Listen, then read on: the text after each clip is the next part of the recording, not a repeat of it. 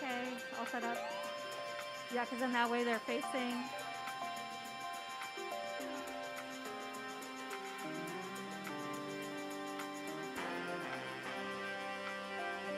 Yeah, perfect. Yeah. No, that shouldn't move. And then, does Chris know where the presenter is going to be? Tell Chris that the presenter will be right under the PowerPoint. So, just to let him know.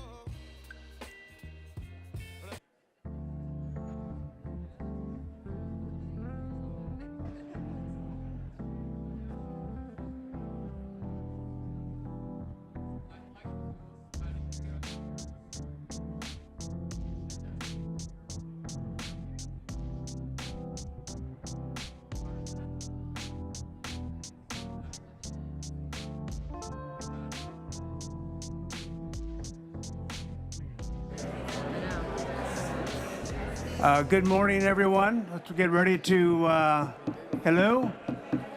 Is it on? I don't think it's on. Good morning, everyone. Hello, hello. Yell Yell into it. Yell into it.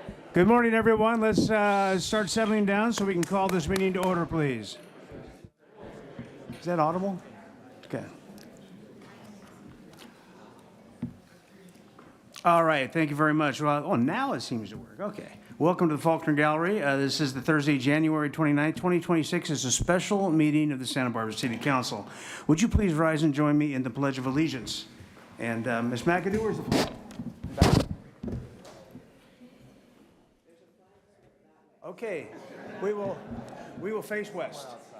It will say, I pledge allegiance to the flag of the United States of America and to the republic for which it stands, one nation, under God, indivisible, with liberty and justice for all. And would the clerk please call the roll?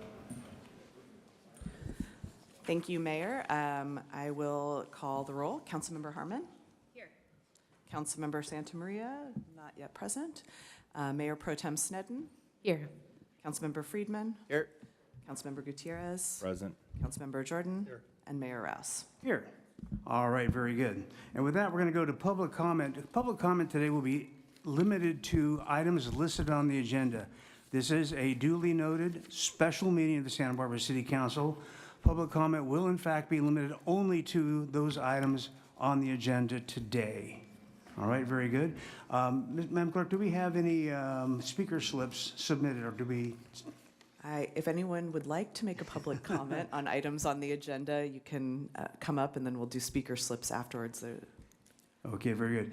And we'll have 3 minutes at the podium if anybody wants to speak on the agenda items. If not, we'll move on and begin the symposium. I'm not seeing anyone coming up to speak, Mayor, so. Okay, well, how about that? All right, very good. Then let's go ahead and begin our symposium, and I'll turn it over to Ms. Harris. Are you conducting this, or? I think I'm going to make some prefacing comments for the council, and then I'll turn it over to Ms. Harris. So just wanted to open today and thank the council and our distinguished panelists here today. The goal of this first session of this retreat today is really to help provide kind of an overview of the retail environment in the state of California, and then more specifically, the Central Coast in Santa Barbara. As we are working on the State Street Master Plan and just thinking about economic development in our community more generally, we thought it would be helpful for the council to just have more of a grounding in kind of what is going on in the retail leasing environment, what is the retail market in Santa Barbara, really to help inform you and to allow you to ask questions of experts to help also so that you all have an understanding of what we should be thinking about in terms of our retail environment here in Santa Barbara. So that's really the goal of today's session. It's simply informational, and I'm going to let Ms. Harris take it over, and she'll introduce our panelists and provide a little more background. Great. Thank you, Ms. McAdoo. Good morning, everybody, and thank you for being here. My name is Tess Harris, and I'm the State Street Master Planner for the City of Santa Barbara. It's really exciting to be here today. Today's retail symposium is the first of its kind for the city, and it's intended to provide a shared context as the council continues its work on downtown revitalization. I want to take a moment. This is the first, but it's certainly not the last. So I appreciate all members of the public that are here today. We've already had conversation with some of our panelists and others that aren't in the room today about coming back and having another conversation around retail with many shared stakeholders in the community. So I just want council to know that this won't be the only opportunity. It's really an introduction. And I have a few comments, and then I'm going to pass it off to our panelists. I am just so delighted to have Rachel, Rick, and Mark here with us today. They all bring really great expertise in different areas around the retail environment. And so really thrilled to get to hear from them and be able to ask questions throughout the day. So our goal today is to discuss what kinds of changes the city can make to improve the retail environment downtown and help businesses thrive, and in the city as a whole. And so staff have been looking more closely at the relationship between retail and tourism, between retail and residents, and really what is going on in our retail environment overall. some of you may have been at the Tourism Summit yesterday, and really just want to thank Visit Santa Barbara for that as well. In looking at our Placer AI data that the city has, it's really interesting just to note that the number of unique visits that happen are primarily from metropolitan areas in California, that we do draw over 12,000 unique visits, meaning one person is counted once, even if they stay for 5 days or 30 days in a month. So over 12,000 from the San Francisco area, over 37,000 from Los Angeles. We have a large group from Riverside area, over 5,000. San Diego, also very large. And those are some of them. They represent an important part of downtown's customer base. They also help to shape the demand for retail dining and our services. And at the same time, and perhaps even more so, downtown retail is also serving its residents. It's worth noting the wide range of ages and our demographics in general in Santa Barbara. And I just want to highlight the three age categories that have the highest amount of people in the city that our retail environment is serving. We have over 17% of Santa Barbara residents between the ages of 20 and 29. We have over about 14% between 30 and 39, and we have about 12% between 60 and 69. Each of these groups interacts with downtown differently and with retail differently, and that has implications for the retail mix, hours, the types of spaces that we are providing from a retail environment. And then also worth noting just the relationship between housing and retail and how that affects the retail environment. And quite frankly, we don't have enough housing in our downtown. And then we've also observed as staff in the downtown area, tenants with the highest levels of foot traffic. So sometimes in the case of Apple and Marshalls, those are two of our sales tax, the top 25 sales tax remitters in the city of Santa Barbara. But there are other tenants as well that are drawing in a significant number of people into our retail environment. And they're not just national retailers, they're also local restaurants and bars, hospitality uses, and smaller businesses. Just in pulling together, the Kimpton Canary Hotel, Wildcat, Joe's Cafe, Sandbar, Marshall's, Aloe Yoga, World Market, Apple, Urban Flea Market, Locum, and Gap, and I chose those. There's a mix of them there.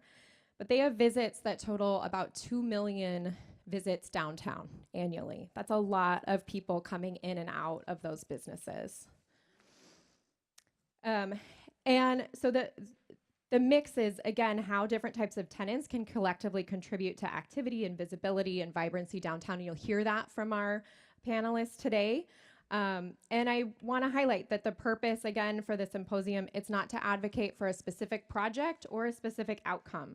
It's to share insights on how retail in Santa Barbara has evolved, what drives successful retail districts today, and how the city can help create business conditions that have long-term success. And so we're really pleased to be joined by our three speakers who bring statewide, regional, and local perspectives. Rachel, the president of the California Retailers Association, will kick us off and provide kind of an overview of what's happening at the state level in terms of retail. And then Rick Lemo with Caruso Properties will share insights on tenanting strategies, retail mix, and give his perspective from that lens. And then Mark Ingalls with Camino Real Marketplace in Goleta will offer a local market perspective from the South Coast and share success and lessons learned from his experience in commercial real estate. And so with that, I'm going to introduce Rachel. Rachel Michelin is the president and CEO of the California Retailers Association, where she represents the state's retail industry before the legislature and regulatory agencies. She oversees a statewide membership that includes small independent retailers, franchises, national brands, and online merchants. Rachel brings more than 20 years of experience leading trade associations with a focus on policy advocacy, organizational growth, and building bipartisan relationships across the public and private sectors. Rachel's leadership and relationships with the legislature and the governor's office have resulted in the most comprehensive retail theft bill package in modern California history. So with that, Thank you so much, Rachel, and I'll pass it off to you. Well, thank you. Thank you so much. Thank you for having me. Appreciate the opportunity. I appreciated a tour I received yesterday of your retail in this area, in addition to participating in the summit. Big fan. And as I was telling some folks, now that I know it's less than an hour flight from Sacramento here, we'll be back because it's just a wonderful place to be. And, unfortunately I took one for the team to be here, and, my team is in Sacramento in the cold. So, I really have enjoyed my time here. I'm going to touch a little bit on kind of high level. I'm with two gentlemen who are here in the weeds, who are from, this community. So I'm not going to try to tell you all what you should do, but I'm going to give you some ideas and some challenges that I think are facing communities up and down the state of California when it comes to economic development. And particularly, I spent a few days prior to this with a number of CEOs from the national brands having a lot of these conversations. So, I want to reiterate, retailers want to see a vibrant business community in California. This is the largest retail market in the nation. And the good and bad is that, retailers have to sell here because this is where the population is, but we're also the most regulated state in the nation, where it is extremely expensive to operate in a state like California. I will say that, the number one thing that we hear over and over again, even from my member companies, it's this housing issue. It really is housing. Housing, when retailers look to come and invest, whether it's a national brand or a small retailer, they're looking for, do I have the traffic that's going to allow me to cover the cost in order to operate in this community? And while tourism, I'm a huge fan of tourism. California is a great state to come and visit. A lot of these CEOs did not want to go back to the East Coast where it was, negative 10 degrees. And so, coming here was a great treat for them. The reality is that, we need to make sure our employees can live. We need to have that workforce. We need to have, they're going to look at how can we sustain, and when you think about the difference between an independent retailer and a national brand, a national retailer can absorb some of those costs. If there's a store and they really want to be in that market, they probably have other stores, whether it's in California or other parts of the country, where they can absorb costs. A small retailer can't. They're looking at their P&L and saying, can I make payroll, right? Can I pay my employees? And so that housing element is so vitally important, which is why, even from a retailers association perspective, we are now engaging in housing legislation in Sacramento, because we really, and that is something that as a state, I don't think it falls just on local government. As a state, we need to figure out how we're going to address this. How are we going to lower compliance? Because the cost to do business is more around the regulatory environment in the state of California. What we find so often is that the legislature will pass legislation, it goes over to a regulatory board or agency, and it's the regulations and the compliance that conflict with other pieces of law. And so it's what, as I told a member of the legislature, my members want to know which fire hose to look at. They comply here, they're going to get sued here. If they comply here, they're going to get sued there. And so part of what I think is a role for local government in particular is to have those conversations with your elected officials at the state level to tell them, if we want to see more investment in our communities, we need to streamline the regulatory process. We need to make it easier even at the state level, because what happens is that's a deterrent for retailers to invest in the state. And I'll give an example. I have a national brand who the CEO called me because he really wanted to invest, build 40 new stores across the state of California. To build one store, just before they do anything, it's over $500,000 just to comply with the EV charging regulation and the solar regulation. And so when they see that, they're like, well, we're not going to invest. We'll go somewhere else and do it, because it's easier to make those investments, because I don't know if I'm going to recoup those costs. And when you layer on some of the other things that are coming out of Sacramento in particular, for a retailer, it makes it very difficult. These are national brands. When I talk to small retailers, who to me are the lifeblood of any community, because it's not, you know, I love my national brands, they're great, but it's the small retailers, that's their identity. That's who they are. And so when I talk to them, my heart breaks because they are also inundated with the same regulation, the same compliance costs that some of these larger retailers are, but they can't absorb it. And so when you're thinking about economic development and you're thinking about how you're going to and I talk to city councils about it, it's how are you going to tell a narrative that's going to make, whether it's a national brand, but more in particular, a smaller retailer, comfortable in making not only that monetary investment, but the emotional investment of being willing to open a store and to go through the emotions that you have to. Are you cutting the red tape in your local communities? Are you making them feel welcome? Are you looking at a plan? One of the things I see a lot is analysis paralysis. People analyze and analyze and analyze and never make a decision. And I think that in this environment, with this economy, we need people to make decisions. And I get how hard it is because you make one decision, you're going to get hammered over here by social media. You're going to get yelled at. People, it's a very volatile environment. But I think that for Californians in particular, in a community that is so beautiful like Santa Barbara, you have such opportunity to change that narrative. But it really is going to take not just you looking at what you can do in your own community, but also what can you all do as leaders to help us impact things going on in Sacramento. Because really, if we can't change that narrative, and there's a lot of us trying to do that, we're just like hamsters on a wheel. We're going to keep running, but we're not going to get anywhere because the narrative is still that it's very challenging to open businesses here in the state. I love California. I think we have so much potential. I think there are people that are willing to work with us, particularly in the majority party, but we need more voices and more help because this is going to impact whether you're going to survive as a thriving retail community or else you're going to have to think of another way of approaching some of the things that you're doing here in your community because the reality is that the costs are just escalating so quickly. And really, I think it's going to be up to local governments to come up with some of these plans and innovations. And I'll close with this. We're actually sponsoring a bill with an assembly member from Los Angeles who is doing a pilot project in his district on economic development for small retailers in coastal communities. So we're leaning into this. This assembly member is realizing that we need to do something differently. They came to us to sponsor it with them in their local chamber.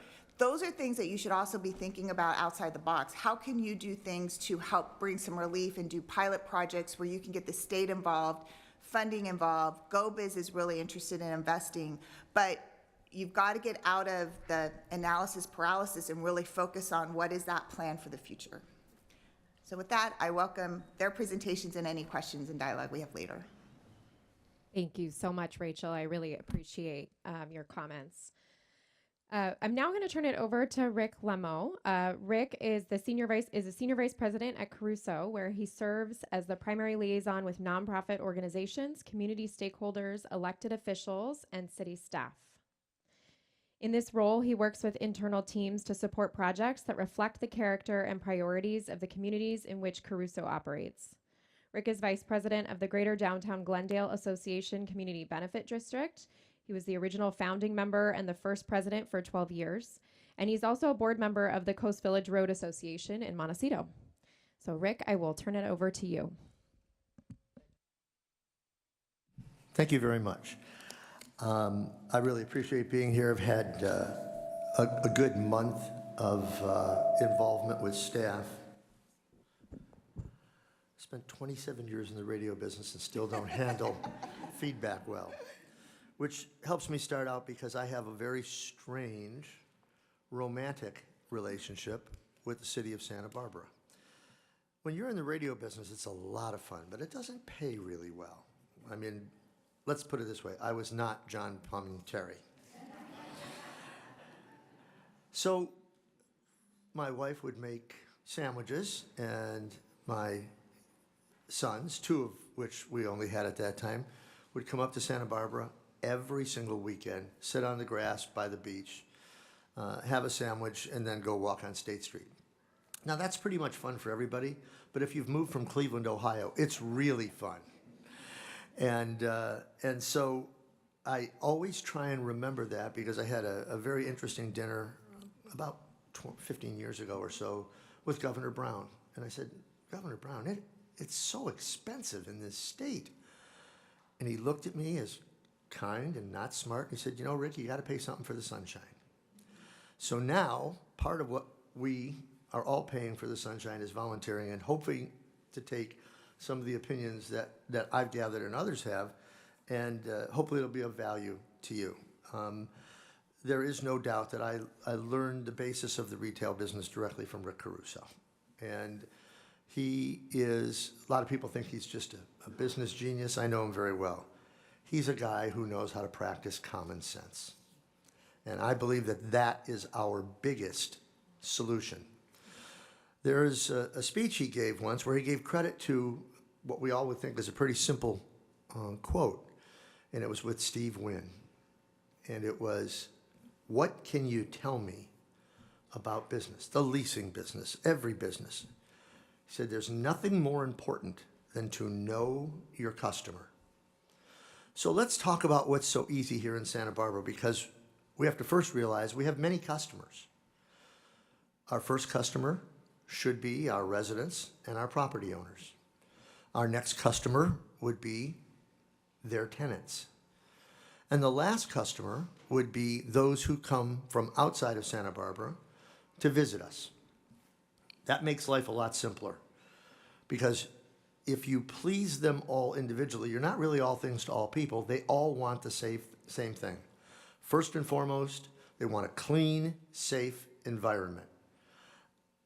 I don't care how much money you put into downtown LA. We're probably not going to see a clean, safe environment in downtown LA in my lifetime. It's like turning a ship. It doesn't work. Now let's talk about a clean environment. I love it when I go to a city, and certainly, you know, city staff has no problem picking up a paper off the street. And certainly a lot of the tenants have no problem picking up off the street, or whoever handles the community benefit district maintenance, no problem. But when I see businesses, regular residents seeing a piece of paper and picking it up off the street, it reminds me of the thing I learned on the first day with Caruso at just one little tiny shopping center. We all picked up the paper on the street. Do you know what difference that makes? It's about the experience that you create. People sometimes jump the gun and say, well, and I want to be respectful in my comments, well, we've got to talk about traffic, and we've got to talk about housing, which is very important. But what we need to talk about is, what do we want our experience to be based on the customers we want here? Let's be honest, you don't want every tenant here. Some tenants just don't make it in cities, or some tenants from years ago. You're going to help a buggy whip guy get a place on the boulevard or on State Street? No. So know your customer. Nothing is more important than that. The next thing that I really want to drive home is what's important about that environment. Because I was involved here outside of a Caruso project when Caruso was the very short-term manager on behalf of Mace Rich of the Paseo. And I can tell you, I don't care who it is, it was impossible to do business there. Slightly challenging right now, no doubt. But in those days, Mace Rich wanted out. They thought we managed it, maybe we'll buy it. It was just impossible to do business. And now you can see what we've got left. There's no Saks, Nordstrom. You know the issues. You don't need me to beat you over the head with that. Why do I believe that housing is important? I grew up in every business being cognizant of what I refer to, and others do, it's not my saying, the pebble in the pond theory. When you go to a pond and you throw a pebble in, as long as you're not hurting the environment, being watched over by the EPA or what have you, you're going to notice that where the rock lands is a circle. And then there's another and another. So let's talk about our pebble in the pond here. First and foremost, we want to take care of our residents. People, God bless you, say you can't be a hero at home, you must be a hero at home. So first, it's our residences. What's missing on State Street? Well, we don't have a lot of residences. So to be that pebble in the pond, yes, our residents in the city of Santa Barbara are very important. We need residences on the boulevard. What kind of residents? Let's talk about know your customer. Well, everybody wants to have residents that are going to shop. That's pretty important. I like something where you want a place for the people who are going to work in Santa Barbara to live. Why? It's their city. They're going to take care, they're going to pick up paper on the sidewalk. So that's the type of resident. It's very easy to have what is traditional affordable housing if you're hiring an employee at $75,000 or $80,000 a year to manage your store. They qualify for affordable housing in Santa Barbara. But let's talk about what affordable housing really is, because regardless of the rules, why are developers so reticent to doing affordable housing? What drives up the cost of housing almost more than anything else prior to the fires is regulation. And when I'm talking about regulation, I'm only talking about city. If I own a place that I want to develop and I'm going to put 18 to 24 months into that process, instead of having a stabilization rate in 3 to 5 years, it might be 7. I'd like to ask any of you privately to think about how long you can exist as a family losing money for 7 years. It doesn't work. What can we do differently? We can, as a city, we can treat those people different and more special. Another example, I heard this complaint for many, many years as an active member in Thousand Oaks. Do you know that if you take 18 months to 2 years, and that's what it used to take in Thousand Oaks, to get a restaurant done, that restaurant's not going to see profit for 10 years. Just not possible. Or they're going to charge $75 for a dinner. Well, how many residents are going to go to that? All right? So I think we have to think about the customer, and the customer says, maybe you can get a concierge desk at the city where I can come and within 6 months I can accomplish a plan check as well as my permits. That lowers the cost of doing business. Doesn't take any money away from the city unless we're shuffling it through many employees and it's respectfully the Permanent Employee Act. So that's something we need to think about. How do we get, I'm not telling you to change all your regulations. I don't know enough about it. I'm not smart enough for that. How do we get to shorten the time within the pipeline? How do we have a welcoming atmosphere for people? I would come here with my wife, no doubt. I would never take a chance on trying to convince my sons to let me walk on the street at 6 o'clock at night with any of my 5 granddaughters. Why, you might say? Oh, so do I just... See, it's always somebody that's a lot younger than me that has to show me high tech. I press this little arrow button. Okay. It's nowhere near as bad as it seemed to be 15 years ago, but it's bad, okay? We were taking a walk, and I, by the way, did not take the pictures when we were taking the walk. We ran into 2 homeless people that were blocking the doorway of a business. Now, I would like to remind you that not only are there ordinances here, but let's talk about the ordinance that came down from the Supreme Court, what some of us refer to as the Idaho ruling. Homelessness does not have a right, privilege, or legal place on city sidewalks just because they're city sidewalks. Now, I don't want to strip compassion away from any of us. The older you get and the closer you think you're going to be meeting your maker, you get very compassionate, especially on Sundays. We go all the time now. And I don't know if you've been to church lately, but on Sundays, all of us old people, we think we have a reserved seat. Somebody sitting in our seat, we go crazy. But let me tell you why this is so important. Whether State Street's open or closed, I'm going to drive by. You don't want me to drive by too far away, okay? That needs to be cleaned up to create an inviting environment. It's not that people visiting don't care. I think everybody cares. But you know what? Everybody has the right especially your city council and your city staff, to have a city that's inviting. That's a step towards extending that invitation for people to come and feel comfortable and feel safe, and last but not least, what everybody likes, feel wanted. It starts with the pebble in the pond.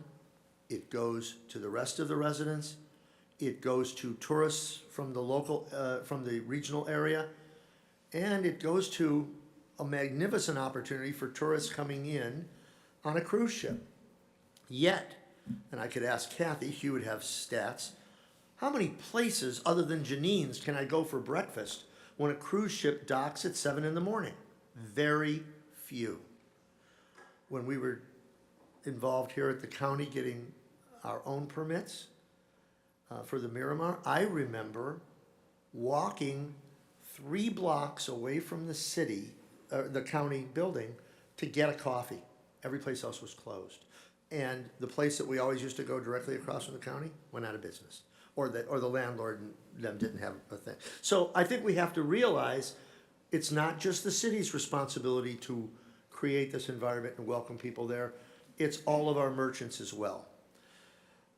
I talked about it this morning with a friend. I've known it for a long time, especially when I was on the hiring committee in Glendale, and somebody said something that just warmed my heart, and that person was going to get hired no matter what.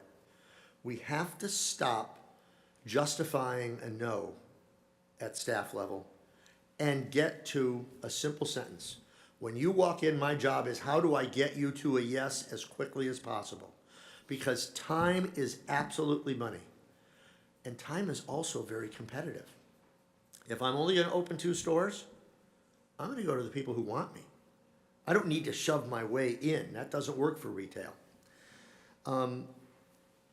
So we talked about what I feel is in regards to homelessness.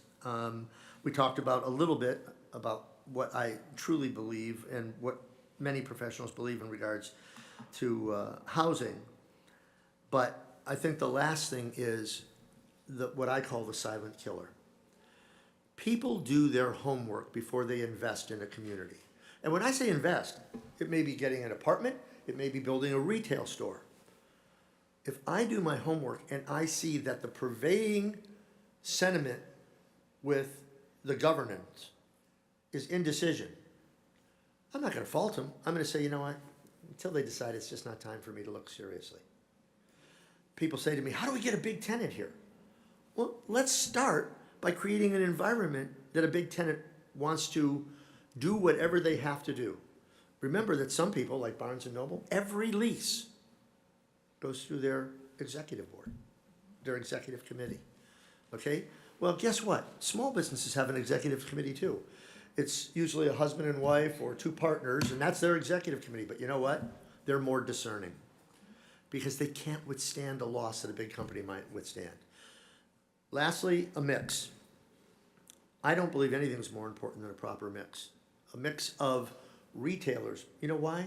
Because Santa Barbara used to be, and I hope it's going to continue to be, used to be a mix of all kinds of people, all kinds of cultures.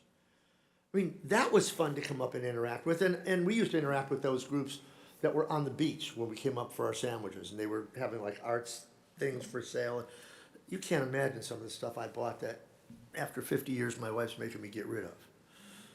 Okay? I mean, I literally found somebody who took a picture of a water spout, but they didn't have one. You know, it was just for show. So I came back up to the seafood restaurant a week later, and the guy met me in a parking lot, and I bought it. It felt like a drug deal, for crying out loud. It was really nice. Let's not just pick on homeless. Our police are stressed to the limit in every town. We have drug deals taking place on the street as if no one's looking.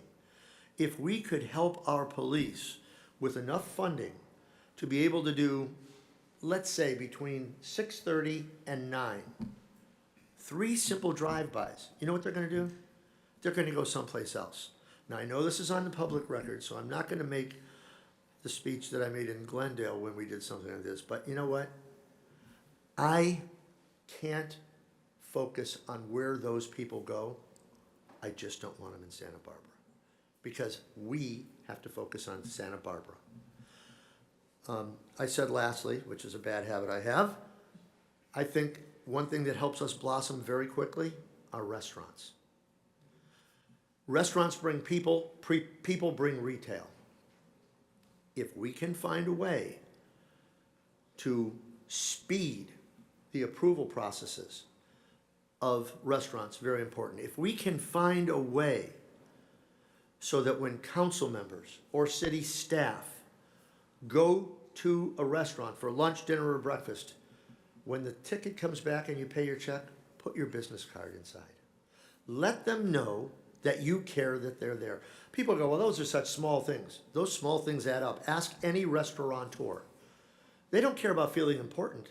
They want to feel needed. Okay, and we have some of the best restaurateurs in the country. Okay, we've got Michelin star people. For a guy that had a weight problem, I never really cared that much about a Michelin star. I thought their portions were too small. But I sure do spend a lot of time and money at Janine's, and I know that pineapple coconut scones come out on Tuesday and Sunday mornings. That's the kind of customer we want to engender. That's the kind of customer we want to create an environment. Now, where does this all come from? And I asked Rick Caruso that one day. I said, where did you get all this knowledge? You were an attorney. No offense, but he was an attorney. And he said, you know what? My wife used to like to shop. And we used to go to Fashion Island. He said, I'm not much of a shopper. I said, what did you do? He said, I sat out and let my kids play, or I watched other people play. You know what was so beautiful about that? You can't hear me? Oh, I'm sorry. Is this a little better? I was telling everybody just how great a restaurant Joe's is. So you only missed that little part. He used to just hang out. It was clean, it was safe. The grass was cut or the power washing was done prior to when the customers get there. They paid top dollar to get what they wanted. And Fashion Island, even though retail has gone through challenges since COVID, Fashion Island still does great. The Grove does great. The Americana does great. So the bottom line is very, very simple. People create an environment where they want to be wanted. And there are so many, I'm a believer. I know you guys have to deal with much tougher issues every day than I ever do. I'm a believer. Common sense can prevail. And the biggest responsibility I think you guys have is to utilize city staff to get decisions made yesterday. Your goal has to have a timeline. I would say your outside timeline needs to be ready within 18 months. Because if I were to convince a tenant to be here right now, it could take 24 months before they could open. Guess what? They missed 2 holidays. The majority of their business is done in fourth quarter. So if you could keep, and I know that's a lot to throw out, and because of my romantic connection with this city, from when my now adult kids were really kids, I volunteered to work up here. Also, Rick Caruso, who's very busy, had a great meeting with the mayor and others and said, don't worry, Lemma will handle it. So you let me know what you need and we'll find it. We'll help you. But I think we need to get serious about timeline, and we need to get serious about relinquishing council decisions and have staff go crazy, because you've got a phenomenal staff up here. I've worked with staffs at 7 different cities, and I would rank our Santa Barbara staff at the very top. And I love Thousand Oaks, but Santa Barbara's great. So I hope I didn't take too long. Did I have another picture up there I was supposed to use? I think I did. Yeah. People were saying to me one day, our homeless problem is not that bad here. I went down the street a couple of times and I found this, or when we were walking, we literally ran into 2 people sleeping on the street. The cops in Glendale, with the help of a nonprofit called Essentia, found a way to get those people that wanted a home. When I was working on the Caruso campaign for mayor, maybe that's why he didn't get elected, but when I was working on that campaign, we studied homelessness. It's not a tough problem to fix. Even in Thousand Oaks right now, they've created city land that they've partnered with where they bring in ADUs, okay? They're anywhere from $80,000 to $100,000, the really, really nice ones, with a company called Boxable. After you put your foundation in, 48 hours after they're delivered, they can be lived in, and there's a private bath, there's a kitchenette. What is there? There's dignity. Why is homelessness so bad in LA?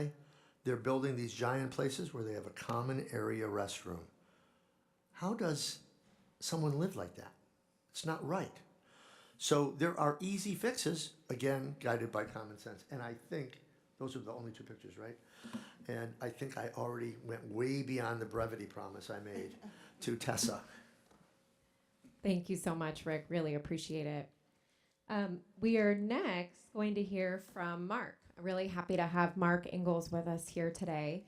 Mark is a third-generation Santa Barbaran with more than 30 years of experience in commercial real estate development, construction, asset management, and property management.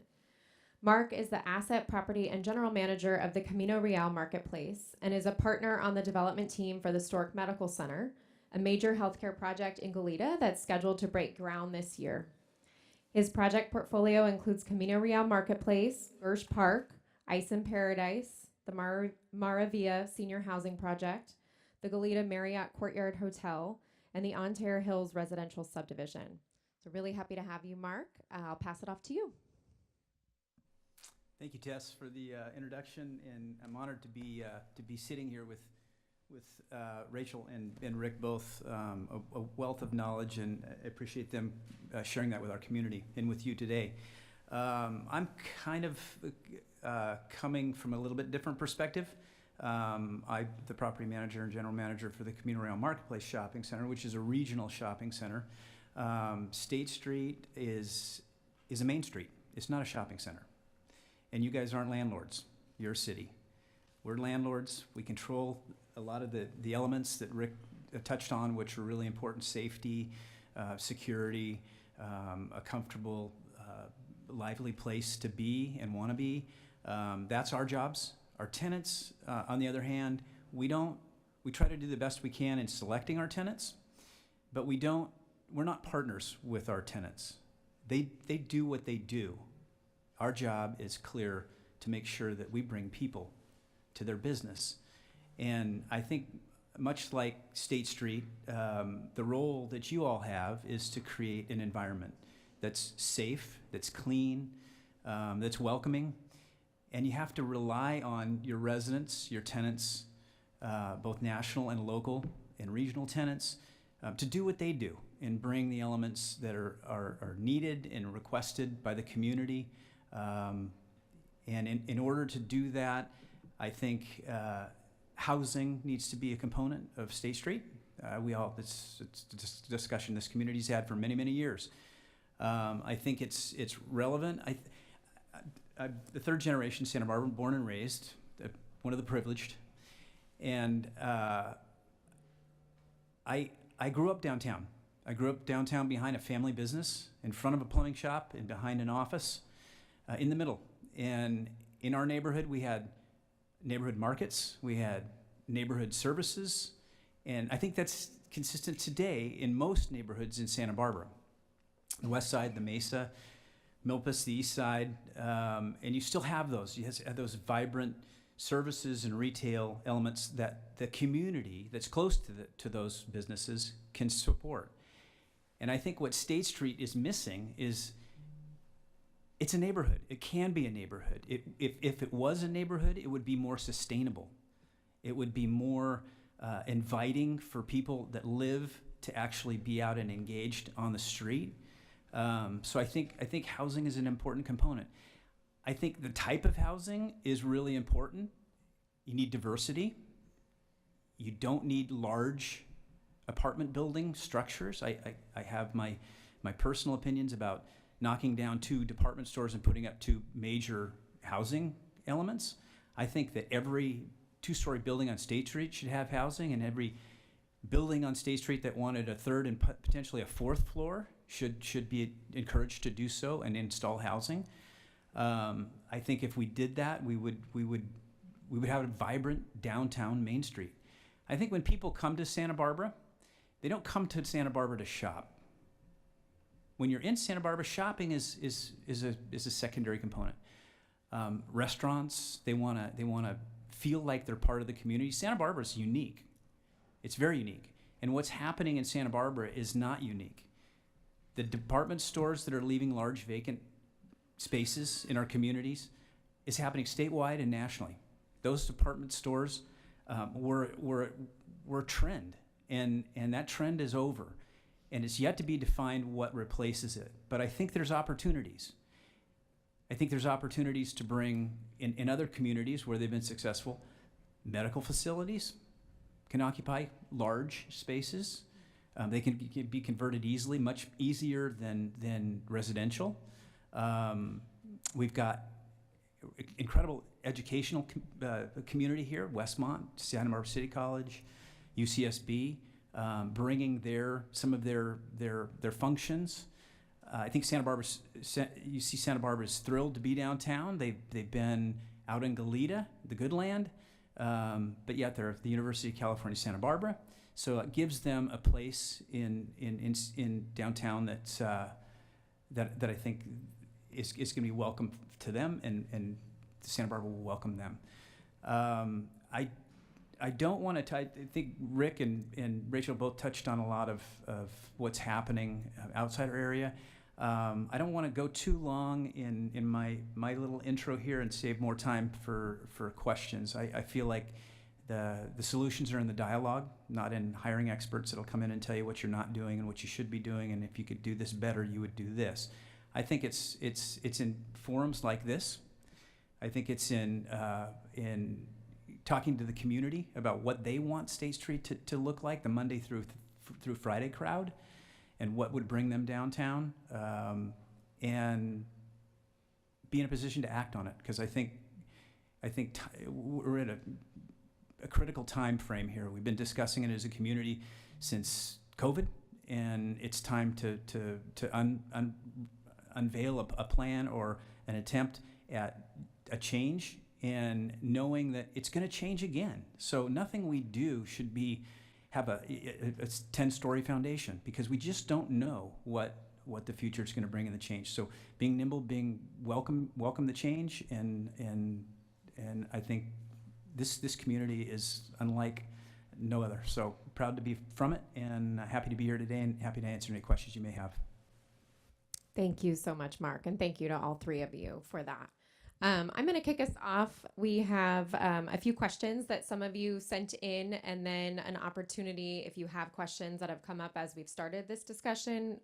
Certainly want to hear those questions as well. So the first one that I have from one of our council members is, what are some incentives that you've seen work in other places to attract and keep local businesses?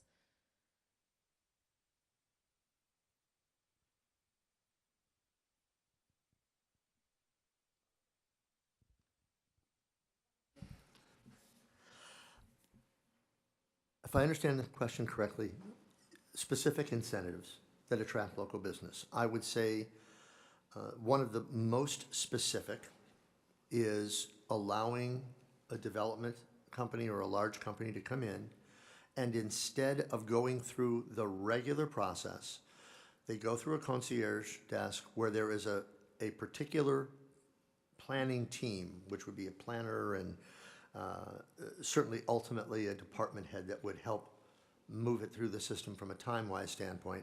I would say that's one of the single most important things. I would say that it can be category driven. If you want to get your feet wet, you start it with restaurants. Restaurants bring people.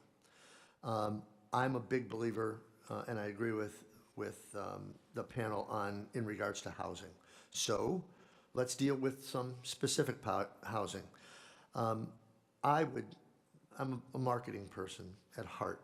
I believe that, every city staff member and every city council member has to get a new mantra. And the mantra is very simple.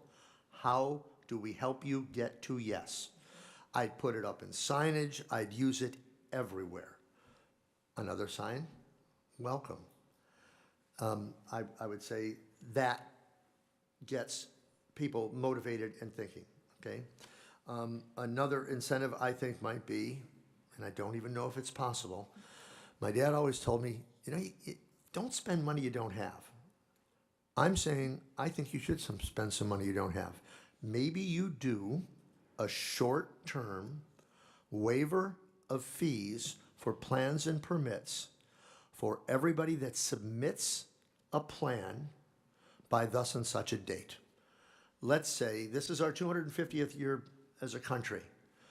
Get your plans in, and what I mean by getting your plans in is there's a, when you get everything done, you have a right to proceed. Get in by December 31st, we're waiving your fees. That's huge. Now the question is, where are we going to get the money for staff? Believe me, take a look the way we do. There's a deep enough staff to make that happen. You're already spending those dollars. So those would be the incentives I would suggest. Yeah, I think I've seen that work in other local governments where, and I think to use your Pebble analogy, once you do that once, the word gets out. Yeah. And then people are like, oh, well, now I want to come here because it's easier. I think the concierge issue, that's low-hanging fruit. Yes. Because particularly a small business, that's a huge amount of time they're spending in just navigating the red tape of government. And that's really what causes them to not want to open a business.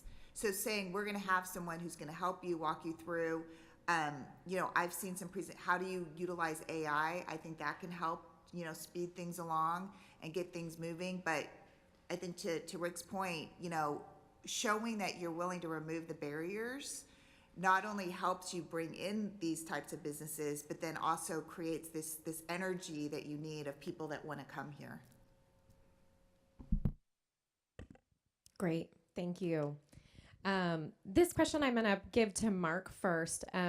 Mark, tell us a little bit about tenanting over at Camino Real Marketplace. And where I'm getting is, how do the quality and management of public spaces directly influence retail performance and tenants that you have over at Camino Real Marketplace, and how can we learn from that? I don't know what can be learned. I didn't come from the shopping center business. My background was in construction. I was a construction manager when we built the shopping center, and we had hired a property manager, and she was there for all of 30 days and decided she wanted to move.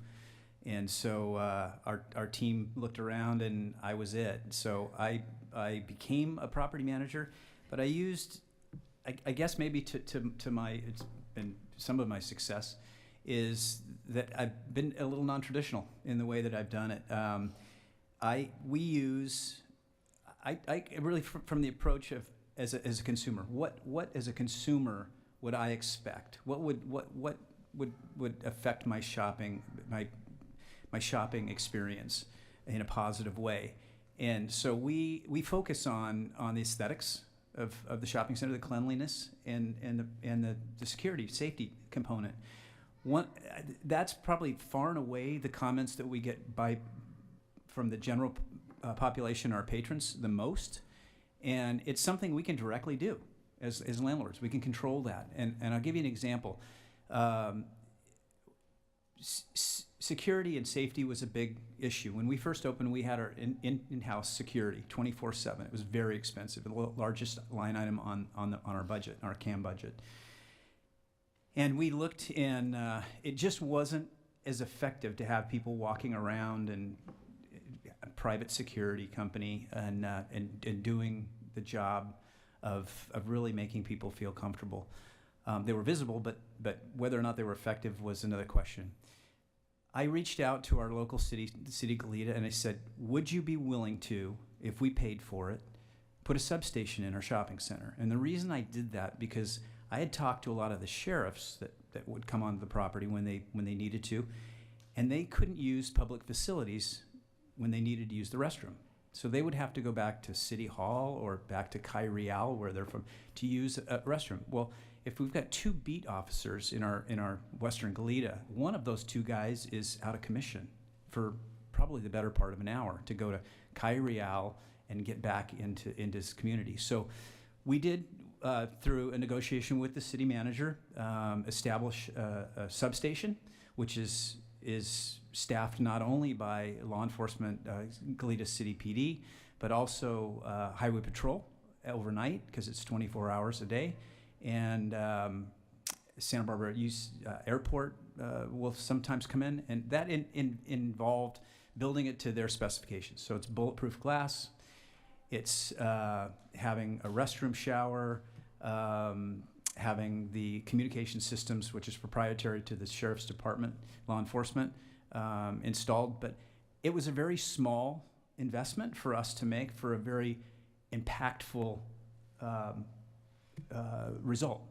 And we oftentimes get comments about how people feel comfortable with law enforcement as opposed to security. So that's just an example of what we can do.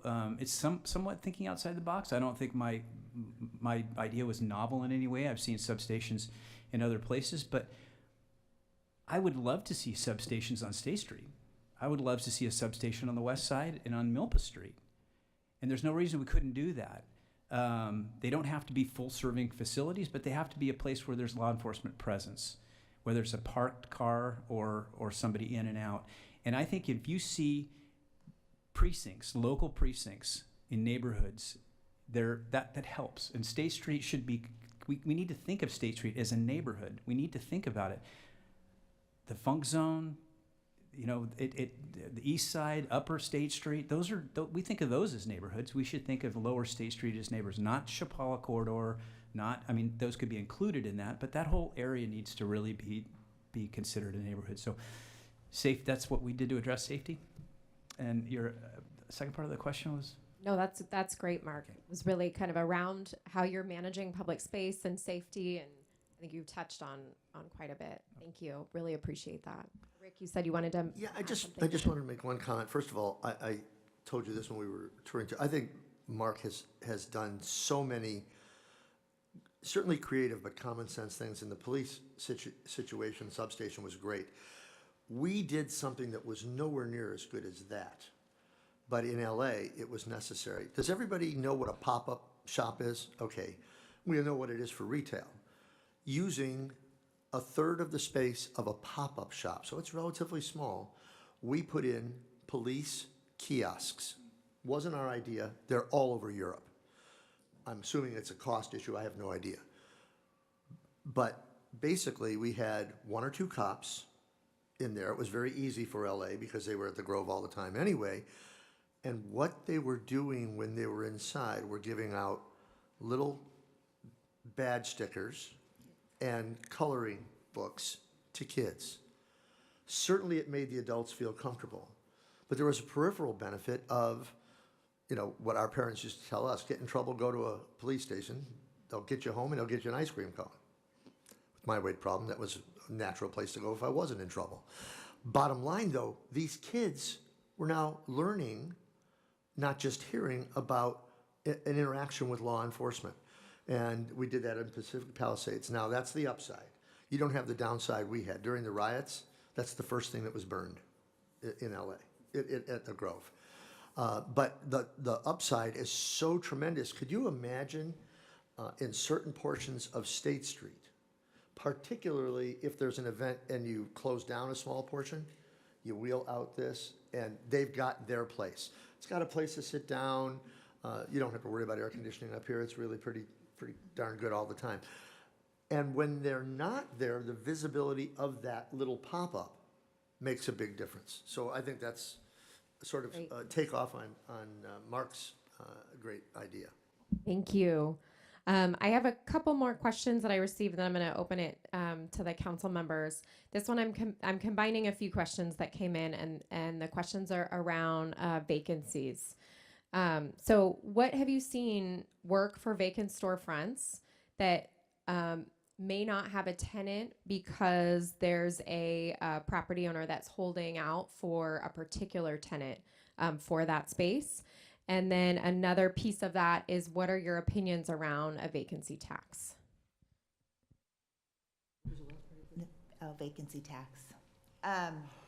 Let me start with, not a fan of vacancy tax. I'll just start there. I don't think that helps. You know, we've dealt with that a little bit in San Francisco in particular, and it's a deterrent for people to want to come in and invest.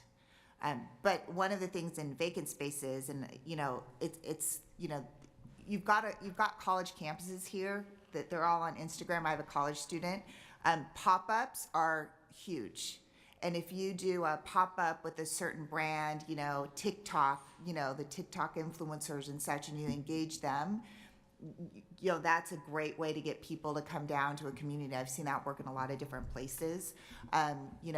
Everyone wants that cool new thing, and retail is on the pulse of that. And so talking to brands and saying, hey, would you do a pop-up around, a particular item maybe they're selling or that type of thing. I think that I've seen has worked pretty efficiently for vacant spaces that when you're waiting for someone else to come in.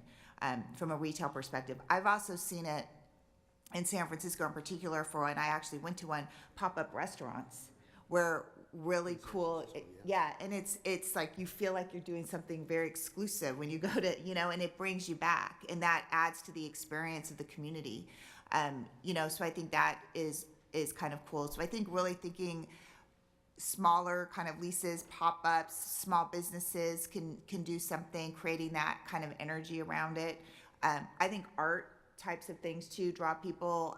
Where I live, we always do a big art and wine affair around Mother's Day, and local artists come down the middle of the street, and it forces people into the restaurants, reservations like skyrocket.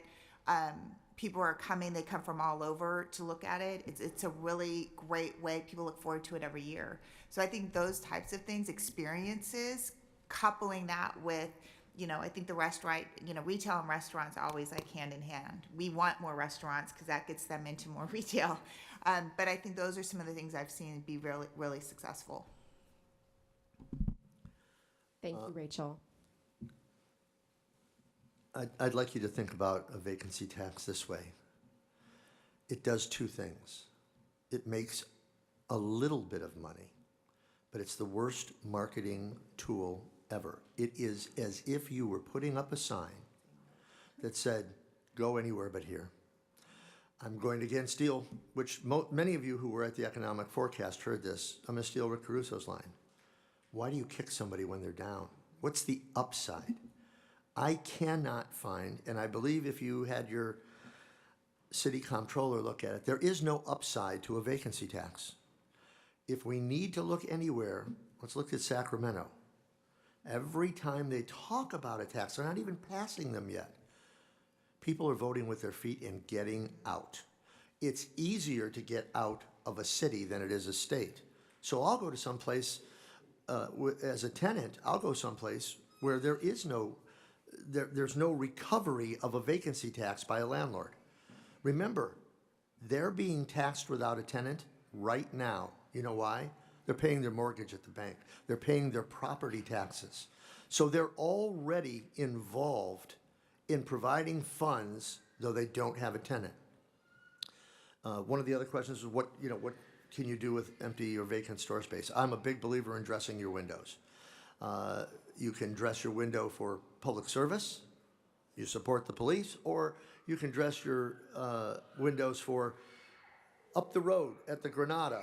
Make sure you get tickets for this event, all right? Or you can dress your windows, maybe you have a buddy who has a restaurant. Good. Don't forget to check out this restaurant because they're going to pass businesses along the way. But I believe in dressing your windows, okay? And the other thing is if you're going to dress your windows, be just as aggressive in attracting tenants. People say, well, I want a particular tenant there. And they have that right. It's their property. My particular tenant is one that's going to pay rent and the bank's going to like, and is going to add to the character I bought into when I decided to be on State Street. So as long as the city is going to show me how we're going to embrace that character, I want to have that type of tenant. And there's a lot more of those than the one or two tenants you might want. Great, thank you. Mark, did you want to add something? Yeah, I think just add a little something that we're in a little bit different situation, and that our vacancies we control 100% as a landlord. You as the city obviously don't want to see the vacancies, but the landlord's faced with a vacancy. So I think if anything, just as a resident and as a business owner, you would want to consider some sort of relief as opposed to a tax in that situation, providing they're working with you on placing a tenant that would be in the best interest of State Street in the retail mix. And for example, when we have a vacancy, if we lose linens and things. You know, we're very strategic in who we choose to be our tenants. We have more interest in space, and so we can do that. But we try to backfill it with a tenant that we think is going to be the best interest of the community, offer a service or a product that isn't available in the community. So if you've got a tenant with a unique space and an opportunity, it should be perceived as an opportunity to fill, I would think that you would want to be working directly with that landlord and saying, if your goal is to place a larger tenant in here, maybe potentially a national, soft goods or other, we'll work with you for a time frame. As long as you're actively soliciting and looking for and trying to identify a tenant, we'll work with you instead of against you by penalizing you. So that might be an opportunity. And I think we always take advantage of any vacancy that we have with offering it to law enforcement, fire, to do training. We had canine training for all 3 counties every Thursday in one of our vacant spaces, and they were thrilled to have access to it. So just in terms of when we do have a vacancy, we look for what is the opportunity at this time for that vacancy. So really great points. Thank you. Thank you all. I want to open it up for if there are questions that the council members have, can open it up.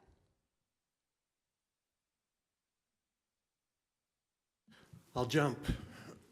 First, I'd just like to say thank you. So I was really impressed yesterday with your comments, Rachel. And when I met Rick for the first time, his hair was black. So we've shared a good giggle over that today, and I've known Mark for a while. One of the remarks I've used to friends and family and myself in the mirror is, "Yep, but we are Santa Barbara," and it kind of counters everything that you have all talked about here today and how to make that change. You know, when I give up, I use that as a defense just to save myself. But I'd just like to ask 2 questions of all of you, and I'm going to ask them just and get rid of them and then let you see who wants to. And one of them is my favorite, show and tell, and how to fix it. And so that is, people have seen this before and laugh at me, but you know, I view this is probably out of proportion. This should probably be skinnier and this should be deeper, but I see much of State Street, other than the corners, as being parcels that are very narrow and very deep. Every parcel in between most corners up and down the street. And I know that's so my wife has like 3 seconds to walk by, can't see to the back of the store. I constantly hear that the comparison to why is Coast Village Road doing too better, and then I just turn this way and go, well, it takes my wife a minute to walk by and she can see the whole store. So my question is, where have you seen this problem before with old built-out towns that need to reinvent their presentation and their experience for retail? And how have you seen that problem chased? And my other question is, I have people, a couple of them in the room that are way smarter than me that have talked about this with me, and that is the erosion or loss of the state's RDA program, which funneled an automatic amount of millions and millions of dollars to low-income or affordable housing. And what do you think is the best way to begin to pursue a program with the state again that focuses on purely just on affordable housing, not building a new building or a police station or a parking garage, but purely chases the problem that we say we have and the problem that the state says we have, but the current configuration of all state legislation is just to get a little bit of affordable, you have to build a lot of market rate.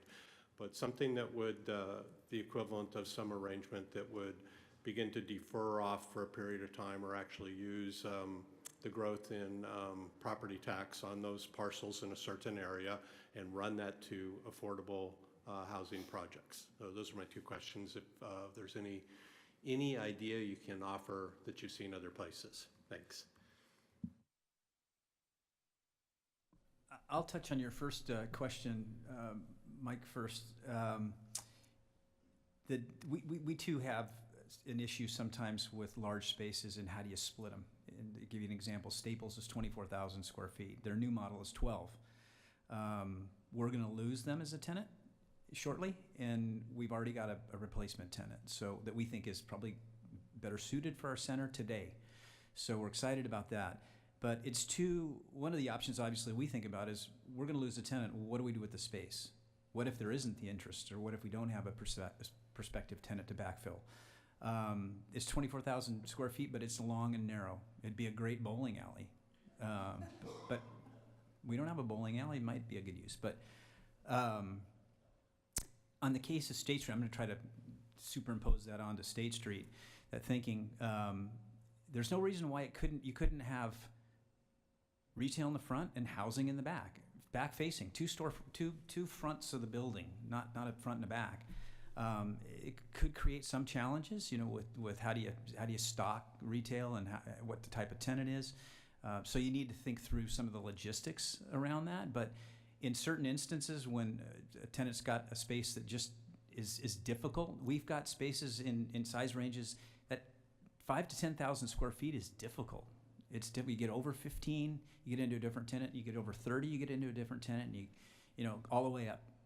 So you got a lot of probably space on State Street that's in that 5 to 10,000 square foot range, and to repurpose it, you would need to be creative, and you would need to be able to work with the landlords. So I would suggest that you identify those landlords that are challenged with spaces that have been proven to be hard to backfill, and try to come up with creative solutions to how best to address those. Maybe not vertically, but maybe just on the ground level.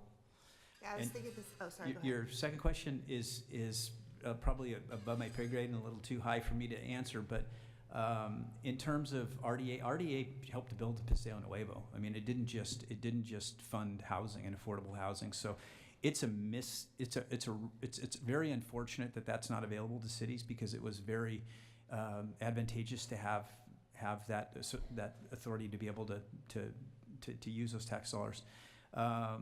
Being creative with the way you do. You mentioned property taxes, and potentially leveraging those or directing portions of those property tax to specific areas that affordable housing can be completed.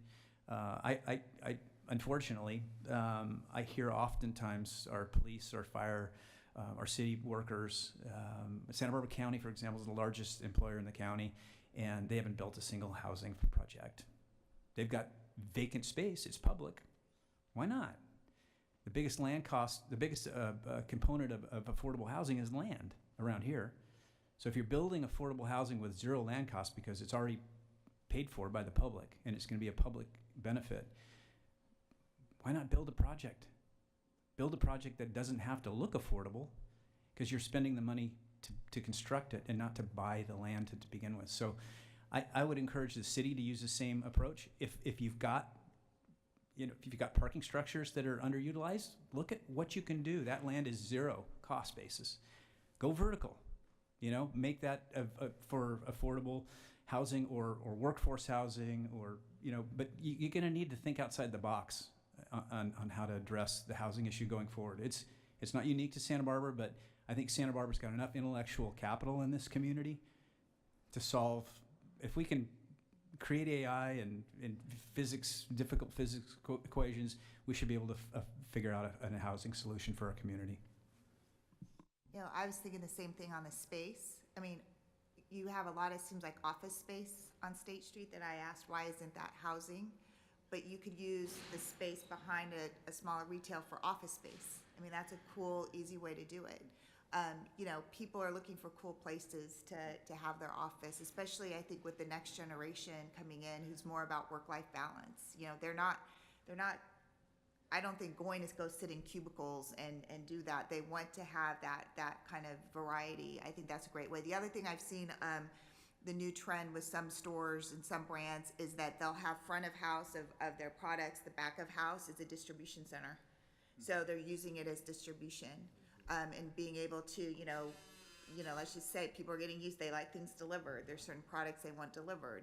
That's a way to go after some of these. And even small retailers are getting into that game of how do we have those repeat customers and be able to sell items and have it delivered to their home. So that I've seen that work in a number of places. In terms of the state, You know, one of my suggestions is that look for different collaborators on your issues. You know, typically, and I'm just going to say a lot of times, you know, city councils will go through the California League of Cities, which they're great and all of that. But as a city, you might want to say, hey, we want to work with Retailers Association, and we're going to go in and we're going to work with the Building Properties Association, and we're going to think outside the box, because when you broaden your base of who your voices are to solve some of these problems, and you're using different collaborations and coalitions, your voice gets heard. It's a little bit more amplified. And I think what's happening, particularly in this housing space, is that in Sacramento, you've got a lot of members who are getting inundated with a lot of issues right now. Education is the number one thing. So when that was taken away, I bet you if you went to Sacramento, a lot of them would be like, "What? I don't even really understand what you're talking about." They need to be educated on the unintended consequences of what's now happening in local communities. And I think that saying, hey, retailers care about it because we want employees and we need to have a place for them to live. We want that workforce development. I will say right now, in fact, I was just talking to a state senator before I walked in here, number one issue. Well, tie that to housing. So figure out how you can use some of these other issues that are so important and how do you help the state then realize that you've got to also give us the resources we need to make that happen. But I think it's thinking outside the box a little bit of what are the, partners that non-traditional partners that you can work with that share your same goals, but you can come up with a different way of getting that message across. Because I think in Sacramento, at least, since I'm there, they're looking for ideas. But sometimes, as Rick was saying, it's marketing. You have to market your ideas. And sometimes marketing means you've got to come up with a different marketing plan. What's been working isn't working. So now you've got to think and how do we pivot and do something differently? And there's a lot of us that would be more than happy to do that because we fundamentally want to see that happen as well. I completely agree with most everything that Mark and Rachel have said. I want to remind you all of a saying that we are all pretty sick of, and that is doing the same thing over and over again and expecting a different result is really a good definition of insanity. And we've all made that mistake. The one place that I disagree a little bit, and it's only based upon timeline, is trying to get RDA or something like it back. It's not going to happen in any realistic timeline, and we have to remember one of the reasons. Technically and statistically, the state's broke. Okay? So are they going to go to Washington and get the money? And then what percentage of that money is going to be tied up with administration? So I think there's different ways for us to sort of have an attitude of our own RDA type of example. It could be with fees. Okay, that's money that we can put towards that. It could be with something as far as a partnership feel, which we need anyway. We need to be partners with our landowners and our tenants. So it's like, listen, we're going to forgive this for a certain period of time. Or what happened in Glendale as an offshoot of COVID is, we're going to provide restaurants with an area for outdoor seating. Now, they really got creative in Glendale. They came up with a little thing that sits on the street. And it cost, if Glendale bought it, $550,000. That's not enough, though. In order to recoup that $550,000, they were going to charge $100,000 a year rent to the restaurant for the parking revenue they would lose. My thing is, get out of it. Let's do it privately. The restaurant owner found out that he could buy the exact same park-type sitting area that was provided under the design direction of the government for $210,000. And to get him to be able to put that on the street because they wanted it, I got him to waive the parking fees till he got 110% of that back. That's one possibility, okay? Partner with them. I'd say as soon as humanly possible, stop depending on the state. The state is going to get fixed. It's going to go through a horrendous process. God only knows how long, but we don't want to be part of it. We're Santa Barbara. We don't need to be part of that. I think their idea for housing is creative. Again, if the city partners with the landlord and says, you know, the code says we need to do this, but we've had staff look at it, here's the tinkering we need to make, and you can put 2 units of 700 square feet in the back, which takes that 5,000 and moves it down to probably more of a 3,000 square foot space, and we're going to relax this, and we're going to relax that. And you can creatively come up with a way. I don't know how old some of these things are, but if it's post-tension slab, we'll come up with a creative way to handle your plumbing and your electricity and what have you. That's being a real partner.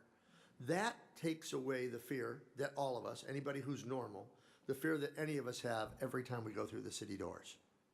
It's not fun. Not much more fun than at the county either, trust me. But the bottom line is, we want that to change. This is part of finding yes. I do absolutely agree that housing is a good natural there. I think we need to find a way to make converting that office upstairs to housing. It's absolutely perfect for young people who, A, don't need an elevator. They don't have a lot of money to spend. And why it's good being above or behind is they don't care what happens in that retail after 8:30 in the morning, and they know that it's done at 7 o'clock at night, though they're still probably not home by then, particularly if we have a vibrant restaurant market. So bottom line is, what's the cost of really converting that? And maybe one of the things the city can do is to say to the landlord, we need access.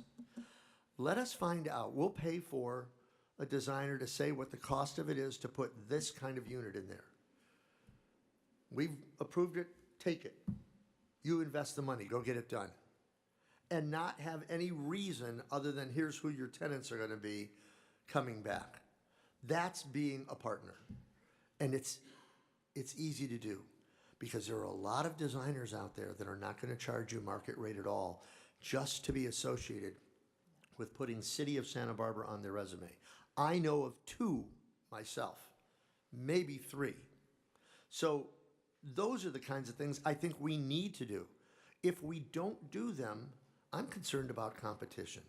What city is going to beat us to the punch?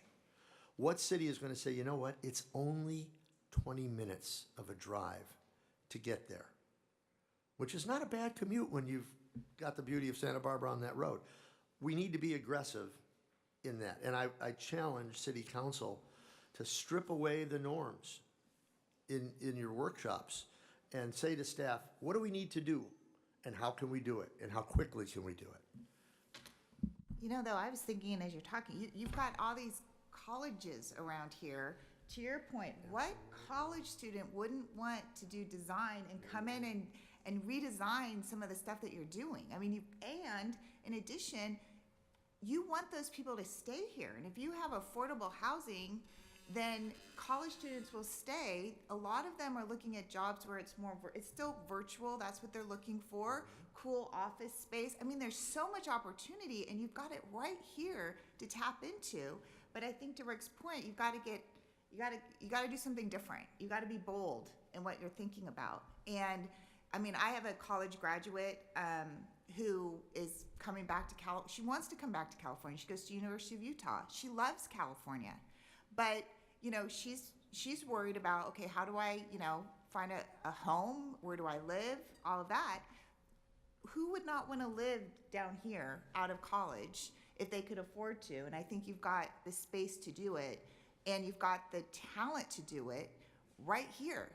But, you know, I think you've got to be able to be bold in your thinking and bring in some of these new ideas. But, I mean, think about you could have a competition on how to do it. I think your idea about a student is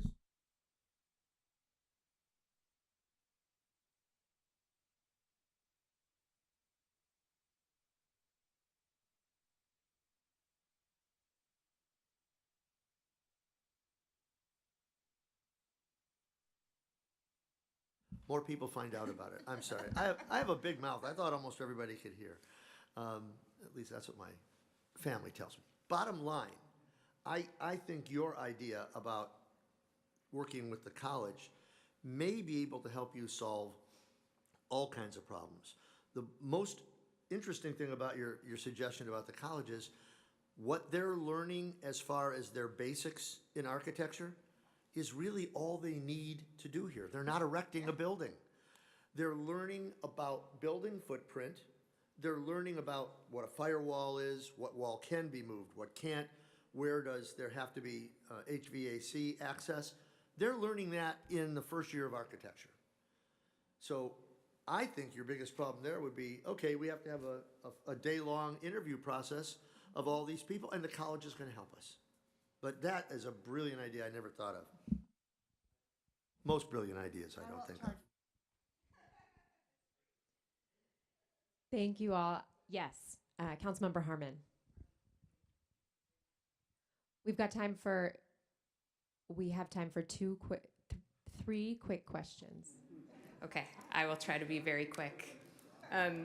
Thank you. I echo the thanks. And I have to say, hearing a common theme, so many good ideas, but I want to hone in on, I think, one element that I heard throughout around the regulatory burden. And I will say that weighs heavily on me. I also chair the California Coastal Commission, which is infamous/famous for, I guess depends on your perspective, for the way that we implement regulation in the state of California. There's so many good ideas, but I want to surface that a lot of our regulatory regime here in Santa Barbara came about as an effort to protect what is so beautiful about the city, to protect our coastline, to protect our aesthetic. How do we balance that protection with either removal or reversal of these regulatory burdens? And as a follow-up, what I'm thinking as you're talking is maybe it's a commitment to some sort of time-bound process, like you get 3 hearings here max, or, there are creative ways to do it, but is that sufficient, or is it so onerous? Are these burdens so impactful that the only way to attract, whether we're talking business or housing or anything new, is to scrap them all together? And are we not cutting off our nose to spite our face if we do that? So it's just sort of philosophical question. I will speak to this because retailers are under so many different regulatory environments. And the problem is, and I used this yesterday if some of you were here, it's a hamburger. And it's layer upon layer upon layer upon layer, and you cannot comprehend the amount of money a national brand has to spend to comply with state and local regulations in California is astronomical. That's a national brand.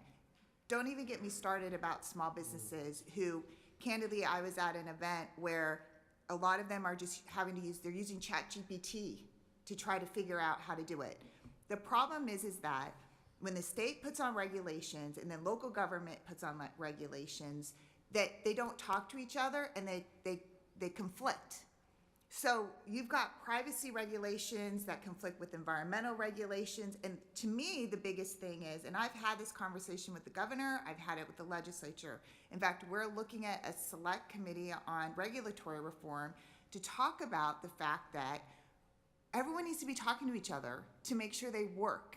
I don't think we're not against environmental sustainability or any of that. What we're against is that where do we make them work so we can comply with them? Because if you make them easy to comply, the time frame in real time frames, that's where you're going to save money. The problem is that that's not what happens. And I can tell you, with 420 different local jurisdictions across the state who pass their own ordinances on top of what happens in Sacramento, it's just you can't keep up. My team spends more time now on regulatory issues because that is really the challenge in California than on legislative. So my point would be, Coastal Commission needs to be talking to Cal Privacy, needs to talk to Cal Recycle, because you all are passing things that it's like, I don't even know where to start. And that's something that, candidly, the state needs to do. We had a bill, it didn't go anywhere, where every agency had to come forward to the state and justify what they were doing in the regulatory packages that they're pushing. I mean, the governor gets it. He's pulled back a package on our plastic recycling bill twice now. because the regulations don't work. And so I think that is where we want to be part of the process and help. We want to make these work, but the challenge is that it's so convoluted now in the state that there has to be more dialogue among the agencies, both at the local and the state level, so that we can comply. Yeah, and just before the others respond very briefly, I'm really thinking about our design rules. Like, you're saying get rid of them where we can at the local level because the state is this other craziness, which I agree with, but like, what really can we do? And that's where the rubber is going to meet the road, I think, and that's a hard pill for a lot of us to swallow. Council member, I know that my comment is going to be a little bit rose-colored glasses. I am not saying get rid of them. I believe there is no benefit in taking even the time to scrap what you have. I would go a different route altogether. Number one, I would have our city attorney come up with a 1 or 2 page development agreement. It's very simple. There's only one context to this development agreement. It is a waiver of mutually agreed upon requirements. And there's no timeline on it. It's every time somebody wants to do it, you negotiate that. If you say, well, we're going to do it for 3 years, oh, God knows what's going to happen in 3 years. But a 2-page development agreement that deals with, here is what our existing ordinance is. And the city of Santa Barbara and Mary Smith Development have agreed that we are going to waive these requirements in lieu of doing these requirements instead. Period. End of story. You go away and tomorrow afternoon, you're pricing your construction costs. I just think sweeping anything out never works, okay? Because the good can't go with the bad. We can't afford that. The other thing I think you need, and I mean this as seriously as anything I've said, you have to develop something that the cities have never, ever been able to do in the state of California, and that is trust. You're making an unfair assumption that a developer wants to come in here and ruin this. The only people that want to come in here and ruin something are people that are going to be here a short period of time and they're already planning that. And you know where you get them? You get them in this little teeny development agreement. And I'm not saying that's what you call it, okay? You're an attorney. By the way, I watched LA Law and I've watched Boston Legal, so, you know, I got some legal knowledge. But seriously, I think you have to develop a sense of trust in those you want here. By the way, you can start by trusting the businesses that are here. They want Santa Barbara to thrive. They don't want to put high-rises up on the beach. They don't want to violate the Coastal Commission.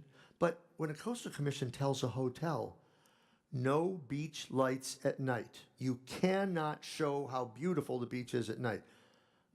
With all due respect, it's asinine. It makes no sense. There's no birds flying around at night that are impacted by that. I think we have to think the same way of our regulations here.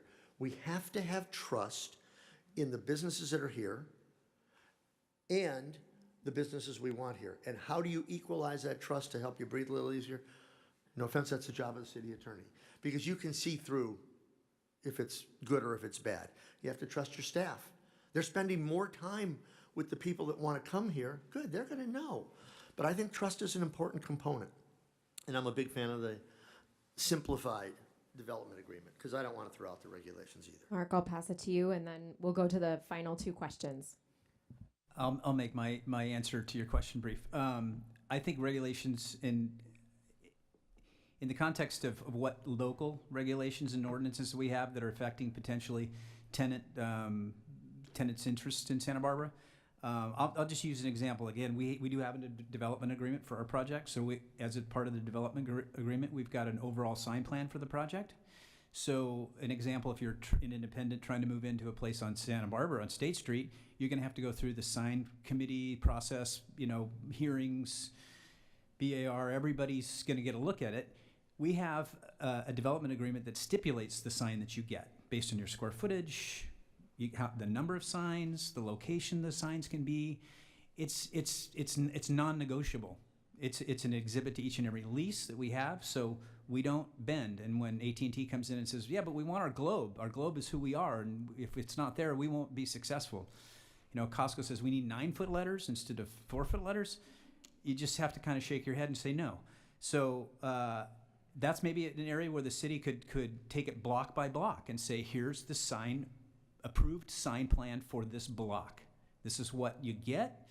And it's a non-negotiable, and it's in the best interest of the community. We get all the time from the community that, Nashville says, well, how are they going to know where we're here? It says, if you don't know where Costco is and you don't have an iPhone in your pocket, good luck. So I think that's kind of an area, an example of maybe where you guys can look at local design ordinances and be creative and come up with solutions block by block. Really helpful. Thank you all for your comments. All right, I'm going to go over to Councilmember Friedman for the next question. Thank you. Thank you for the great conversation as a follow-up to yesterday's as well. When you did mention the hamburger, I realized how close it is to lunch, and at least my stomach did. So I'll make this quick. So the issue of housing that we keep coming back to and the inability to create the number of affordable units that we really need, and the component that the state is not funding that anymore. They had the local housing trust fund. We got in the last round where they had it. That's not on the table right now to get more funds. So you even said we need to kind of control our own destiny. So where I'm going with this is we are in discussions now for potentially doing a ballot measure later this year on some type of tax, whether it's a general fund that we could contribute towards housing. But what I really wanted to understand is if it was to be, say, a specific tax that could go towards housing.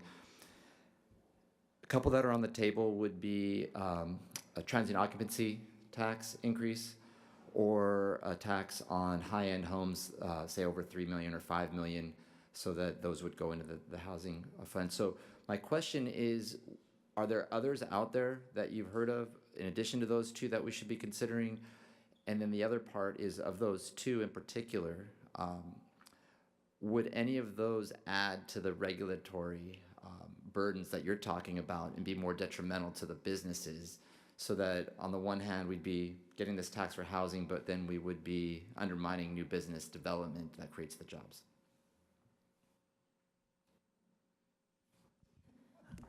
I'll go first and be the sacrificial lamb. In this environment, I would treat the word taxes the same way my parents treated a swear word.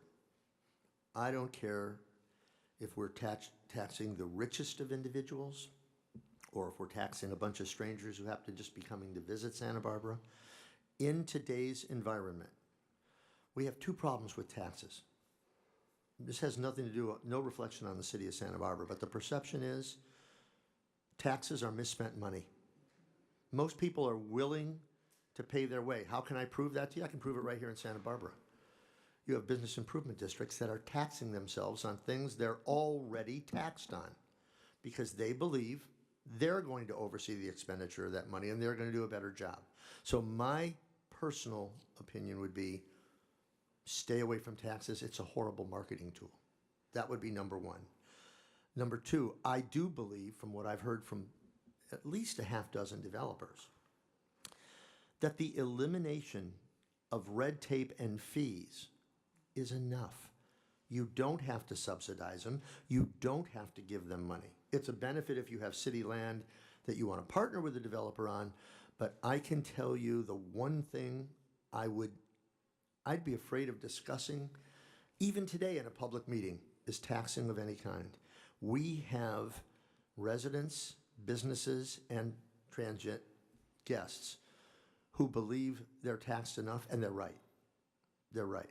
There is a benefit to taxes if you're prepared to completely turn upside down city government, do a complete audit, show every penny that's spent, and then say how you're going to cut, let's say, 6%. But if you're not going to go through that exercise, I would be afraid as an elected official to ever use the word tax. There are other swear words that are probably less bad. Yeah, I would agree. I think that the number one word you hear is affordability, right? And to me, taxing is against the narrative of affordability. I totally get where you're coming from. Don't get me wrong. And I agree with Rick that, you know, in this environment, people want to know, well, how are you spending? If it were me, if they were in my community going to do that, okay, well, show me the books now. How are you spending the money now? Yep. You know, are you willing as a business, if I can't make my P&L, what do I have to look at? Well, how do I cut expenses?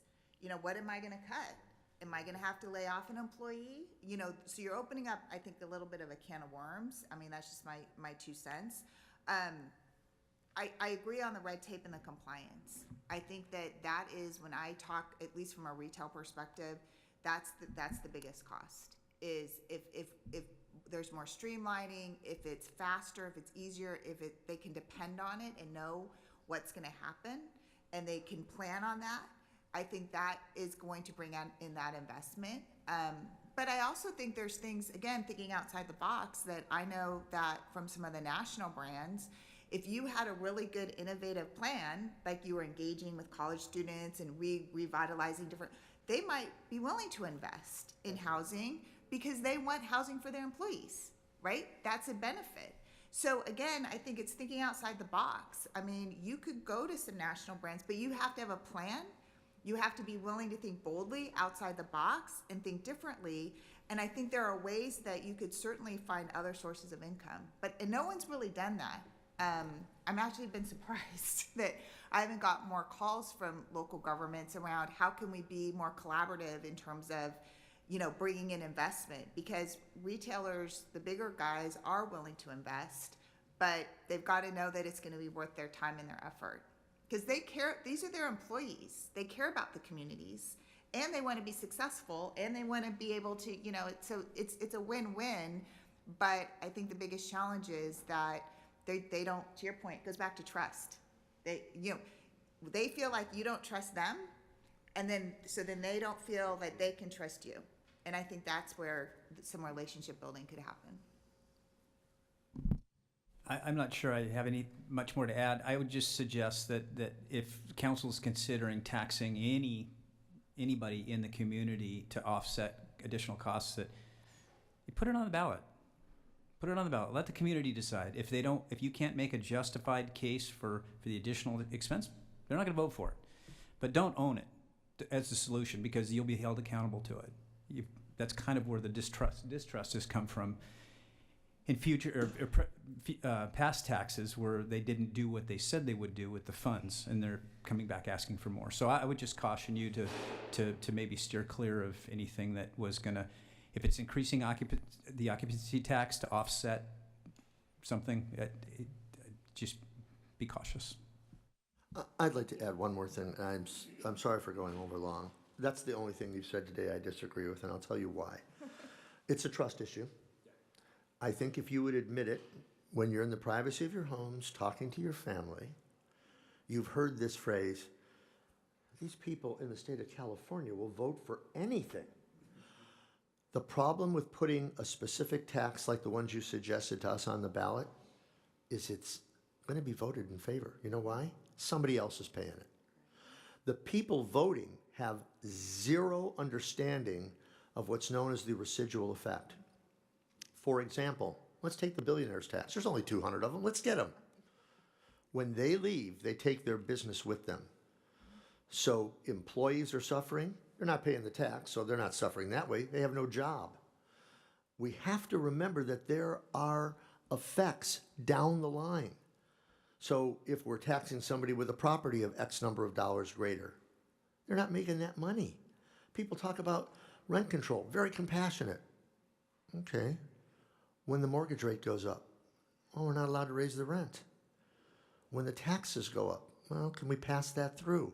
I think we have to realize that in at least the medium term, there's no upside to even suggesting a tax on the ballot. I'm telling you, it's going to pass. I'm not a tax consultant, but I will tell you, put a tax on the ballot, it'll pass. Why do we want to take that chance? Because after that passes, there's only a group of 7 and your staff that have to live with the ramifications. And you'll be doing council meetings 3 times a week. I mean, how are you going to figure this out? Well, we got the tax dollar, but we lost it over here. This is just not a good time to do it. I can't even say that I'm really against taxes. I like all of us to pay for our government. But now is not the time, and I believe that if you put it on the ballot, I don't make many guarantees in life. I guarantee you it will pass. That's what's scary. Thank you. Councilmember Sneddon, I'll give you the final question. Thank you. Thank you for being here, and especially for the 2 days. And all of your comments have been very thought-provoking. Mr. Ingalls in particular, your ideas on housing, love them. Love the comments about adaptive reuse, really of retail space. We've done adaptive reuse for housing space. We've passed that already. But to be able to be flexible for the retail space, and particularly the workforce development. I had 2 questions, but we're late on time, so I'll pose them both, but it's really the second one that I'm hoping we can answer. And it's to this point of trust and working together with our property owners and retailers. My first question was going to be, and I think we know the answer to this, but I'll pose it, and we don't need to answer this one here, but clearly there are chilling effects of ICE tactics on people, international visitors coming, local visitors coming, our workforce, our residents. And so I just wanted to not have this pass without putting words to that is something that I think we're not even fully addressing at all yet. My next question, and many in the room will remember this, and this does have to do with trust in local businesses. So many will remember Plum Goods and Amy Cooper. And I'll give in this example with both Plum Goods and also with the Yes Store, which is they've both had similar experiences, and those are beloved local businesses, exactly the kinds of businesses that we want here on State Street in Santa Barbara. And so I'll focus on Plum Goods. Amy Cooper, I mean, the list of 26 different ideas to streamline, to make the process faster, and we made council direction to implement those 27 ideas, and those are happening. But what Plum Goods couldn't be protected from was the increase in her rent that put her out of business. And so she went to San Luis Obispo, has a successful business, online retailing, and so sad we lost this business. That space is still empty, still not utilized. What was the point of that? And so we can have, and this is a genuine question, we can have all the incentives, all the streamlining, we can waive the permitting fees. I know there is a long list of tenants who want in, but the property owners aren't dealing and letting them in. And this isn't our permit process. This isn't a lot of the things that we will take full responsibility for. I think we all agree we have issues there that we want fixed. But really, truly, how do we address, not with a vacancy tax, not with these other things, but a good local business was pushed out and nothing is in that vacuous space now? What do we do about that? First of all, I think your comment and question is spot on. It is my belief that what you're debating is a private property right of, can I charge whatever I want? But how do you get to change that private property right? Don't want to keep beating the same drum, but if you're going to allow benefits to a property owner, we don't do it blindly and wipe out everything. We do an agreement. I think it needs to be 2 pages so that everybody's not spending a lot of money outside of the city on attorneys. But you do an agreement that says, listen, we want you to say, if my mortgage rate goes up, if my property tax goes up, or the CPI goes up, there are certain increases in rent that can and will take place. But simply pure profit increases in rent are going to have to be measured against the benefits we're giving you in real dollars and cents. That builds trust on both sides. Learned a long time ago. If there's somebody that you wouldn't do a handshake deal with, don't sign a contract with them either. How do you get to have that trust? Do everything up front. Listen, we have a way for you to maybe be more aggressive on your leasing. And you do so because we're gonna cut you a break on this red tape that everybody's so afraid of. But in order to get that break, you gotta be a good citizen. You got to be a partner. Remember, we talked about the phrase partner with the city. Every one of our panelists said that. The best way to partner with the city is you have a very simple 2-page agreement that says, we're going to waive these requirements. And by the way, I'm not saying that you waive safety requirements, and that puts liability on the city. You're going to waive red tape. But for that red tape, we want X. And there may be landlords that say, you know, I want to have complete control over my rent. I'm going to charge $25 a square foot. Sooner or later, somebody will pay it. Well, probably they will after you populate State Street with the other people. But everybody talks. It's not going to be that easy. I think that's the way, because you're absolutely 100% right. You cannot subsidize the profit of somebody for their benefit only. I agree with that. That's a responsible governance question as far as I'm concerned. I love the fact that you thought about it. I think that it may be, again, deferring to the knowledge of the city attorney, but it may be that's a solution to it. Well, I want to give a thank you to the panelists for being here today. Rachel, Rick, and Mark, just thank you so much. If you don't mind, I'd like to give all three of them a round of applause.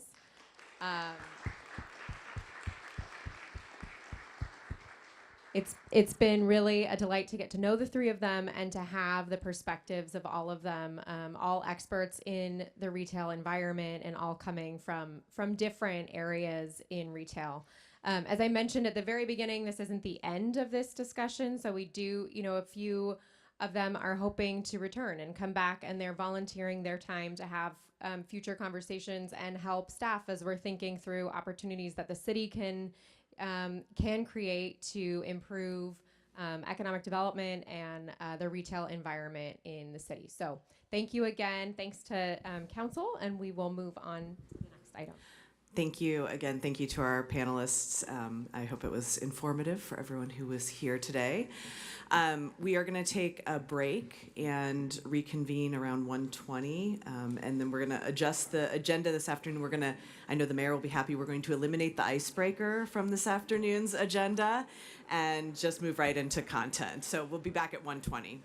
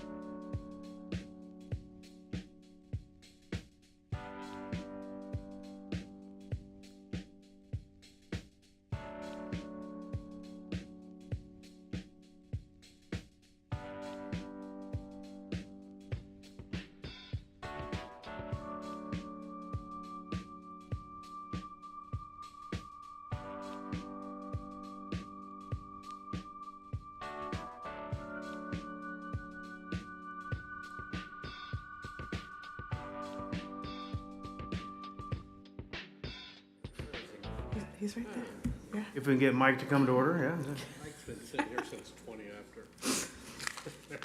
Great. Thank you, Mayor. We are going to move on to the next item on the agenda, which is take a look at the council procedures and a handbook update. I'm really disappointed that more members of the public did not stay for this actually very important agenda item. But we will go through that and talk about the advisory committee guidelines and potential charter amendment. And the recommendation today is that council participates in a facilitated workshop to provide input into a potential charter amendment, updating the council procedures and handbook, and updating the advisory committee guidelines. And I'm going to sneeze, hold on. I know. Sorry. Nancy Hetrick, who you all remember from our strategic planning process, is back with us today to help facilitate this conversation. And we're just really excited to be a part of that. And Nancy, do you want to go through the agenda for the afternoon? And then I will take it back over from you. Perfect. Okay. Nice to see everybody.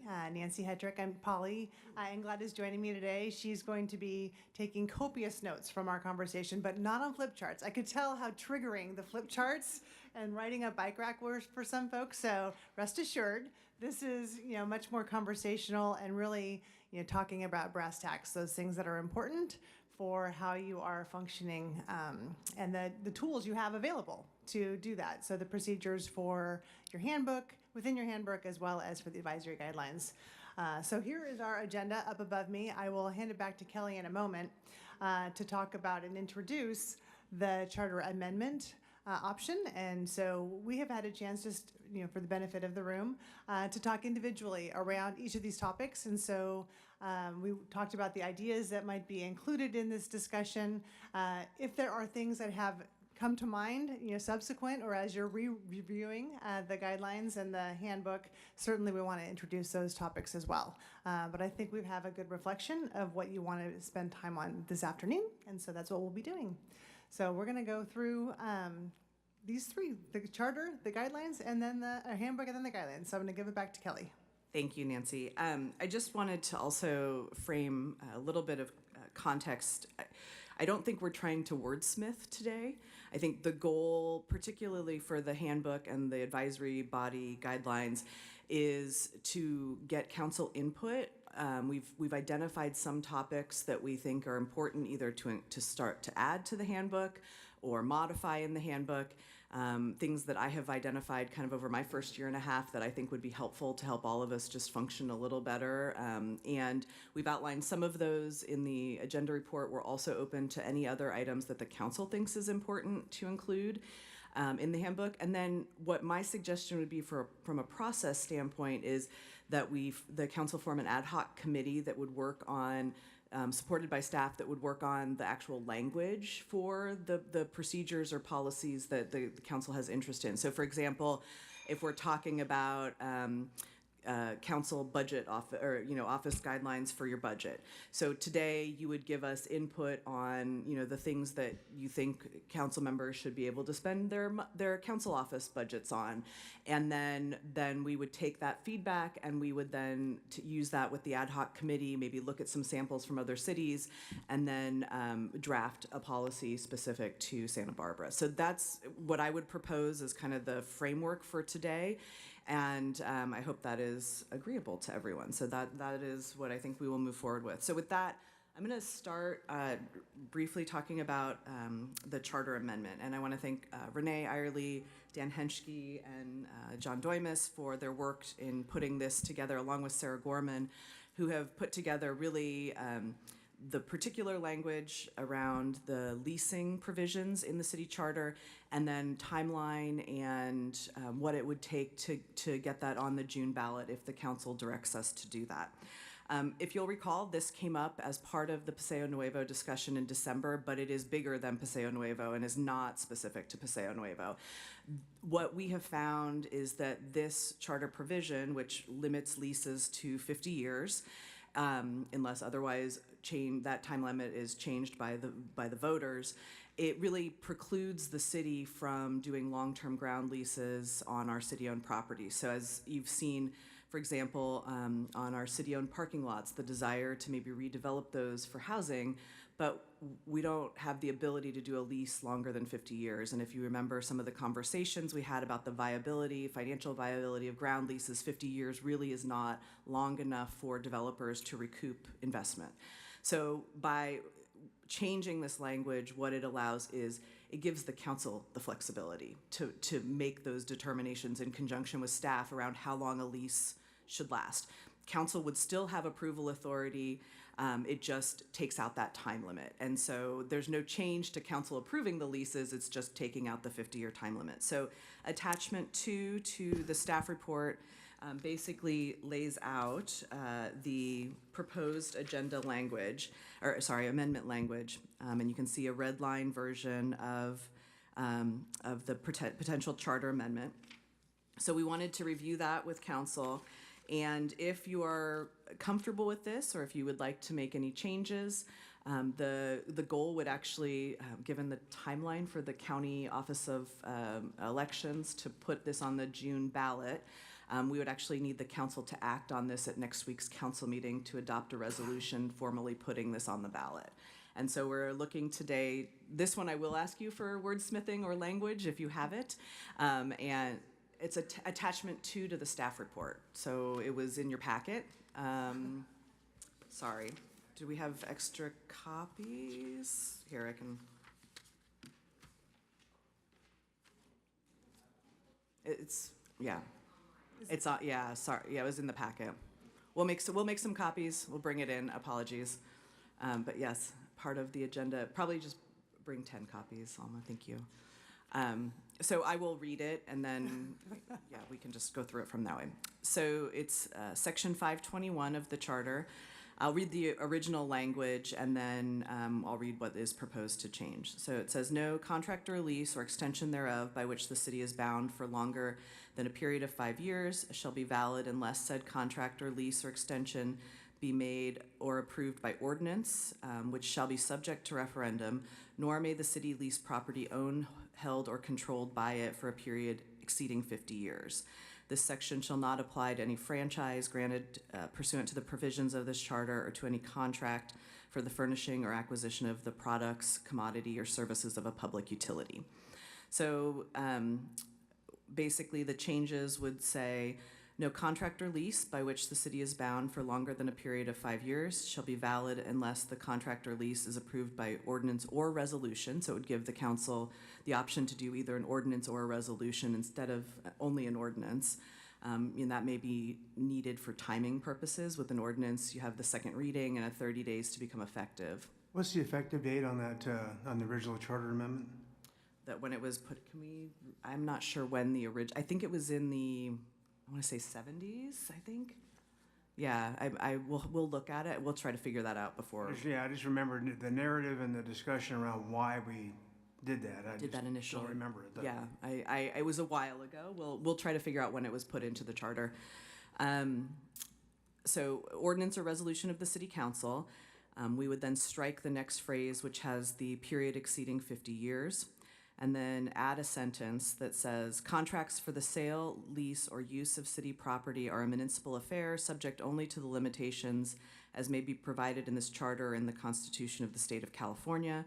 The city may lease property owned, held, or controlled by it for terms established by the city council. And then that's the proposed changes. So still basically grants the council the ability to approve these leases, but broadens approval ability through either ordinance or resolution and eliminates the 50-year timeline. Mayor, it was 1967. Yes. I'll give everyone a minute to read.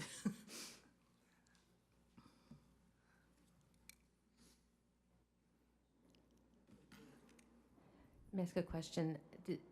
And so this would be the language of what would be approved or not approved on a ballot, but do we have, or is it after today, then we would come up with the ballot statement and pros and the cons. Yeah, so what would happen in terms of order of operations would be next Tuesday, the council would approve a resolution calling for a special election in June that would include the ballot question that would be sent then to the county for placement on the June ballot.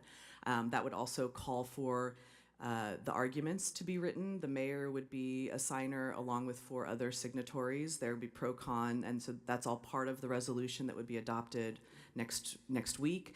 And then also directing the city attorney to prepare the impartial analysis of the ballot question. Thank you.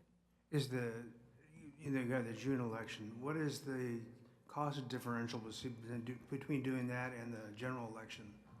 And then why are we pushing the June election in that case? The June election would cost us $195,000. I believe that go ahead, Renee. No, and for the November election, it would, because it's a general election, it would be about $50,000. 50. Okay. So so the difference is 140,000 between the two. Okay. Yeah, 140,000. Yeah, 140,000 between the two. Okay. Eric, did you have Megan? Thank you. Yeah, I guess 2 questions now. First, on the language of this section, why are we removing the extension option? Wouldn't we theoretically want the ability to grant lease extensions that are longer than 5 years? Why are we removing that language?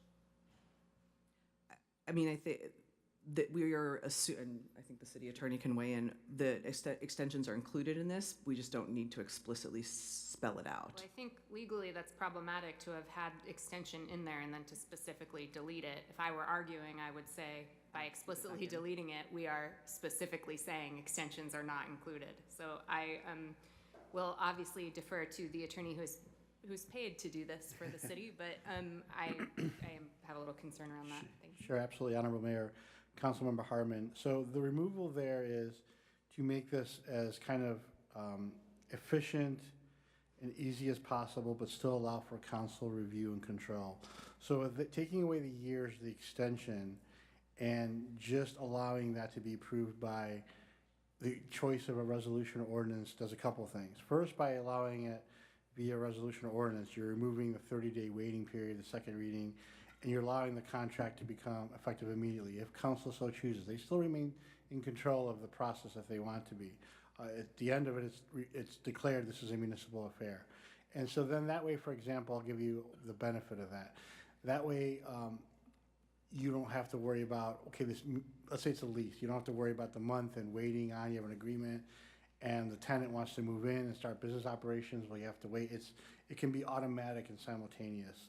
And then to answer your question, removing the extension, there's been a lot of confusion about when we have a contract and are we able to start negotiations, et cetera, first, or do we have to end the contract if there's a year, for example, a 50-year requirement, pause, end the contract, restart negotiations, and then even potentially while this gets all approved, have a license agreement in the interim period. So what this does, this language purposely takes all that, for lack of a better term, red tape and removes it. So council this all still goes before council. Council still has municipal control over this, but eliminates things that will slow down the process, such as requiring an ordinance or really limiting the ability on these extensions or not. And mind you too, when we do these contracts, a lot of them have termination clauses that can be invoked at any time. And then I think a final point too also is, even with this, when it comes to leases, even with these changes, there's 2 areas that will not be effective. One would be airport property, because we do have requirement under FAA regulations for leases, we cannot go past 50 years. So we still have to abide by that. And then for the waterfront, because of our trust with the tidelands and that's a 66-year limitation. So those still remain in place regardless. It doesn't have to be stated in the charter. But I hope I answered the question at least of why we're looking to remove the extension. It's just no contract or lease, just purely from a clarity standpoint and from an efficiency standpoint. Okay. Yeah, I think I'm torturing the hypothetical maybe to come up with an example where that wouldn't actually apply. So it's just, okay. Thank you. And then my other question is practically speaking, and I apologize if you said this and I missed it, given the $140,000 difference between the June and the November, I think you're suggesting we go in June, and why? I think there's a couple reasons. One, I think there are a couple of projects that, Paseo Nuevo included, where we would like to have more tools at the negotiating table if needed. And then in addition, we have some other projects where we would really like to start moving forward and the planning process, for example, like the former police building site. And that is one where we have started that, we're only a couple of years out from the police department relocating to their new facility.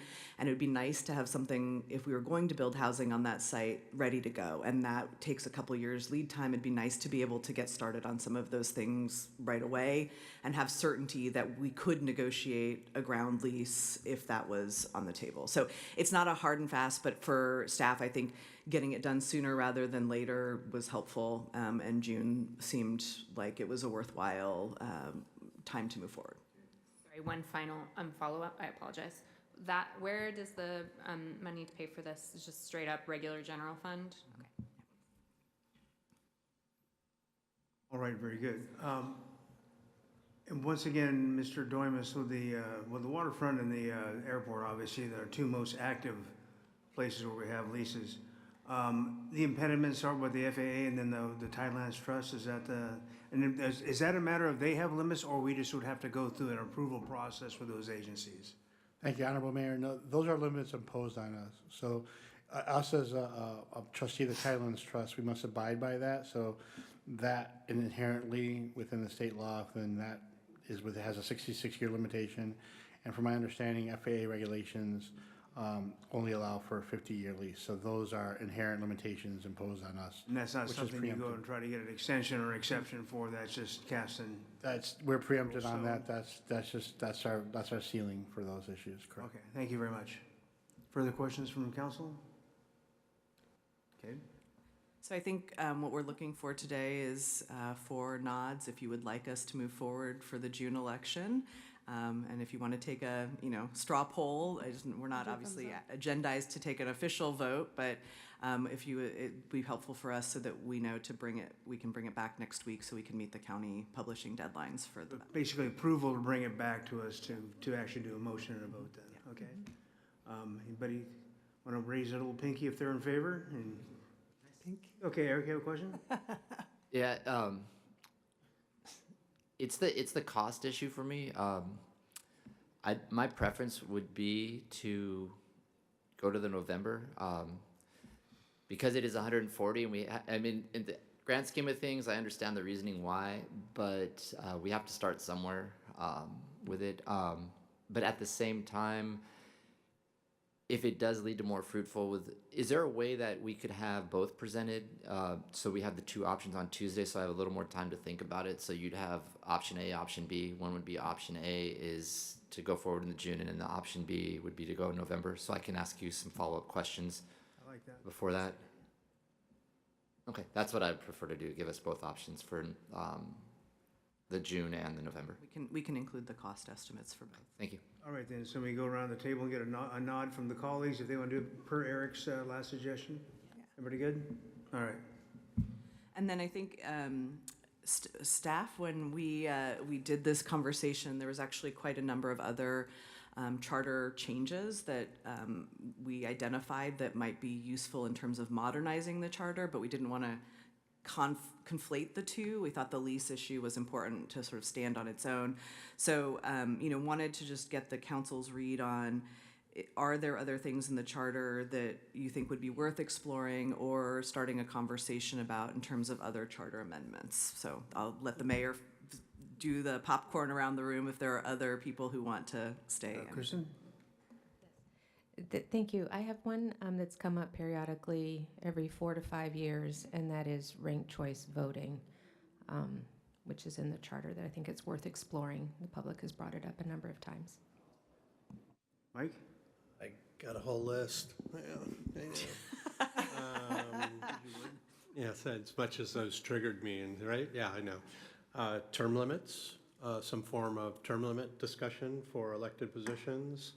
After what we heard today, a look at housing or business development barriers that can be moved out of the charter and into ordinances. So then you could attack them or leave them based on the merit of the thing through a page and a half development agreement. Yeah. And then board and committee reductions or mergers, because some of those are in the charter also. Yeah, and I think we'll talk a little bit about that under the advisory committee guidelines. So I think because one of the easy ways to address that issue is you could call a board or commission to like have responsibility for multiple things if it's listed in the charter. So if there's, bodies of issue interest that may overlap, you could potentially consolidate boards or commissions to address both. Yes, the worry I'd have is like somewhere in the charter it says something has to go to this board or commission. And if you're going to make it not go there but go to something else that you're calling that, you would have to remove that language. Okay. Right? It seems like weighty enough subjects where we could probably agendize those in the future and or ad hoc committee, whatever. Yeah, I think the charter amendments would probably be worthwhile to bring a discussion to the full council. I think the ad hoc committee the council protocols, that's pretty easy to, sort of craft some language. I don't think any of those are going to generate a whole lot of public conversation necessarily, but I do think, ranked choice voting, term limits, some of those, I think having a work session with the council on those going forward, I think would be, and some of the development requirements or restrictions, so. But right now, that's just informational, and we don't need to give you direction, or is that, how do you? I think if the council is comfortable with it, the direction is we'll bring those back for further discussion at a future, might not be for a little bit, just given workloads, but coming back after, in 4 or 5 years, okay. Right. And if I can add too, in working with Kelly too, I mean, there's a lot of aspects of that, because if you look at the charter, there are certain, I think the city has something over 70 boards and commissions, but there's only a handful of charter commissions. So part of it is maybe out of the extra outside 60, some can be enveloped back into the charter commissions or things like that too. So there's a lot of different facets or different ways you can economize kind of looking at the different boards and commissions we have in general and comparing it versus charter versus non-charter boards. Well, given that point, what I'd really like to see is either admin or approach on just in general what we have as a body of boards and commissions that we might think we'd be able to trim, combine, or otherwise take some pressure off of staff and admin time prior to talking even about the charter part of that. I mean, I think it might be a worthwhile thing to do to see how lean and mean we can get prior to that. When we come back to the conversation on the boards and commissions When we get to guidelines, the- this was the topic that came up in the conversations we Okay, had very too, good. so I expect we'll talk about that then. Okay, all right, Kelly, are you the next? Sure thing. Happy to kick it off. Please do. So council procedures and handbook. Something, I didn't want to jump in my first month and say, oh, we should do this, this, and this. I wanted to kind of go through a year and sort of see the order of operations. Every city sort of goes through the calendar year a little differently and has a number of things that come up. And so just some things that have come up for me that I think would be helpful in terms of providing guidance and direction to staff. And just putting some, guardrails, parameters, also to protect council members and to help you all in your roles. And I'll just talk a little bit about some of the ones that were mentioned in the agenda. The first is the two-person memo process, and thinking about how we revise that. I know there's been a lot of questions about timing. How do things get on the agenda? From the staff perspective, we would like an opportunity to put sort of a response in terms of how potential two-person memos might impact workload and the strategic plan initiatives. That's one, and then any other things that the council would like to talk about with respect to the two-person memo process. Council budget office guidelines, I find this to be super helpful for council members. Things like having a bulleted list of, travel for city-related business, conferences, technical books related to being a council member, things like that we would specify that could, how you could use your city budget office guidelines. It's more of a protection for all of you and just to make sure there's clear parameters around that. I've seen in some of these that I've looked at before, a provision where if something is not listed and a council member wants to spend money on it, that it could come to the mayor and the city administrator for a decision. If the council member isn't happy, it could get appealed to the council. So there's ways we could build in appeal processes for that. The other is event sponsorships. I get a lot of requests from council members who are, shepherding through for a community organization or a group.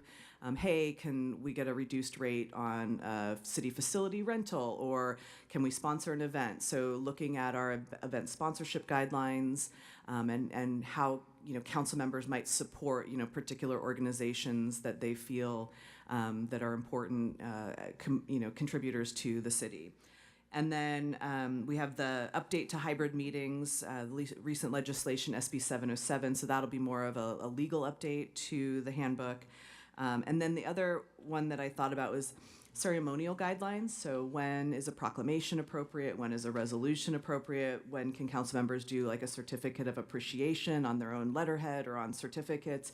How do we recognize different organizations like Pride Month, Black History Month? What are those things that we want to recognize on an annual basis? So, and just having some parameters around that, because oftentimes staff will get requests from community organizations, and it's like, is this really something we should bring forward to council for consideration? So those are the initial things. I'd love feedback on all of those issues, and then other issues that we should be thinking about in terms of the council handbook. So we can add that to the list up here to the ceremonial guidelines. We'll make sure to plug that in as well. Make sure we cover it. So some of these topics are likely to have some conversation around them. Obviously, the two-person memo and some of the others for clarity, for opportunities to improve the process, to hear different perspectives, and a few of these are more administrative in their updates. The telemeeting. A portion of the handbook, for example. So if we kind of use the list that we have above ours, we'll come back. If there are additional ideas, topics that have come to mind as you've been putting fresh eyes onto your handbook, we can add those to the list. But I think if we'll just kind of run through these and have some conversation, just as a reminder, we're taking notes of the conversation. We're not trying to take action today, but we want to see where there is energy, ideas, and input. We'll capture that so that following today's workshop, the work of the ad hoc committee that is ultimately convened will have the benefit of this conversation and the record to look further into recommendations for the full body. So just as a reminder of that process as well. So we'll start off with the discussion around the referral process and bringing items to council. And so, bless you. I think you all have a copy of the handbook with you, and so just for point of clarity of where we are, we're looking at right at the beginning of the packet of the handbook, section 2.2, I believe.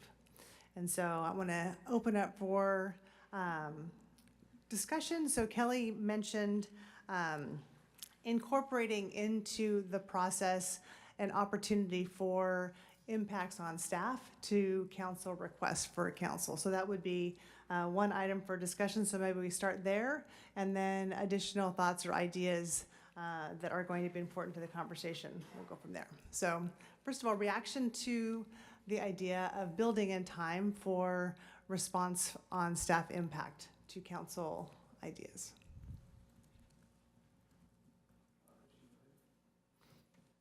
So thank you, and I have a few maybe questions or considerations Yes. for that.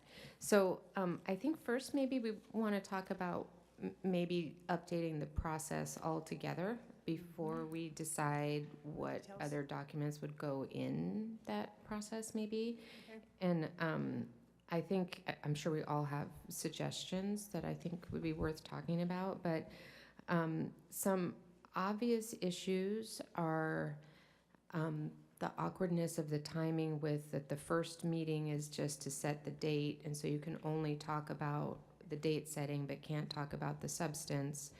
And so if at that moment there was also a document from staff saying what the impacts would be, I feel like that would be too soon, because we don't even know what the agenda item fully is yet.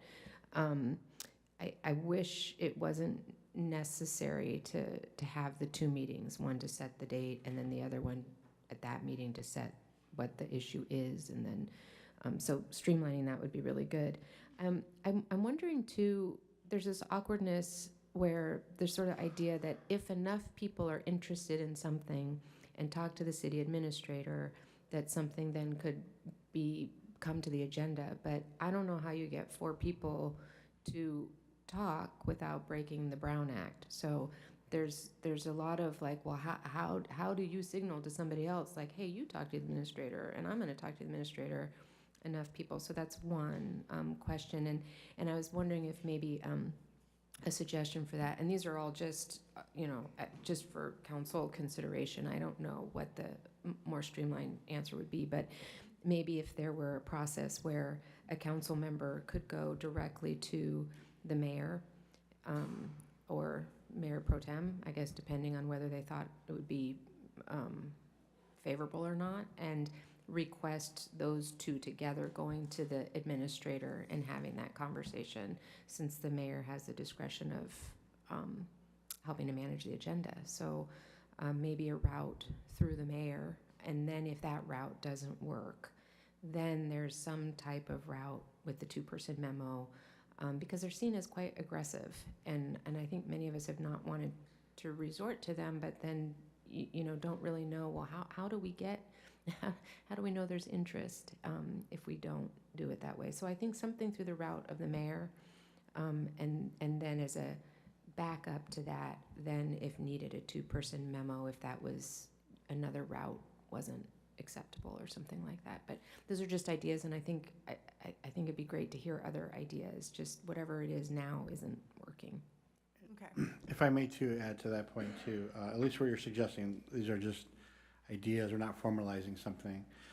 So just to clarify your point, Councilmember Sneddon too as well. So if you, let's say it was you going to an interest for the question on the agenda and you went to the mayor, who then maybe agreed with the city administrator to put that on, that right there is 2 consents. It actually acts in a weird way as a 2-person consent process. And then if the mayor didn't for some reason, the alternative, because this doesn't have to be that formal. If the mayor's like, well, no, I just don't think that, then what you're suggesting is the alternative route of going back to what we have as a 2-person memo guideline, correct? Yes, and then the 2-person memo then would be seen as when it couldn't go through that route, then this is the route. And I think that might, well, I don't know, it's just a suggestion, and I'm very interested in what colleagues let's hear from others, and then maybe we can start to put some pieces together and see what maybe makes some sense. So, but overall, your comments are, it'd be nice to streamline it so that we don't have to run different channels. And then your concern around the current process feeling a little bit aggressive. And so how do you take the temperature down in order to be able to just bring ideas forward? Okay. Thank you, Mayor Rouse. I'd like to echo what Councilmember Sneddon said. The streamlining of the 2-person process is key. But I think one of the most crucial points of this is that these conversations need to happen in public.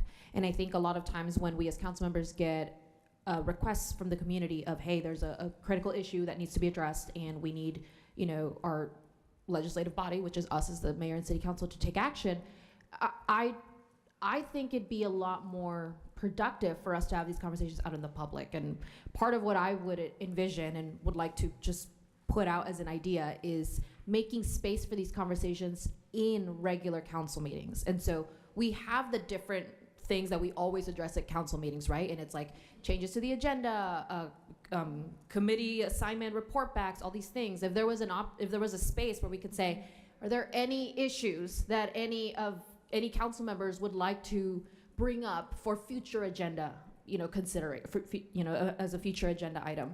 Because then we're already in a public space. We are able to sort of make the ask to all of our colleagues. And you could even just take a straw poll there of, is this something the majority of you are willing to, entertain at a future meeting? Yes, no, and, if not, then, I'm happy to look at other considerations. But I do think there is a value in being able to bring those community issues to the public, be able to get a sense of whether my colleagues even want to discuss this, rather than having to do the process and then it goes through all these steps only to be on an agenda just to discuss if we're going to put it on a later agenda. Like, there's too many steps, right? And so my ideal would be that we're able to cut that down, discuss that in an open forum, an open setting where we're already not going to violate any Brown Act. We're not going to have any Brown Act issues. We can discuss what it is that we're considering. And we're obviously not taking a vote on acting yes or no on it, but just hearing, like, do people want to discuss this? And then I think once it comes back for a discussion, then staff is going to have the ability and the time to come back and say, okay, these things will have an impact or not, and that way we can better address that question. But I do think that from the public's perspective, a two-person memo or some sort of process like that is necessary. That's what I hear all the time, is that they'll say, the agenda is crafted and very carefully crafted by our amazing staff, but the city is run by staff and the city council. And so the city council needs more leeway to be able to help set the direction of those agendas. And so I'm very, very open to exploring Councilmembers or Mayor Pro Tem Snedden's suggestions. I think that would be great. But I would want to even just bring that out more into the public. Like, let's get those conversations out. And yeah, just as one suggestion. Megan and then Mike. Yeah, I think really good conversation so far, and I definitely think if we could have one meeting instead of two to getting the agendizing, it would be awesome for all the reasons that have been articulated. I won't repeat them, but couldn't agree more that would be hugely helpful. I think I have sort of two initial thoughts on the two ideas, super creative.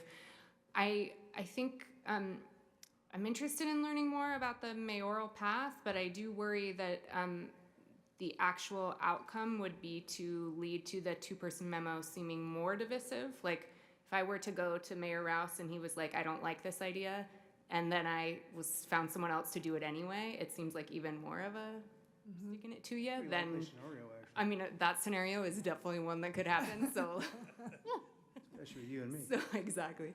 So I think I like the idea actually of a stronger mayoral system, and that seems to me as like a move in the direction of sort of strengthening the mayor's office, and I like that. But I think I'm not sure it would serve to sort of lessen the charge or like sort of the pointedness around the two-person memo. I think it would probably do the opposite, depending on whose ideas were coming forward. So I just would want to make sure that we have thought that through and that there's some safety valve, I guess. And then on the open session, I think, yeah, I agree. It's definitely always great. Councilmember Santamaria is right to have conversations in public. I personally don't tend to be able to make snap decisions like I'm gonna hear an idea that I've never heard before, and in that moment, without being able to research it and think about it. I mean, I'm imagining there are some ideas you're gonna say that I'm gonna be like, yes, 1,000%, I'm all on board. There are some ideas that some people could present that I might have never heard of, thought of, contemplated, or know anything about. And so I don't love the idea of putting us in a position to have to say thumbs up or thumbs down on an idea that I could end up loving, or I could end up feeling it's completely antithetical to my values in some way that I didn't understand when you just floated it, when a person just floated it in a hearing. So, maybe if we can float ideas and then go to Kelly offline to give ups and downs, or come back in a week and give ups and downs. I just think it's that sort of immediacy, like gut reaction is probably not helpful, and I think maybe potentially very damaging in a lot of ways, in the sense that I might say yes to something I fundamentally disagree with, or I could say no to something that is like an absolutely brilliant idea. I just didn't understand it in that moment, which also happens. So I think there's something to these ideas, but those are my concerns. Mike? I think the two-person memo turning into 2 meetings is awkward at best. It's just clumsy. I would suggest that it is, if you keep that format, that it's just one. It's just a submission, and there's then like a notification to the rest of council that that's been submitted, and with a projected when will it come to council, so people can get excited or upset if it's going to take too long, whichever, or okay if it's only going to take 3 weeks, that kind of thing. But then I also think there should be something to allow for an immediate issue, like a daily issue. And I've asked this before, but there's this category on the end of council meetings that nobody ever talks about, nobody ever uses, and it's called council and staff communications. We just roll by that. I don't know why it's there. I've asked what it is. Nobody ever has a good answer for it. And so if that's not what we're talking about, then maybe that name just needs to change, and that would suffice for either a general update of a concern or, in today's world, an immediate concern to bring to council's attention in a public setting, already on the agenda as a broad item. Maybe that needs to turn into a sentence of an agenda item rather than something nobody knows what it is, so somebody could be tipped off. What? It has been used before by admin and by us. It has been. To me, that gives me the opportunity to say anything I want to council or staff, and I've been told that's not true. So, I'll just respond, and I actually think this is another area where I think it's useful, and I've actually had it called out specifically as like city administrator comments, and it's an ability, like I've used it in a variety of ways in other agencies where it's announcing city events that are coming up, telling like a feel-good story about something that has happened, responding to a public incident, and I think like using it in that way, that's how I interpret it, but it's interesting. I think clarifying it and having an actual definition in the procedures of what it is and what it isn't would be helpful. And I also think having it earlier on the agenda, maybe after public comment, but we have to be very careful because, we're not supposed to respond to public comment necessarily, but if there's, an issue that has come up where there might need to be a response, that would be the appropriate time to do it. So maybe some more clarification of what that is. I don't have any heartache with you defining it that way, but then I think I would also support something somewhere that gets more to Wendy's description of there's a current events thing happening yesterday, it's a concern, can we talk about it, can we give direction, can we say we want you to come back and agendize it the next week, kind of thing, whatever. Well, whatever most boards have like an executive director's report, so there should be exactly that, so maybe that's. I'm talking about any council member being able to do that, not the executive director. So Just use current events. If there was something going on related to the community that you wanted to put up today that was on a regular council meeting because that it was timely and urgent, and that, should you have to go through the draft, a two-person memo, get a couple signatures, put it in front of the city administrator, wait for that process to go through, and you've lost the ability to respond to something that's urgent, whatever it is. So that's, I would support looking into that too. And just to add to, some cities have done it, some, our boards and commissions sometimes will look at reports, staff communications. Some cities use like, council member reports, committee updates, and they've used that to agendize potentially future items. And so, and that's in terms of looking at it, because you want to be as structured as possible, because in some ways it can be very positive because you can have a quicker, more responsive way and everyone, the transparency part for everyone to do that. The pitfall too is then having to devolve the meeting in that period for a long discussion where now you're talking substantively, and now you're violating the Brown Act because you're trying to advocate and go into detailed explanation of why this should be in the future. So it's finding that balance, right, in terms of, so it gives us all pause to think and look on how that can be structured. But it's not unusual, and there's pros and cons to that process, like everything, I guess. One just to Councilmember Santamaria's suggestion, you could do that, have that and say, oh, we'd like to talk about whatever the issue is, and then it would still have to do a two-person memo. So to your point, you wouldn't be voting on the substance. You would say, I'm curious to learn more. So like you say, I want to talk about ranked choice voting. I'd like to bring that back. Are there 3 other council members who'd like, and then the council member who brings up that issue would write a two-person memo, and then that would be the substance that the council comes back and discusses. So that's what's the point of bringing it up at council then if you also have to do the two-person memo? It doesn't save any time. It would be then that gives you the information you need if it's an issue you don't understand. So if it's like, then you could say, I don't know enough about that issue, I need more information, then the council members could write a two-person memo that could be then agendized so then the council members would have that data upon Do you which. have to write the two-person memo, or only if you don't get 4 people saying they support it? I think that's something we could work out if that's something that the council is interested in talking about further. I don't know exactly how it would work, but I'm trying to figure out how to flesh like your concern where there's got to be some more information for you to make a decision on a particular issue. So that, yeah. I just wanted to add, I think this structure makes really, really good sense to me for urgent items. I think what I was thinking is like, I have ideas related to like the reserves that are very complicated that I would assume I wouldn't be able to adequately explain and nobody would support if I was just randomly talking about it.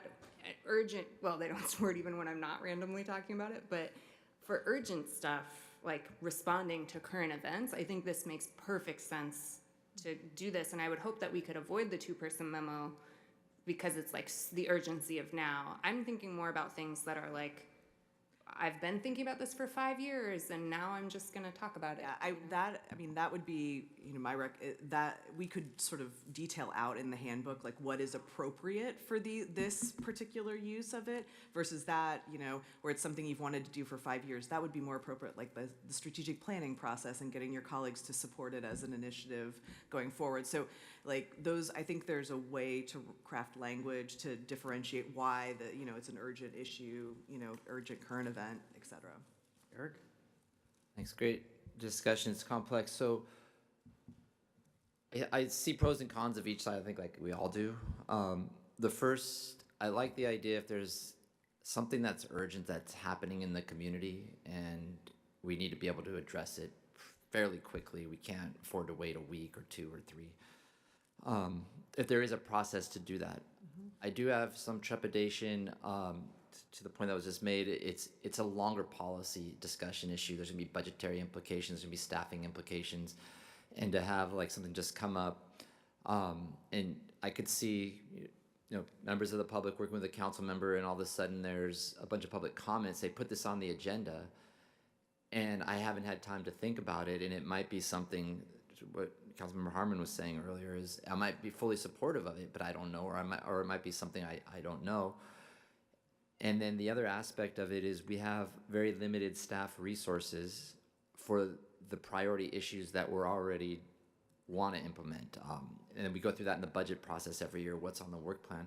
So one thing that could help us get there is if there are 2 council members, and my thoughts are that really want something on the agenda, I think it is incumbent upon them to do some research and put it into a 2-person memo so they take that time. Again, this is something that's not urgent from a community, something that happened in the community, but it's a policy issue. That they do put it on a 2-person memo. They talk with the city administrator and you spend a little bit of time with them so that you can have a response to that 2-person memo at a higher level saying, so say it's related to housing policy. Then that 2-person memo could come to all of us and it could come on the agenda, and we would at least have an initial of like, here's where all our staff resources are on housing policy. This is where we would have to pull from initially, right? It could change, but these are some of the areas where it would impact. So that we would have at least some information from you and we could have it in one hearing rather than 2. But I think it is incumbent upon those who want to put something on the agenda to do some research rather than just put it kind of out there on an agenda, but also work with you because you could help them refine the two-person memo so it could have a little more, be more succinct and more detailed, and then have a somewhat of a response to you, and then it could be done in one hearing. And then, as far as going to the mayor, I would say it could be something that it could be seen as a positive, but then it could be seen as more hostile. The other thing is we want to make sure that we're protecting the ability of those in minority positions on something to be able to raise things to the agenda, but you also don't want to run into an issue where you could have a couple of council members who just start raising issue after issue after issue. Say it's a 5-2 council, and every week they're raising something on that. So we got to make sure that we have a clearly defined process. And then also I think it's helpful, there are ways to get items on the agenda without doing a two-person memo, that if it's ancillary, if it's part of a larger discussion, you can bring it up as part of that discussion. So I think it's also helpful. I mean, an example is when Councilmember Harmon and I were able to do the Local Housing Trust Fund, we didn't do a two-person memo for that. We brought it up as part of a larger issue, and then that was able to be brought back. So maybe if there's some training or some things that could help us understand when items are already agendized, maybe there's a way that you could incorporate your comments on those. Oh, you have something else? Yeah, just a brief comment. Yeah, thank you, Mayor Rouse. I'm reminded of what one of our presenters earlier today said, and I can't remember the exact words, but essentially their sentiment was that time is money. And so my goal is really for us to just shorten the time span. And as I'm envisioning us bringing these items publicly to these council meetings, my thinking is that whoever is bringing these up would do that research and would submit something attached to the agenda. Like, let's say, for example, if you want to bring something up on a certain Tuesday, then you would need to get it into the city administrator's office by a certain date that the city administrator could set. That way, all the council members could read what it is that you're proposing, and you're not asking to say yes or no, vote on this item. It's just that by the time you get to the council meeting, you'll have some context of what it is and why we brought it up, and we could just take a vote there of, do we want to actually discuss it at substance? And at that additional meeting, is when staff could come back with a response on what is the staffing or budget implications. But my goal is really for us to avoid having to schedule a meeting and so I'm trying to cut that one meeting out. So that was just kind of the thinking, but I do agree there has to be some research attached to it, but we're obviously not going to do everything because we need our staff to be able to do that. But staff can't research unless we give them direction that the majority of us want to look into it. So that was just my idea behind it. So the two-person memo thing came up during Marty's administration, when Marty Blum was mayor, and it was because they were having each individual council member pepper administration all the time, and it got to be really unwieldy, I should say. And what I really think is important is allow the city administrator the discretion, because she, and only she, knows what the entirety of the staff workload is and what the direction is. So I don't think at any point in time, a council member, one of us or whatever, should be able to determine the date that something is reviewed, because we don't know the entirety of the system and what staff has got going on. So I think that this may seem clunky from time to time, but hurrying things along into discussion isn't always productive either. Now, there can be declared emergencies and whatnot, and I would like also to have that be the discretion of the city administrator. But if we're going to discuss things, we need to, as Eric said, we need to be able to go after them, research them, see where we're at, maybe get our own public input, which is what we should be doing anyway, number one. Number two is, I do not want to have the city administrator get a bunch of stuff stacked up in our agenda, like at the last few meetings that we're trying to finalize the budget, and all of a sudden we are in these meetings that are going on 6, 7, 8 hours, where we don't tend to get much smarter as time goes on. So, if I may, Mayor, too, and part of this discussion, I think, for everyone would be help looking at it in a vacuum. If you look at the issue itself, it's not that frequent, and we haven't had too many person memos. And generally, a lot of the items that have been brought forth through it have been long-standing issues. It's not like an overnight issue in general. And so, for example, in a couple of weeks, you're going to see the Fire and Police Commission's work plan. And so what they do is like, let's pick 2 or 3 items. Now it's a much smaller body. They can't have the time dedicated of what these items are going to be in the future. So something similar to what council does. If there are going to be issues they like the council wants to see, it could be generated via the work plan process. Now there's a separate category of responding to general, immediate emergencies or immediate events and how that goes about, whether it's through the mayor, city administrator, or so on.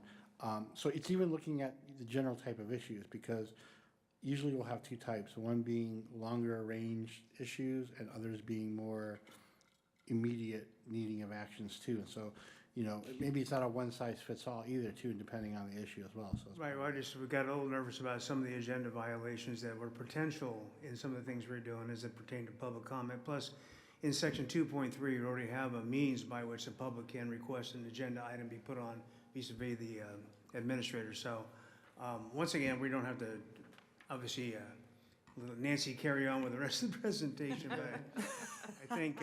This is super helpful. I mean, I think for us, it's helpful to understand, like what are the concerns from the council about the process, and then how do we balance those with staff workload and staff's concerns about, and I think one of the things that the mayor and I try to do, myself in particular, and I'll bring recommendations to the mayor, is balancing the agendas so we don't end up having an 8 or 9 hour meeting. And so that's also, if looking at the having that latitude to help try and balance agendas out. So I think with workload and financial implications, I think that's something we may not even be that aware of. And you go, well, wait a minute, we've got this going on. So, all right, thank you. I think that. Okay, go ahead, Eric. Oh, Eric, you want one more thing?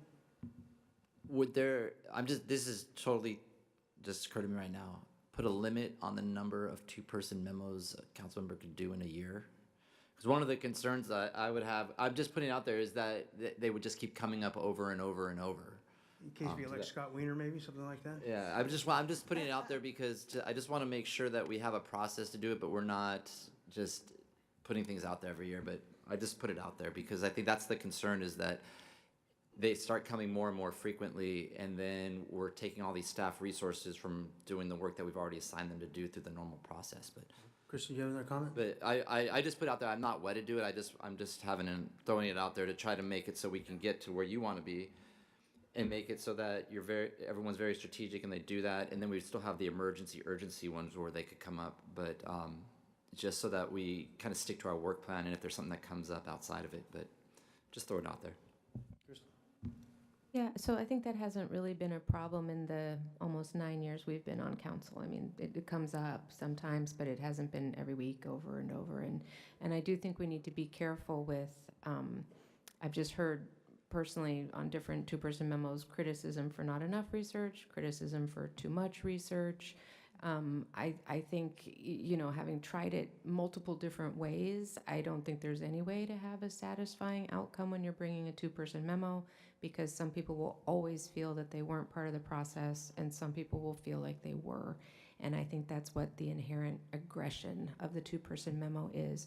So if there was a way, like Councilmember Harmon, if at the end of every meeting you're like, well, I'd still like to talk about that reserve policy, and you just keep throwing it out there, then eventually someone's going to come to you and say, let's do a 2-person memo on that, or let's bring that forward, is one example. So if someone keeps mentioning something that they'd still like to talk about, it's maybe a sort of an invitation for somebody else to pick that up. And just really quickly, there's a lot of times, or a couple times, when I've gone to city administrator to ask how to bring an item, and where she's advised, that's a 2-person memo item. So like the CARES Act for protecting our trans community, that's something that we were specifically told, well, that's a 2-person item issue. So I think there isn't a lot of clarity on how much research, how much not research, and which are these issues or not. So I think that would help a lot. Okay, very good. Nancy. Okay, so I think that there is agreement on looking at this process and trying to determine how to make it more efficient, but also to make sure that there is a role for staff input into the impacts, the timing, these sorts of things. We've got some good notes, and this will be, I'm sure, a topic that you'll want to continue to flesh out and some ideas within that as well. Testing a model also may be something that you decide you want to do, right? You don't have to, you can see what works and if there are pitfalls within that. Okay, good to move to the next topic? Okay, great. So the next one is around the budget office guidelines. And so I'm gonna give it back to Kelly sorry, Kelly. No, I think on this one, just asking the council if you would like this in your procedures and handbook, and if so, what are some of the items that you would like to be able to spend your council budget on, and then any parameters that we should be considering as we draft those. Kristen. Interns. Interns, okay.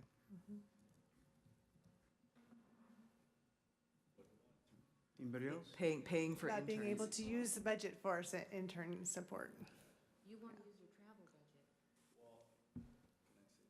That's Turn back on, Oscar. I'm a little wary about that, not because I don't believe they should get paid, but for example, I have like multiple interns. So then with the multiple interns, we'd have to pay them, because I don't like turning them away, because sometimes they only have a semester to finish their internship and get credit. And I don't want to say, well, sorry, I already have somebody interning because we're paying them, Yes, I think this is just a list of things we could spend our city council budgets on if we wanted to. So you do quite a bit of world traveling. You might want to be able to spend yours on your council travel. I don't do as much, and I might want to spend it on an intern, or somebody else might want to spend it on office plants. But like right now, we don't have a list of what we're allowed to spend it on. All those guidelines. Anybody else have a comment about this item? We're happy to make suggestions and then get feedback, but if there's anything specific that the council wants to make sure is included on the list of things you can spend your money on. Travel budget. For the administrator to make suggestions. I think that's a good idea.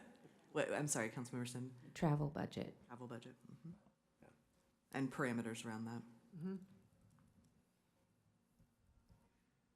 So we have interns and travel budget are two topics. Any others that are important? Okay, we're looking to Kelly for some guidance potentially on some ideas with that. Okay, well, that was a quick one. We expected that. And so event sponsorship. And so this is trying to, again, put some parameters around the opportunities to support local organizations that might want to use city space, and so to partner with a council member to as a co-sponsor in order to be able to do that.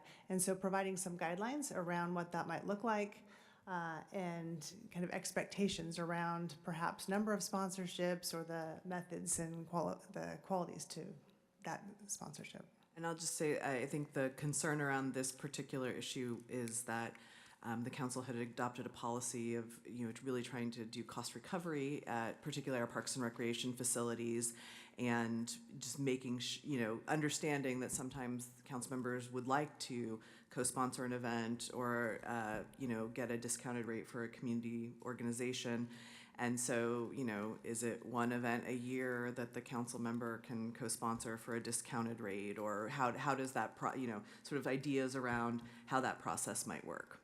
So, Mike? Guilty. No, so like, I think all of you are guilty at some point or another. So it's not one person versus the other. It's I think I've gotten requests from everyone. Silly district that has the most park space in the city, acreage. So there you go. And I've had to buy 3 events just to host neighborhood gatherings in the park. So I would blend that into the prior item and just say because if there's cost recovery then just blend that into the office budget. And then the only caution I would have is back in the day from using the legally allowed 200 postage stamps from the city, but having a cutoff prior to election was also that you couldn't use city money within, I think it's 60 or 90 days prior to an election you're taking part in to use city monies to host an event on your dime, because that crosses into a line with FPPC about putting your face out there as part of your election, no matter what the meeting is. But I'd say if you need a couple more $100 a year or whatever, just to put a couple more $100 a year into the office uses guidelines to buy a service for using a picnic area at a park for a meeting or a building somewhere. And I think that is one of the budget guidelines we would definitely want to include, is that, campaign-related expenses would be ineligible, and sort of just putting, I know that's self-explanatory, but sometimes, if someone has not been a part of the process, making sure that that's very explicit in the council procedures. And if I may add too, as part of this, I know we would be heavily involved because it's doable. We just need to make sure to protect everyone, there be guardrails for two reasons: First Amendment issues and FPPC issues. But the goal is to be very clear, right, on the do's and don'ts. So we would be working on that. Okay. Kristen? Thank you. So I think I would hope that there was some process where all of council could support some organizations, or, and maybe in a similar process to how we have the not the CDBG, but the community services, that sort of a ranking or something like that, because I think there are some nonprofits that are benefiting large number of community members that we would all want to support. Like, for instance, a donation space for 805 on DocuFund to collect supplies so they can distribute them to communities, something like that. That I think if we're having individual council members sponsor sort of individual spaces, one, you don't get as much collective help for a nonprofit that's in real need. But then also I think that might be a little bit divisive too, about people competing to individual council members of, like, you don't think my issue is important or this one. And I think there are several long-standing community benefit nonprofit groups that we might all want to say, you could have a discounted rate or some other type of support that wasn't sort of monetary from our budget support. So I will say, it's interesting, as I've looked, sort of dove into the budget with our team, we do have a substantial number of sort of one-off expenses around different community events, that are not part of like our special events funding process. And so, it might be time for, given our budget circumstances, to kind of look at all of that and how do we make sure that there's a fair process, for all of those events and activities, and that everyone is going through the same process, and it's not a guarantee every year that there's an evaluation each year based on some sort of criteria that we could look at. So, I know there's a series of those kind of one-off funding things. Every city has them. This city is not unique.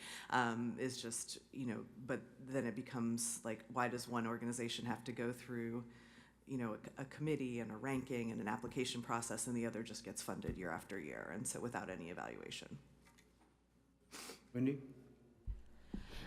Yeah, one thing I wanted to add is I would want to stay away from a very hard limit on X amount or like only one sponsorship, only because I think that what that would create is divisiveness and competitiveness within the community of, why would you sponsor that one and not this organization? Or if somebody, it would kind of be of a first come, first serve basis. And if something happens towards the end of that calendar or whatever the year is, whether it's a budget year or calendar year, if something happens then and then we're like, oh shoot, we used our one shot earlier this year, I feel like that might be a little too limiting. But that being said, I do think Councilmember Jordan's a suggestion I think is a really good one of, if we're trying to figure out cost recovery options, then we could add that as something that we could spend our own individual office budgets on, just as an idea. But I do think that this opens up a much larger conversation, of course, of having that dedicated funding for those type of events, and even how Mayor Pro Tem Sneddon said, like interns, it's such a big thing, and one of the reasons I personally haven't had interns is because I don't have the heart to not pay them. And even if I use my office budget, it's not enough, right? And so I do think that while we are taking care of our budget and trying to cut expenses where we can and do cost recovery, I also want to be very careful about not putting that burden right back on the community. At the end of the day, the community is already paying for these spaces. These are public spaces paid for by tax dollars. And if they are providing some community benefit, I wouldn't want to have to be like choosing between one or the other, or holding out and saying no to everyone because you never know what might come up later in the year, And so I think that could harm us potentially. Eric? I fully agree that you shouldn't have to choose just one. And as long as we have because we're building the guidelines of what we can spend it for, right? So basically, if it's in the guidelines and it's in your budget, if you want to do 5 of them and that's what you want to spend it on, that's fine too. But I get your point. I fully agree. You shouldn't have to choose one or the other just because it's the end of the year. So the one thing, it might be a later time. Maybe I'm doing a 2-person memo here, but maybe we relook at the cost recovery for community events and charging nonprofits that are trying to do community events the full cost. And then we say, hey, that is something that is more of a benefit. And so let's have some type of thing to reduce that. Because that's where they come to us, is we can't afford the full cost, but we were paying half the cost before. So maybe that's something we could look at in budget. Yeah, cost recovery, not nonprofit rate. We're going to put that on bike rec so we can make use of that today. All right, so a good number of good ideas. So first of all, whether there should be some sort of an annual calendar of support, that was one suggestion. And then for the individual requests, using, in the spirit of cost recovery, to use your own council budget to help offset those costs if you want to pursue that sort of support. And then the additional suggestion by Councilmember Friedman around looking at cost recovery for nonprofits potentially, and how that fits in, how that supports events that your community providers might want to be using. So that would be a whole other area. Thank you. And I think part of that too was not necessarily monetarily exchanging, but spaces that we have that are underutilized that somebody could use as pop-up or some other way. So use of space as well, which wouldn't maybe have a dollar amount the same. Yeah, I think it fits in, right? So hosting an event, sponsoring an event, or using city space that, right? Literally just space, so like a donation reception space. So not an event, yeah. I mean, this always falls right in the lap of the Parks and Rec Department, unfortunately, because that's what all our event centers are. But even like when we do police and fire graduations and things like that, it'd be nice to be able to do them on city properties. Oftentimes we move around because they're not always available. So I think that would be a priority as well. Okay. Once again, trying to make Parks and Rec whole as well, because they have an expense in hosting those events. Right. Yeah, it's about balance. Do you have a comment? Yep. Okay. Other comments on, as these fit together, the budget office guidelines and the co-sponsorship, the event sponsorship guidelines? Okay. All right, let's go to the next. So the next item that's up on the list here really is an update based on changes in state law. And so this is to bring into compliance against the new state requirements around teleconference meetings. You have the revised language in your procedures. I don't know if the city attorney wants to make any comments on that, but this is nothing, I don't think, Kelly, anything more than just updating and compliance. Alerting the council to those changes. Right. Were there any questions related to that? The changes? Let me see if I can, we have the red line version. Let me see if I can. We have them in the packet, but I was just hoping for just like a high level, just sort of summary. And if you I need to put it back to the red line. don't have to either. We will get it for, hold on, here we go. Okay. Yep.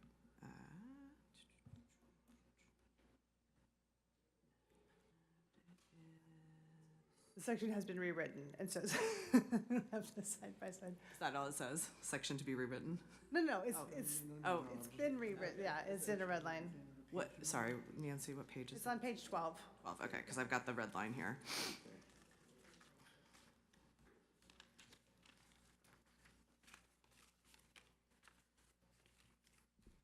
Okay.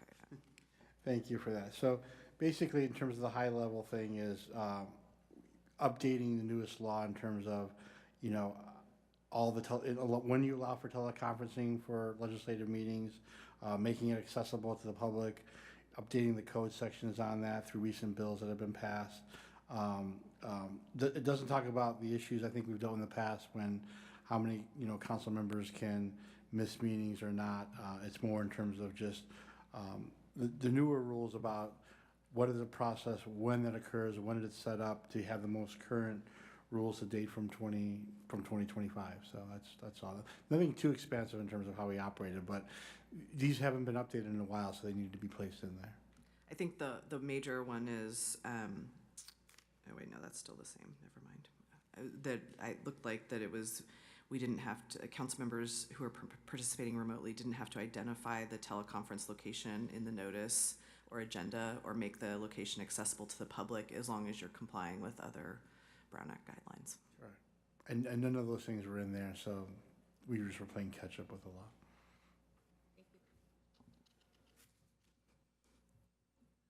Do you have a copy of the red line too? I think you can read the. I do. It was just my impression that the only real change was this noticing of teleconferencing, and we've had updates at other boards and commissions, and that's been sort of the bottom line. So I just wanted to make sure I wasn't missing anything without reading through all the red line. No. What the takeaway is of the changes. Yeah, no, it was that. That's 100% correct. It wasn't a big change. It was just looking at this like what's really different from the last time. So that was the main change. Thank you.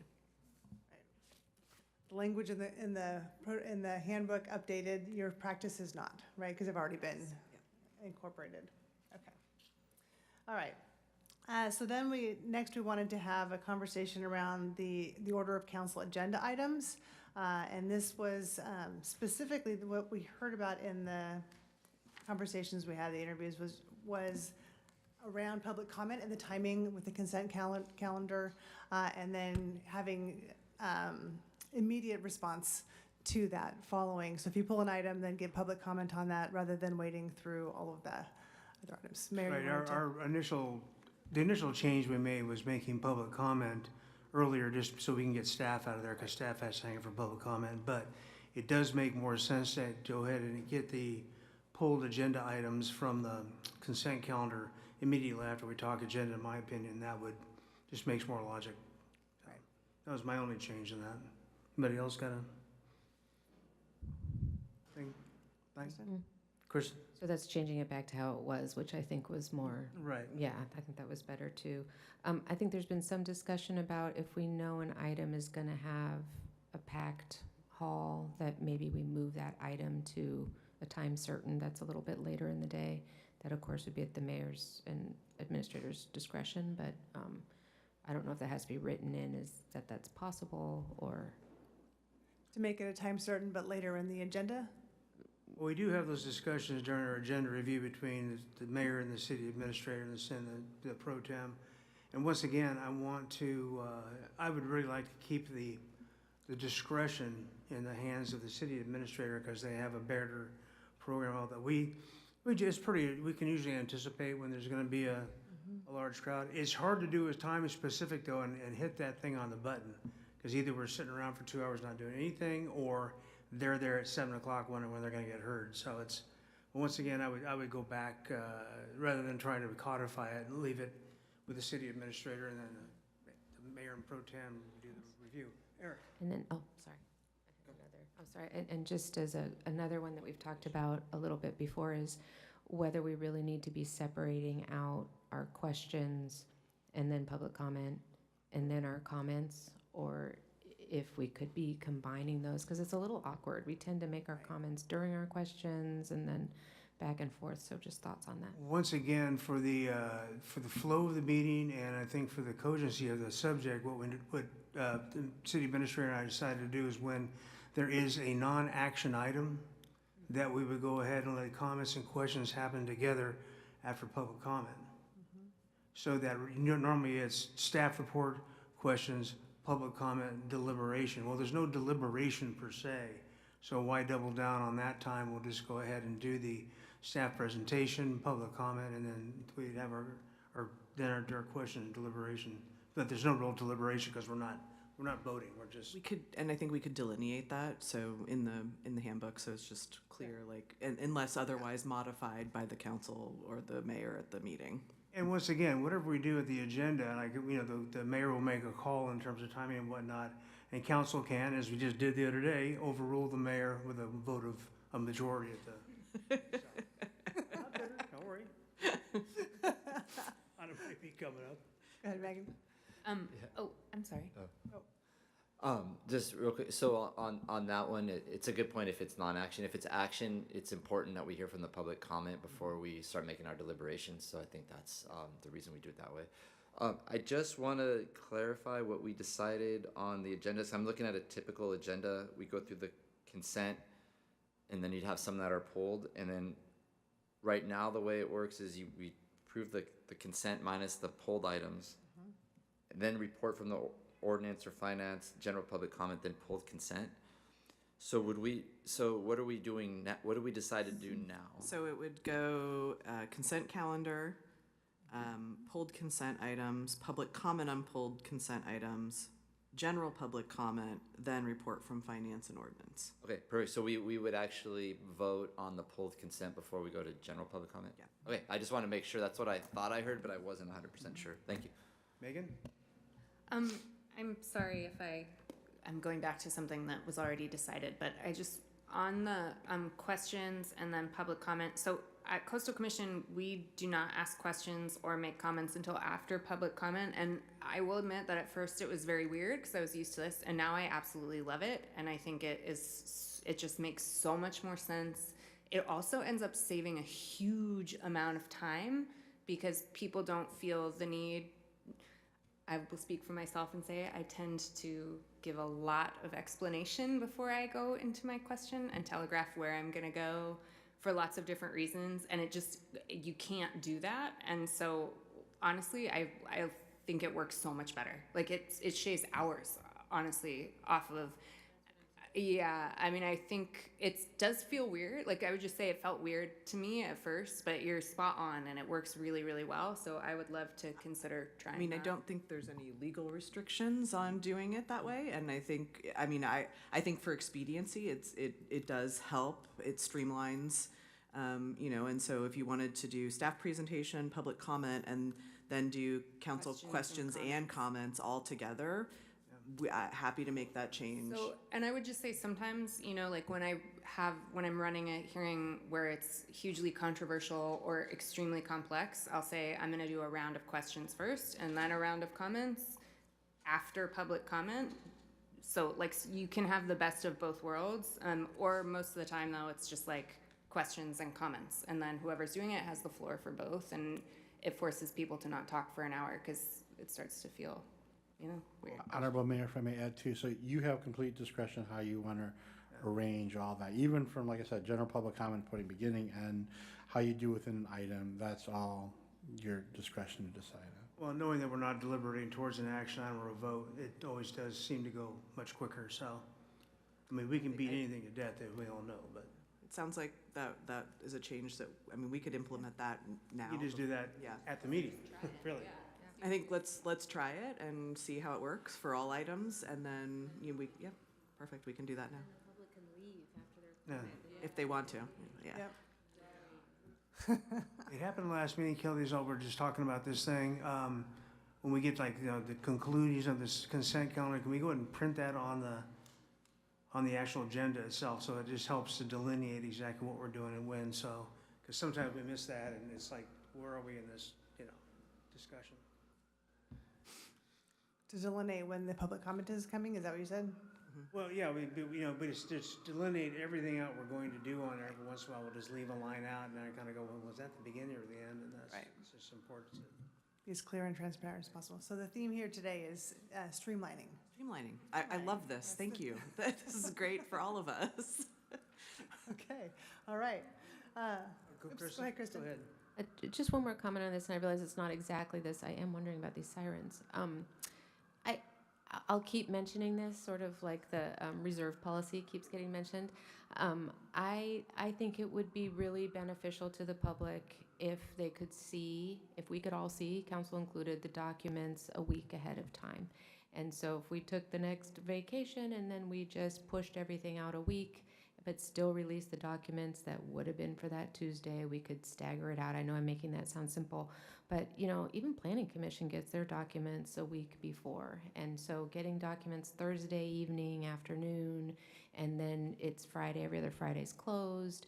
Then it's people on the weekend trying to have meetings with the public. And I think for transparency, having just staggering that out a week. So not pushing forward what staff has to put out faster, but just delaying when that council meeting regarding that is out later. And it's what the county does. It's what many other agencies do. We can absolutely work towards that. Yeah. So, Just mentioning it. along those same lines, we've done it in the past, we don't do it as a regular basis though, is letting the public know when their exhibits are presentable. Sometimes people walk up and they'll throw a phone book size exhibit on your desk during the meeting. Obviously, we're not gonna review that. And we at one time, we said it had to be submitted by, I think, the previous Thursday or Friday for it to be considered as evidentiary. So I don't know if we want to try to memorialize that, or it doesn't come up that often, but every once in a while, they'll do, something that's just like, it could be substantial, and we can't possibly be responsible for the material that's in that. So I don't know if that's worthwhile having memorialized so that people understand that. Like when the deadline is for that, yeah, and we'd have to, I think, check with state law as well in terms It of. comes up once in a while during planning. appeals. Yeah, which planning is appeals, like when silly. is the final time when people can submit materials for an appeal? Exactly, Okay. exactly. Okay. All right, so the last one that we have listed up here speaks to the type of meetings that you have available to you as a body. And so you have, of course, your regular meetings, which you've been talking about the agenda on. You also have special meetings.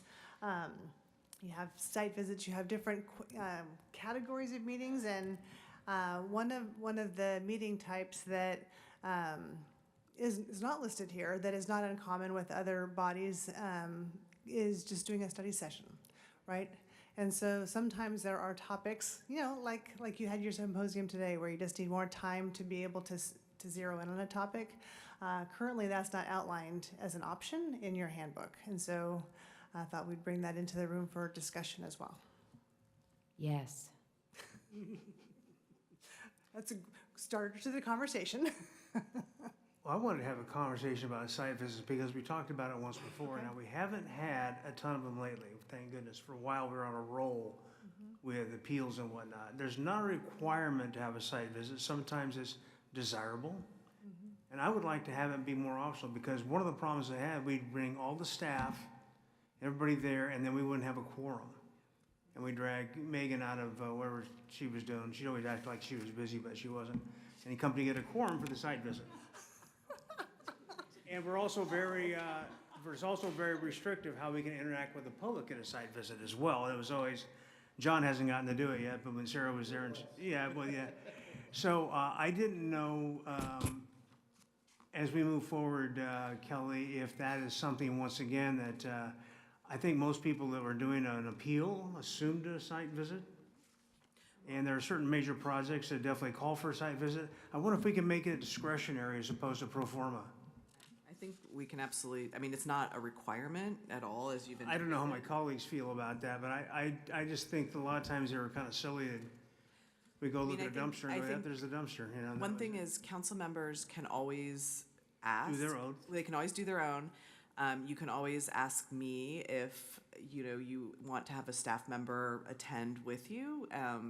We can make, and then if I get that request, I will share that with the rest of council that says, I have a council member who would like to do a site visit with a staff member, and, we could do up to 3 members, I would just ask the pleasure of my colleagues, because I think a lot of times we're up there pounding our head against the wall because we get up there, we've taken a bus, we've got staff, and there's only 3 of us, we can't have it. The only thing I would comment is, if you make it just completely optional, the red tape pitfall, okay, well, what's the work and communication done in between to determine if this one's gonna be a mandatory or optional one? So it'd be cleaner at least if they're just completely optional, their own discretion, unless there's for some reason under the law, mandatory, I can't think, but a mandatory reason to do a site visit. Because if you allow that flexibility of mandatory and not, where you're acting basically as a Brown Act meeting, that could cause logistical things. Or how are we gonna talk, or come to that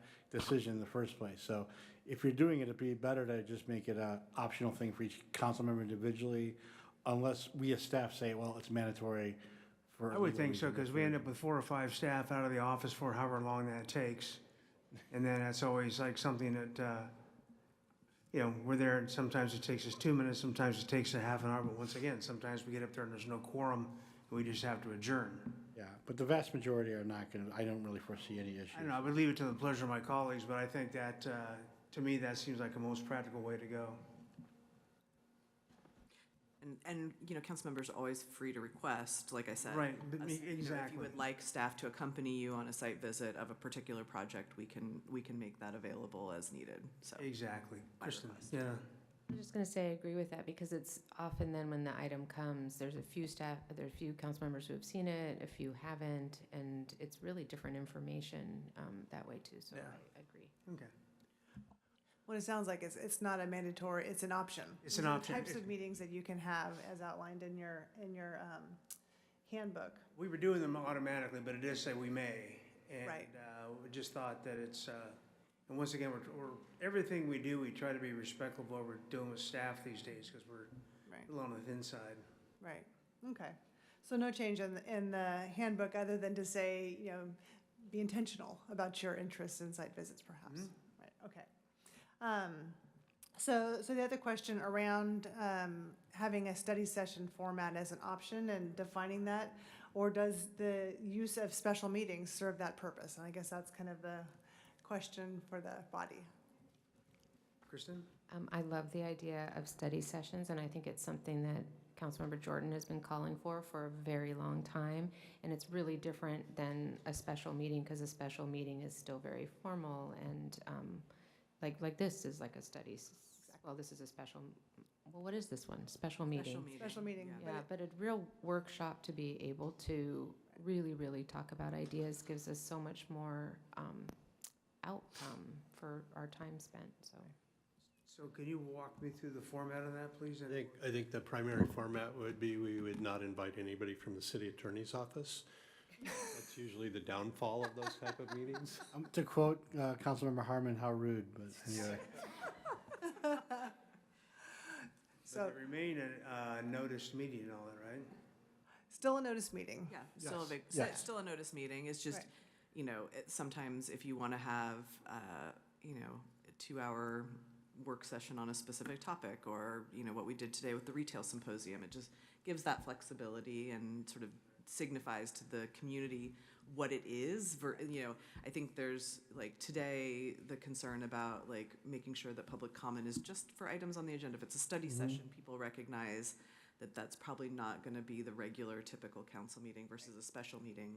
People still think. And once again, this study session, and if there were public comment, which we'd have to invite, it would be specifically to that item. Correct, Honorable Mayor, the two biggest, I guess, differences from a general meeting versus your special meeting. One is the noticing requirements of it needing to be less, and then there's no general comment, so you cannot put general comment as an agenda item, but you still allow public comment, but they are specifically for those items on the agenda.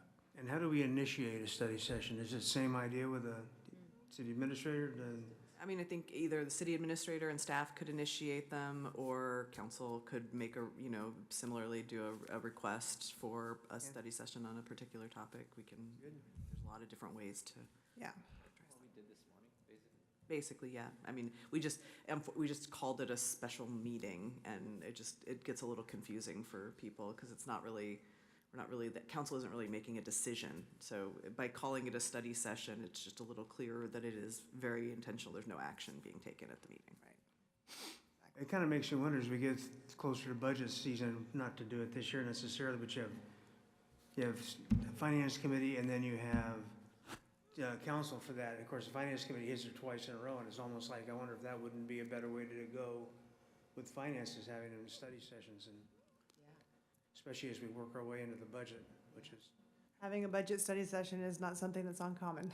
yeah. I don't know, I just thought, Kelly, that'd be just, if, maybe combine those activities. Right.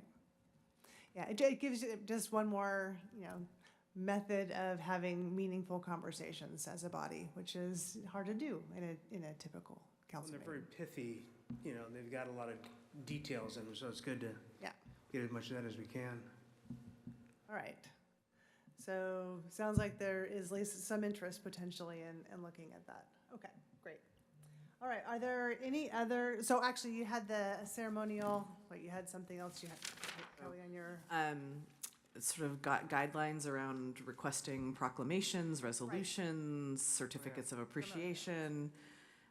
That's something, again, like council budget guidelines, we can make some suggestions from a staff perspective, but if there's anything in particular that comes to mind that you all would like us to consider as part of that, we're happy to include that.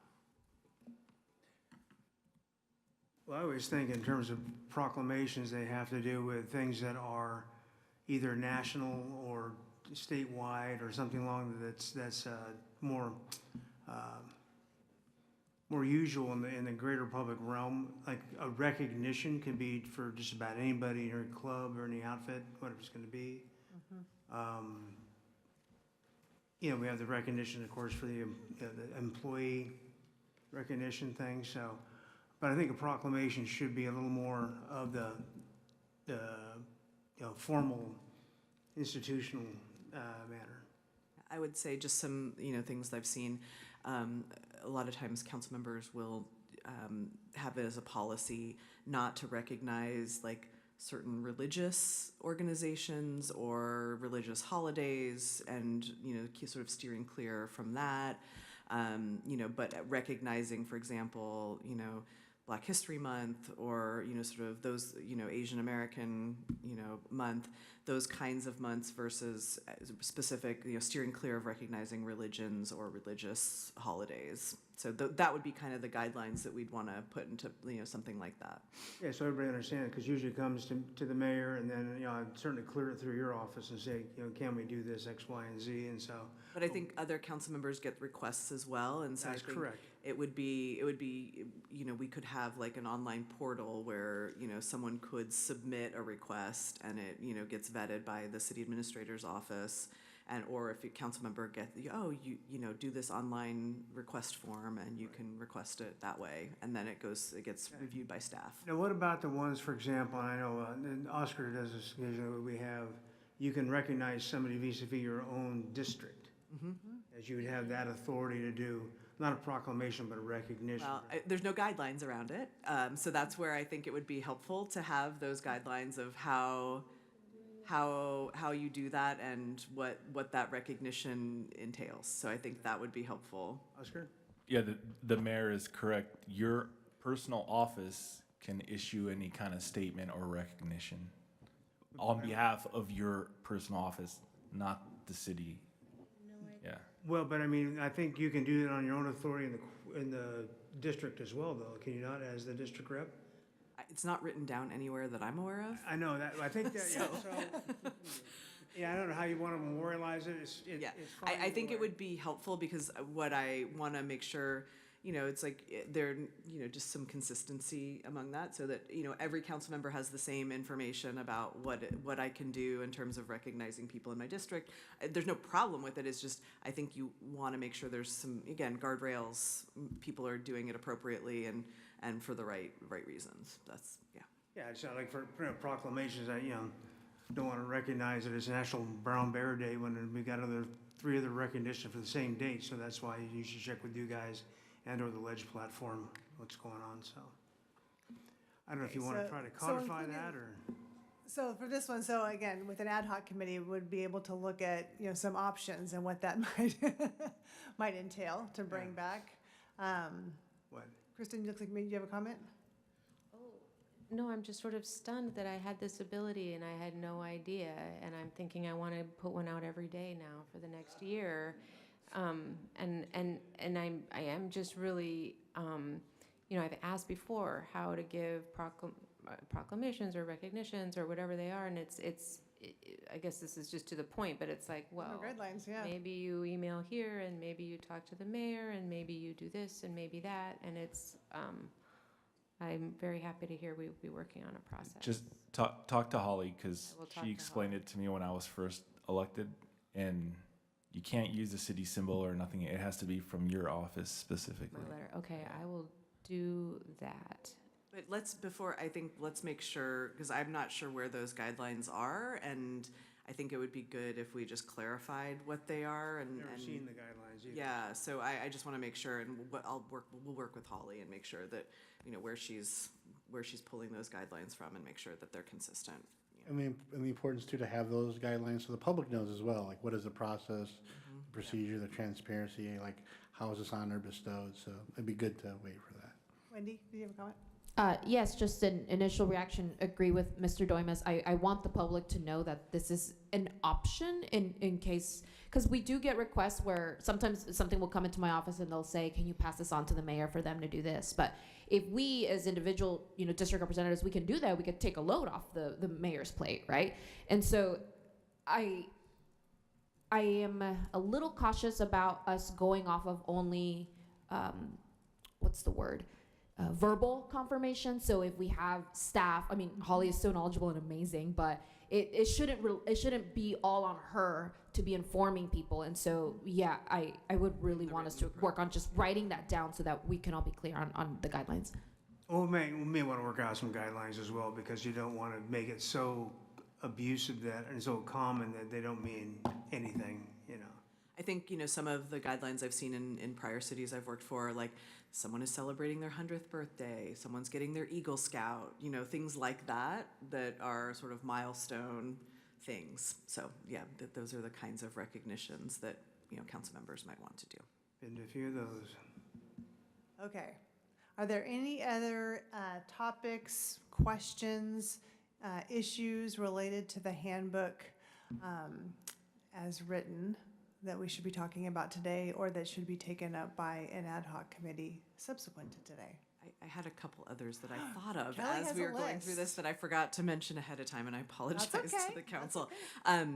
One is just the protocol if there's a vacancy on the council, and having that specifically spelled out, the different options and kind of how that, if, for example, someone dies in office or someone resigns, what is the protocol?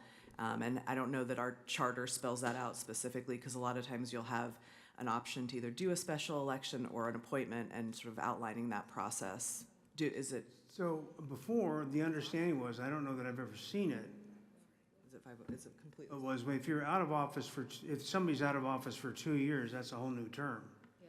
Where if it's 1 year, and that's how I came in, was when Doss was gone. We spent So- a lot of time on the details of that. Yeah, so. It's in the charter. Okay, well, So the charter we is in might the- want to include it in the procedures as well, just to cross-reference the two. Yeah. I think it's always helpful, makes because a lot of people don't. 1 year is not a term, but 2 years is, right? Yeah, yeah. And then there is a process in there about doing an interim appointment and so maybe just having protocols around how to do the appointment process and what that looks like. Yeah. Mhm. Yes, it's section 503, but we can include that in. So pull it from the charter and put it into the handbook just as is. Yep. Right, okay. Or expand upon it as needed, yeah. Yeah, yeah. And then the other is just like sort of, I know we have the ability to censure the council member has the ability to censure its members, but making sure that there's a provision in the procedures about compliance with the harassment training, ethics training, all of the required elements, and sort of what happens, how council members, like what is the process for if a there's a complaint made against a council member, and how that's investigated. How would you do censure? Would it have to be like a 2-person memo, or? Well, it just says council members can be censured, so that might be something we want to look at. Not that any of you are facing censure, but these are things like, it's better to have a process spelled out before you have to go through it, because when you get into the process, the emotions run high, people are like, and so I just think it's always better to spell out the process when you're not in the midst of dealing with it. Well, it seems like there'd be like a Rosenberg's Rules of Order template for that. Yeah. Wouldn't you? I've never actually read the book myself, but just sections of it. Yeah, tell me, why don't you quote a few pages, Megan? But you probably went to a training, right? I have a question about that. So would HR be involved with that, or is that outside of HR? Well, so that's the interesting thing, and like I've seen it in a number of different ways where like if someone wants to make a complaint, they go to the mayor, and then the mayor then works with either HR and the city administrator, depending on the scope of the complaint, to do that investigation. So there's a lot of different, and if the complaint is against the mayor, then it goes to the mayor pro tem. So it's like spelling out that process is, I think, useful. Megan. And how this plays out, Humboldt County just had to do this, and it was incredibly painful and challenging, and they didn't have clear process, and it ended up, it was okay, but it was like very, very stressful, and it all has to be in public, obviously, and it was just a huge mess, and there was no way to involve HR, and I mean, it was a really big problem. So This is just all things that I have experienced at some point in my career and would like to have documented, so there's a clear process that everyone is comfortable with before we ever have to, hopefully, knock on wood, never have to go through any of those processes. And there's layers too. There's censure, there's reprimand, public reprimand. There's different layers too, or levels, I should say. Well, and the type of complaint obviously drives a lot of that process. For sure. I have a question. Does that apply, is that for staff or is that just for electeds? It's just for elected. The only reason I ask is because I've heard questions from the public about, for whatever reason, if they're having a difficult time with certain staff members in some department, and they're saying like they have a complaint about it, and they're like, this person needs to be either reprimanded or whatever. That is completely separate, right? That is completely under my jurisdiction. Right. Okay, or I the figured. city I just wanted to double attorney's jurisdiction for his office. So if there is a complaint, you are welcome to forward it to me, and we will investigate. HR will launch an investigation, and then we do. But again, due to public employment law, most of those investigations would never be public and would never, discipline rendered would never be shared, with members of the public. That makes sense. Thank you for that clarification.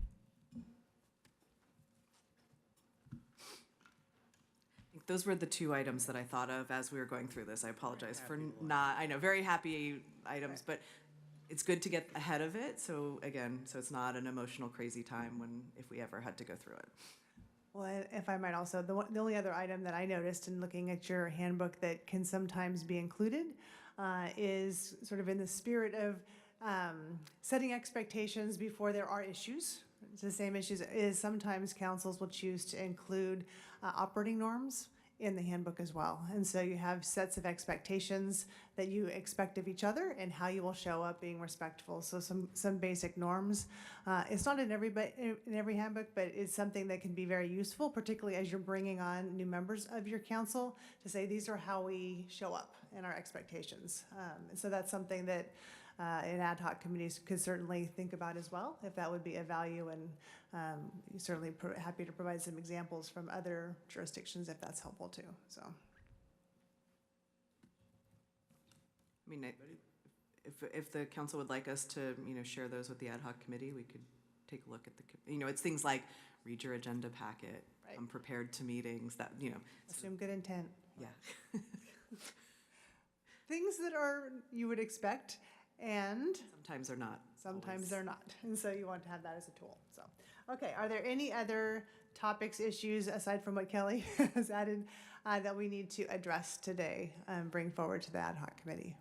I don't know if it has anything to do with actually the ad hoc committee or this body, but I was talking to Kelly about it, just about, we've gone through some stuff with our boards and commissions in terms of decorum training and all the things that need to happen because we've had some issues. And so at some point, we used to do an annual board and commission training. I tried to avoid it last year by doing the individual meetings. That didn't seem to work out too well. But like we bring them all to Louise Lowry on a Saturday and talk to them because they are an extension of us. So when it's the decorum, the civility, whatnot is not happening in those public commissions, it's a direct reflection on us in the entire city. So like to at least either schedule or be, I think, Kelly, you and I have spoken about that, about. Yeah, so I think, we're going to go on to the board and commission handbook next, so we could maybe talk about it under that if we want to go to that session. We're going to that section because it sounds like there are no other topics that we need to address for the handbook. So now turning to the advisory committee guidelines and updates, and I believe you have a copy of this as well. There were 2 discussion topics identified to cover today. One discusses the topic of remote participation and expectations on that, and the second one has to do with term limits. Kelly, did you want to introduce these topics also? No, I think this is, again, a couple things that came up during the recruitment process this year was whether the council wanted to have term limits for boards and commissions. Remote participation, that has been a challenge that we've had a lot of requests from board and commissioners for remote participation, and we've generally said no on that, and so just sort of some clarity around the expectations from council. And then I think to some of the other topics that have come up, if there are specific things or requests for consolidation, it sounds like we could bring back a discussion item about potential consolidation of boards and commissions. I think that was part of some of our budget savings items that we had suggested, the annual training. And then there was a specific, kind of as staff has been out talking about improvements to the development process and things that we could be tweaking. One suggestion that came up, and again, I'm not sure if it's in the charter or if it's just in the Muni Code, is for the HLC, adding a seat specifically for a young professional and a seat for someone from the development community. So those were some of the requests that came up. So those are just a couple of the things, and happy to talk through those items and also talk through other items you might want to talk about with respect to our boards and commissions.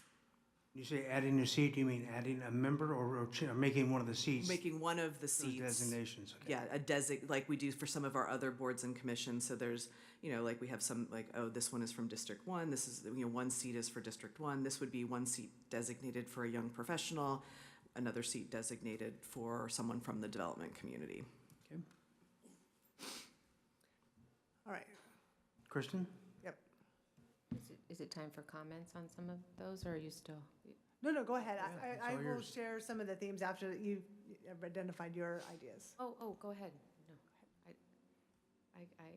One of you guys go.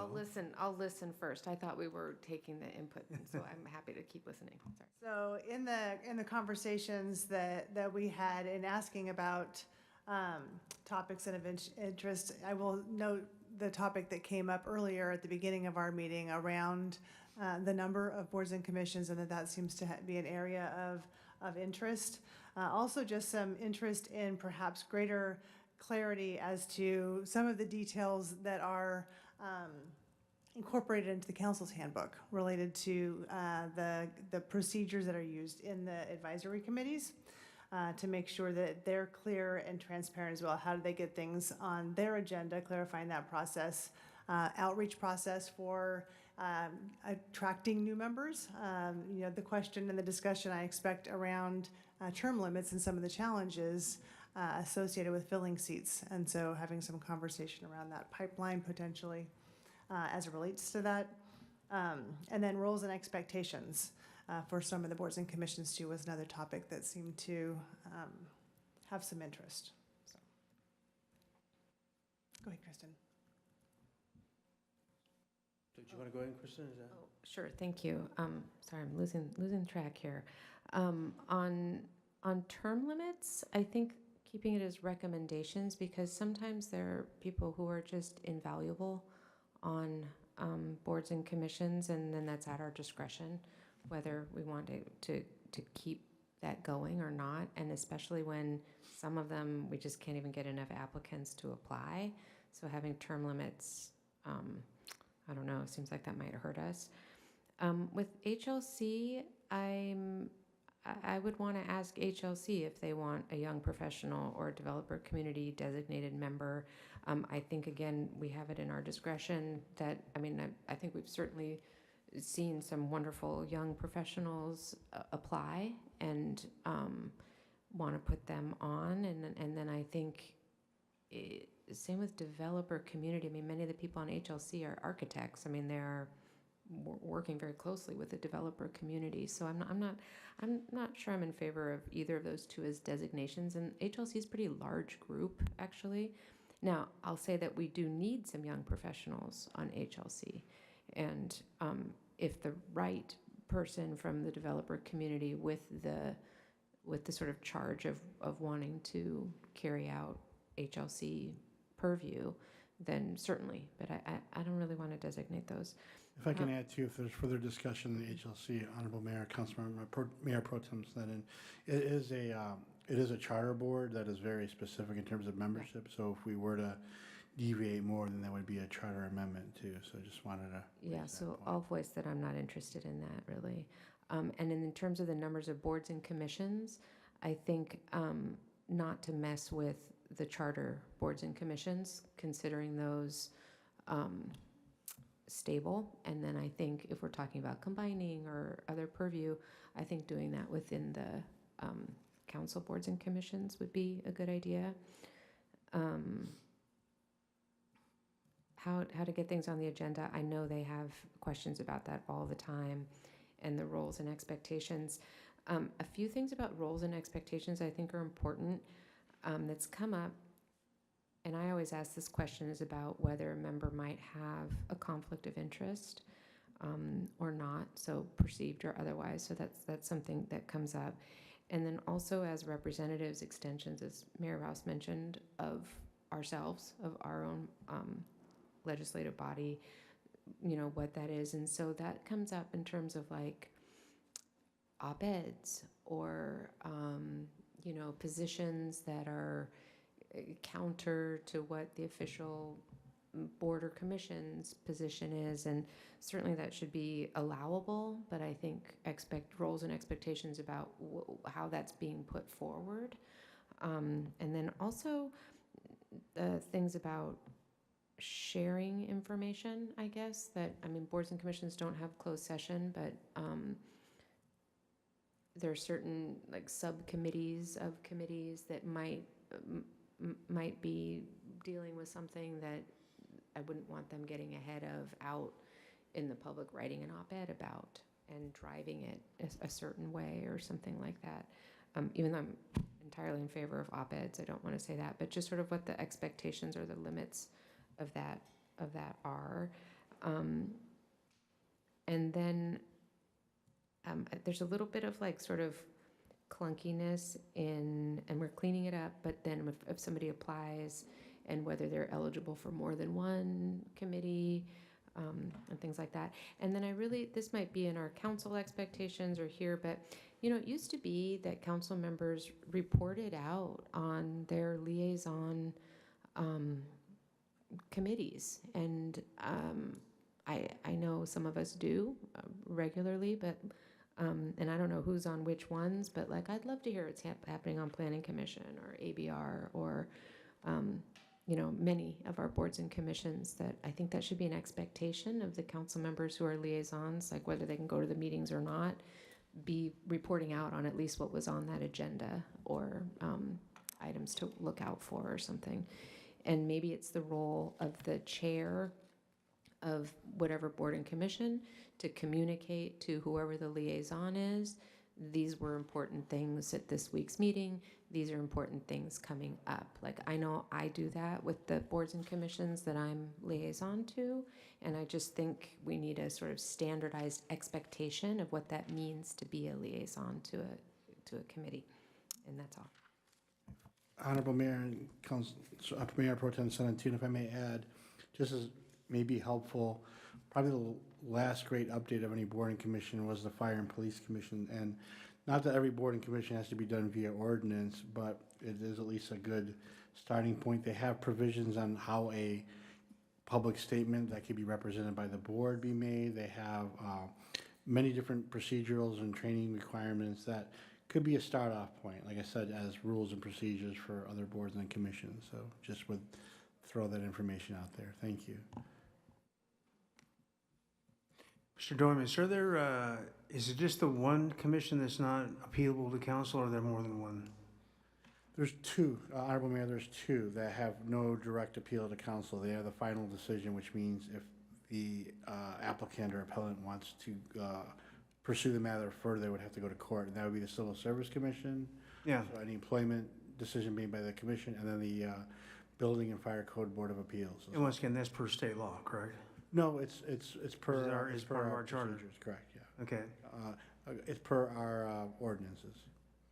Okay, I just kind of wondered if that should be approached at some point in time, but I don't know what the desirability of that is or the arguments back and forth. It just seems when your next appeal or next chance to argue your case is court as opposed to us, it just seems like is there still always court after us?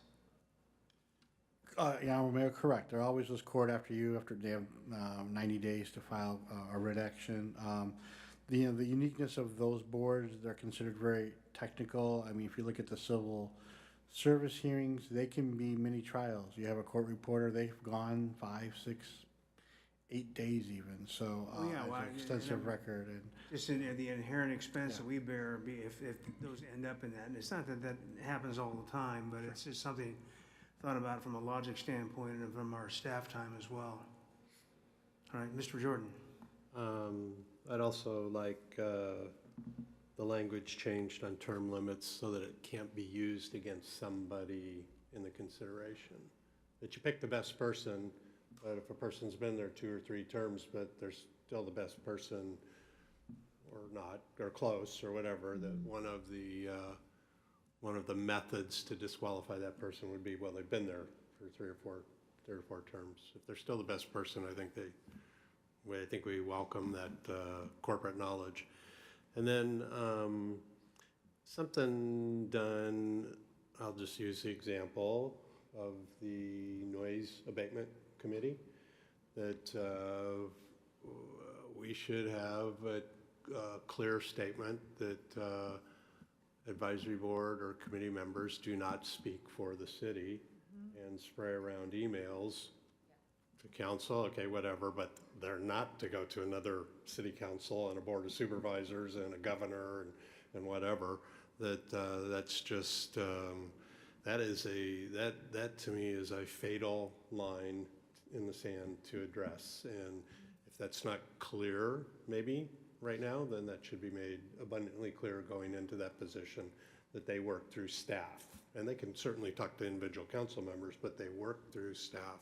And I think that goes back to the Police and Fire Commission and their sort of policy and guidelines around expression and public statements. So I think we can maybe craft something that applies to all boards and commissions in the similar way. Okay, Eric? Thanks. Just two things on the term limits. One of the things though is people have been on there for sometimes over 20 years, and the value of serving on boards and commissions is you get newer people on there over time, and so it fosters a civic participation among the public. And so there needs to be a way that if someone has been on there, I like the 8 years, but we kind of hinted at it this year was, there was one particular where if they're staying on past the recommended 8, that they need to give some type of statement on something that they're working on or why they should be appointed for that extra term, just so that we can understand, because if they're just doing it to serve again and there's somebody that might not have that 8 years experience, it might be new, but it might be somebody, hey, that's somebody that's living in the community that has a fresh perspective that we would want to. So if they're 8 years or 12 years, to have some type of statement on what specifically they're working on, that where they bring that value to it. And another issue that has come up on the boards and commissions, some of the commissioners, they want to understand how it's the same thing we were going through with the 2-person memo, how they can raise issues to get on their own agendas. I don't know if that's something that we can come back with, so that they're clear on trying to get an item on an agenda and they feel like, hey, they're not being listened to, but there might be reasons staff or the chair doesn't. So what is the procedure for commissioners to raise an issue to get on their commission agendas? And I think it should be a very similar process where we have to be very careful because they're not allowed to direct staff. So if it is something that requires, work or preparation, that is something that would have to come through the city administrator's office, and then, so I think we need to set up a protocol around that. I think there isn't one right now, or there is, but if we could just tighten that up, and then let them all know as part of their onboarding training, what it is and what they're not allowed to do. Because sometimes I think it's still out there. Thanks. Wendy?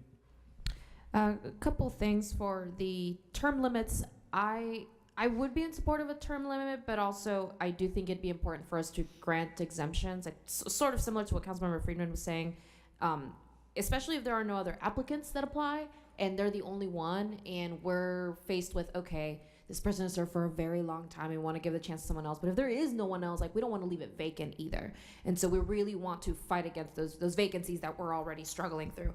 On that same note, I think as far as remote participation, of course, we want to stay in line with, new state regulations and all of that. But my personal preference would be for us to allow that flexibility to our boards and commissions, only because since we already struggle with these vacancies and struggle on making sure that our commission members are active and participating and going to the meetings. And I mean, a lot of these folks are not doing this most people are not doing this as a full-time job, right? It doesn't pay or anything. People are parents, people work, people do other things, and so they need the flexibility to fit it somehow in their schedule. And for some people, that might be the best way to do it. So I want to be able to just provide as much flexibility so that we can keep our commissions and boards staffed up. And then let me check, what was one more thing. Yes, so for HLC, I am a little bit iffy about the designations that were brought up. I think the term young professional is a little too vague. I'm not sure what type of professional. And I'm concerned about maybe triggering a lengthy charter amendment. And I think similar to what Mayor Pro Tem Sneddon said, the HLC already has a lot of architects and folks connected to the developer community, but I would want to defer that to HLC themselves. They're the experts in this, and if they feel like they need an additional designation, that's something we could consider, but I wouldn't want to impose that on them if they don't feel that it's necessary. Kristen? I think I have two more that I remembered. One is I've had requests from both Planning Commission and HLC if they could have the latitude to have their own study sessions or work session, and particularly for recommendations to council, because I'm thinking Planning Commission, they'll see the same loophole or issue over and over and over again, and they want to recommend that council look at that loophole or address it in some way, but there's no clear communication of how to get that to us other than them lobbying us each individually, and then that gets awkward, and then what do we have, a two-person memo situation again? So and I would request it actually that they would have yearly the opportunity to have recommendations to council of things to consider, and that we could get those in time when we're doing our strategic sessions, to fold that into what we're considering for the year, so that it's not like after the fact we're like, oh, we already designated all the budget and staff time to other things. And the other one for those seasoned members who have been multiple times, maybe they could rotate off and then come back on. I mean, honestly, that's what I'm hoping Trey Pinner is going to do. And I've already talked to him today, so that's why I can mention that. But that, after having so many terms, and clearly we value that longevity and information, that then the next one rotates on and comes back again and is not rotated off, so that you can have those opportunities for some varied perspectives too. One of the things just on the sort of raising issues to council, one thing I've seen before is having joint work sessions between the boards.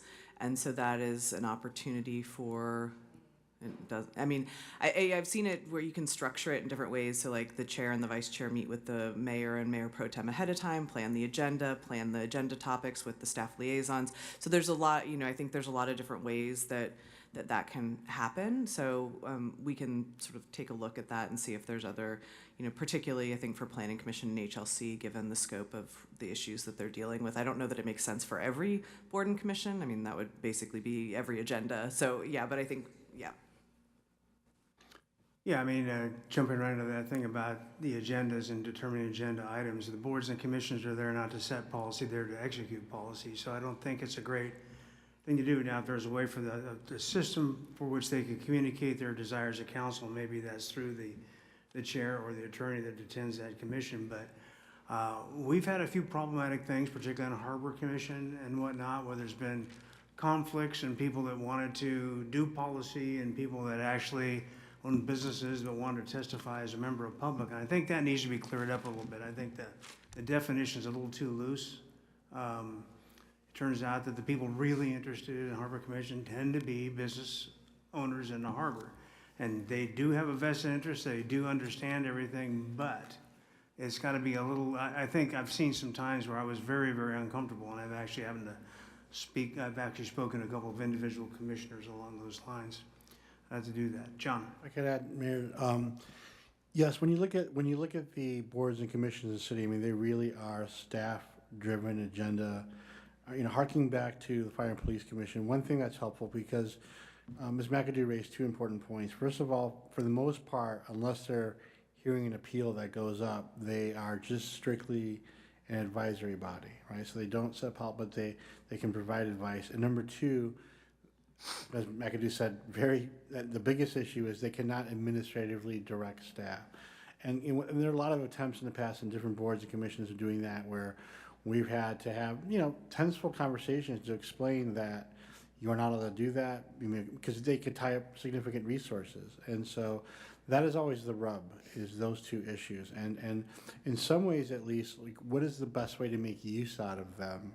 And at least the work plans of focusing on 2 or 3 items a year is at least more helpful because, they meet frequently. Some boards meet quarterly, some are monthly, outside of like your planning commission and your design review bodies. So, sometimes that's always a good way to give them a voice in developing a work plan, but also it combines what they're interested in as well as what the city has an interest in listening to. And for example, Fire and Police Commission, at least some of the more charter board commissions, you review their work plans. Like we do want to hear about this issue. So, but there is the difficulty of the administrative direction. You were mentioning the decorum issue is also critical too. And that's even more really a bigger issue when you're having a board that acts as an appeal body.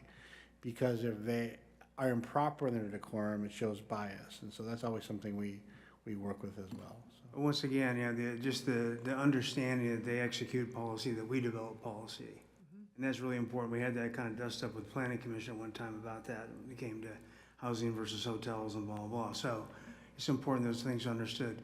Regarding term limits, they're an unnecessary thing to have because it ties the hands of future councils, number one, and like Mike said, we lose some institutional knowledge if we knock somebody off of a commission who's actually really performed all that time. It hasn't come up that much because we really have we have so many commissions, we have trouble filling them all sometimes. So, and speaking of that, I know it's a chartered commission at I think 9 members for each LC, which is in any commission or committee, that's kind of an unwieldy number, and I don't know why they got to that one. Is that a discussion we want to have, or is that? That could be for future charter discussion, because it is in the charter that it says. It is in the charter, I understand that, but it's also what 9-member board moves swift like a deer. I don't think any of them do, and so. Do you want to hear, so I have it pulled up. So it's up to 4 members of the commission need not be electors of the city and maybe non-residents. At least 2 members shall be licensed architects, 1 member shall be a professional architectural historian, and 1 member shall be a licensed landscape architect. In addition, there shall be 1 or more members who may not qualify for the above categories and who shall represent the public at large. But No, I get it. I just like when you go to those meetings and you just, by the time everybody weighs in, it's like, I mean, that is a question if the council wanted to tackle that as part okay, of a I'm future charter just amendment. throwing it out there. I'm not necessarily suggesting. Yeah. And the last point, do you have something, Nancy? Well, I was just going to say, you could also, if you're going to be looking at the composition of your boards and commissions and what you have and where there's opportunity perhaps for consolidating or finding different structures, that's an opportunity to put fresh eyes onto the size and the work plan, which I think is such an important tool for a lot of advisory committees. And it also is a way to have that communication and reporting to council, right? So that you know and they know that you guys are in alignment. I think that's a great discussion to have, along with trimming down the number. There's some redundant commissions like, TCC and parking and things like that. We could definitely reduce a lot of staff effort and time. And then, did we talk about remote participation yet? Is that? I think a couple of members have said their preference, but I think everyone, if anyone wants to else weigh in on that topic, happy to hear. Well, I think that not every commission or committee is remote capable or right now being recorded. So that doesn't make any sense, number one. I can see making an accommodation if we had a disabled person that was a member of a board or commission. I don't know how we will work that out. But I think the remote participation is another lift and an expense for our IT people. So I don't know if that's a great idea to begin with. But I think if somebody signs up for a board or commission, number one, going back to where they go check in with the clerk, they should set up an appointment with each one of us to try to talk to us prior to the interviews. And number two is discuss what their ability is to want to be there like once a month or whatever it is, the time commitment, because that's always important. But once again, accommodating people with a disability, I can see trying to make that happen. I think there's a couple additional comments on who's there. You go ahead. Let's come around the horn this way. Okay. Yeah, I'm interested in allowing it because of just the accessibility of it. But I am a little nervous about how many of the members would opt to go virtual. I think if the rules are still consistent, a majority have to be in person. Gotcha. So it would have to be for, and we could create boundaries. So it's like, it's for special exceptions, or, it's not you can't participate every meeting virtually. Like, so I think we could put some guardrails around that. And once again, not every commission or committee is recorded. Right. And so to that, what obligation does the chair of all these committees have to report to us? I know we're the liaisons and theoretically we're the ones that are supposed to report to each other, but is it appropriate to have the chairs report to us as to like the bullet points of the meeting that they've had? Well, how a chair functions in most of these commissions, they have staffers there that do that to us, and they have the minutes. So if you're a liaison, hopefully you are looking at the recorded minutes at the end of before you, as you go through things. For example, parking. Are you looking at what actually happened in the meeting, what was decided, and what going forward? It's also another good use of the work plan, right? So if you have some major activities that they're focused on over the course of a year, then there may be milestones that are important to report on, but there may not be need right after every meeting necessarily to convene. Eric? Yeah, sorry, earlier I forgot to mention about remote. If there's one-offs or someone needs to do it, I think that's perfectly fine. But there is an intrinsic value of having the commissioners or board members together, especially if you're dealing with public projects or anything like, especially the planning boards. I think just being in the room with the applicants, being able to sometimes see the project laid out, it might be up on the screen, but it's a lot different in person. So to the extent that there would be an expectation that they would be there in person, I would say that needs to be clear. But again, if there are circumstance that comes up, you can do that. And then, as you mentioned, Ms. McAdoo, that it requires a majority of the board members to be there.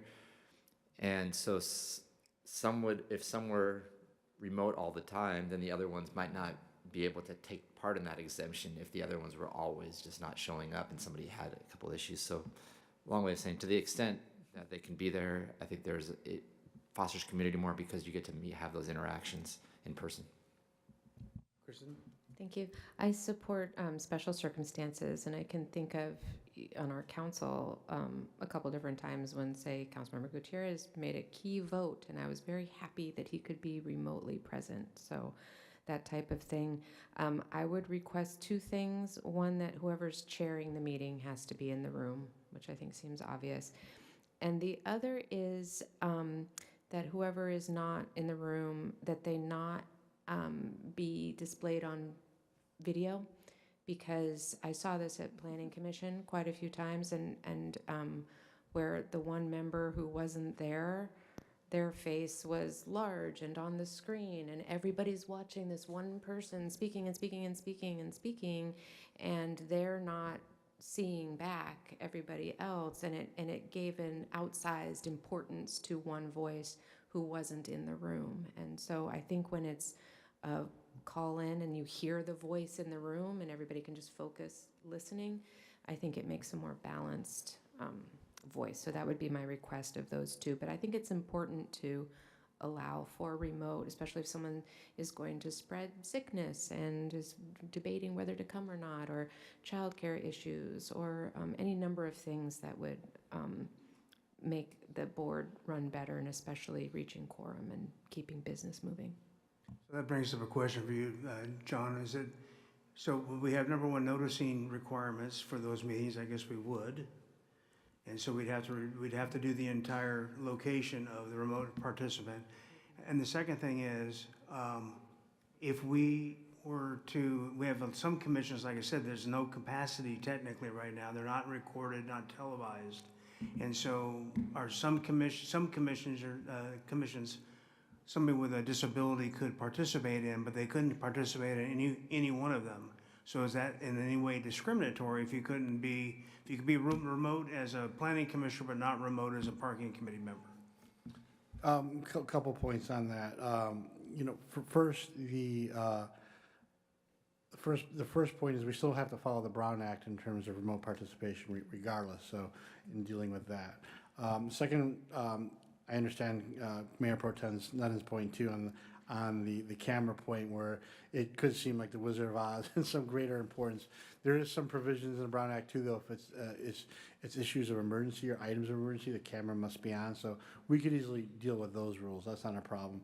The third part is that under the Brown Act, we do have to provide reasonable accommodations, both to obviously the members itself as well as the public and participations. And so obviously logistically,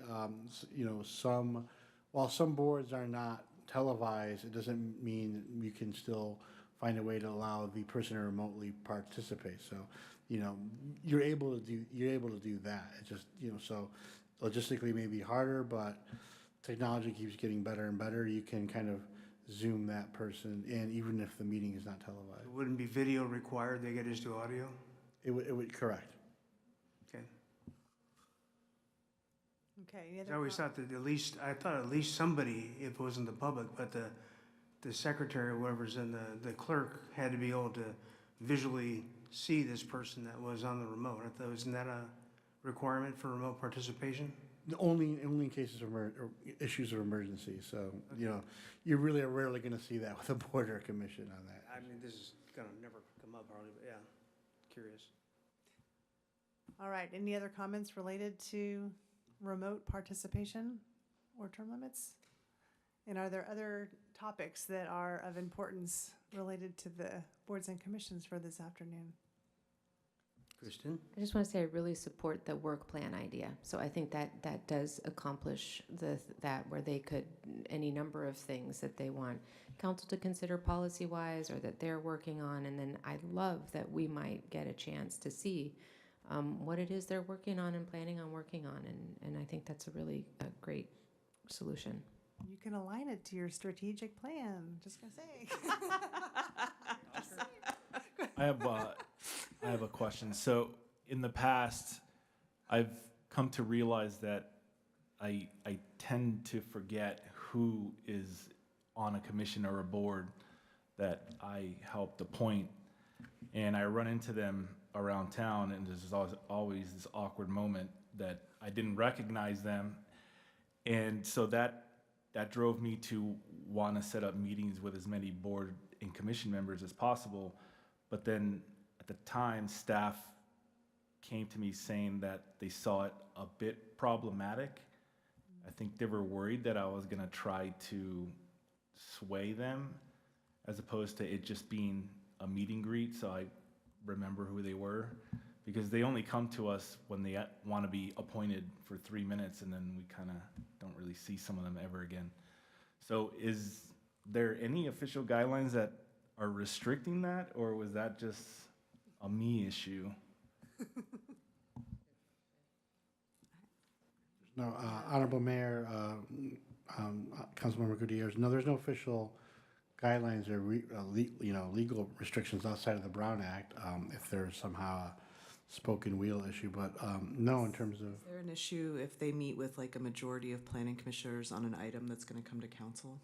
So that's a very good question. On that issue, that would be ex parte communication, especially if it's a appeal and all that. So there are some ground rules in place. We do have, in our procedures, for council procedures, we have really good, well-written, that don't need to be updated on our ex parte communications and how that goes.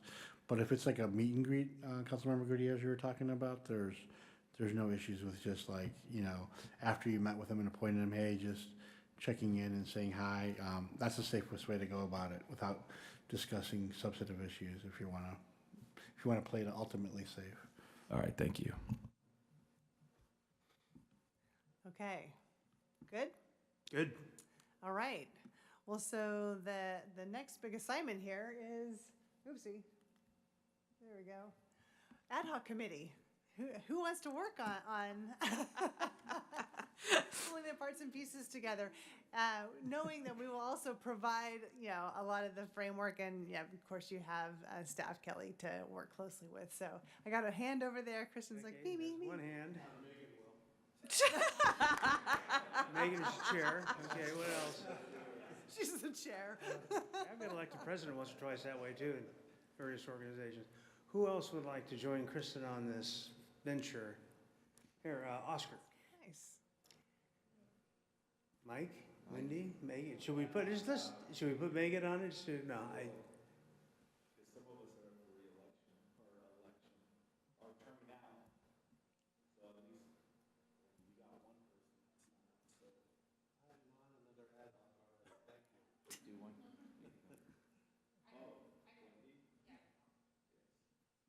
all right. So, Kristen, Wendy, and Oscar. Megan gets a bye.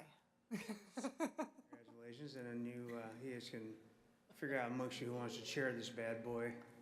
We'll figure out all the logistics, but thank you. And I just want to say, I appreciate the engagement. I know procedures and policy or this kind of policy are not always the most fun, but I think it's super helpful for staff, for clarity. So we were very clear about expectations and how we're doing things. And so I really appreciate everyone engaging in the conversation this afternoon. So thank you for that. And the ad hoc then reports back to council with their findings and go from there.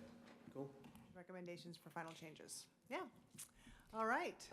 I think that's all that we have for today. Any closing thoughts or comments?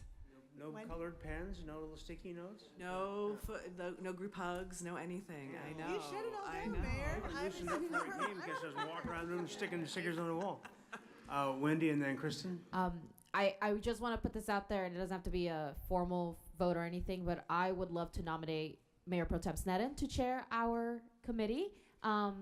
And we can decide that later, but I just want to put it out there. I think she'd be very fit to lead this committee, and with just the knowledge she brings. But just thank you so much for helping facilitate this workshop. And I do miss the color sticky notes. I kind of miss that. I love the engagement of being able to visually see the things, but I still think we got a lot done. So again, thank you all for engaging. Perfect. Kristen? I just want to say I love these every time we have them. And I think after so many years of this not working and to have it working each time, just so thank you. And we make progress each time. We're not just circling back to what we already did or said. And really, really appreciative. And it's efficient. Like we somehow do, well, you set it up so that we somehow are able to corral ourselves to answer these questions. So really, thank you. Any other further comments? Not even from Mike? Oh, my goodness. All right, very good. Well done, Nancy. Thank you very much. You bet. Thank All you right. all very Thank you much. so much. All right.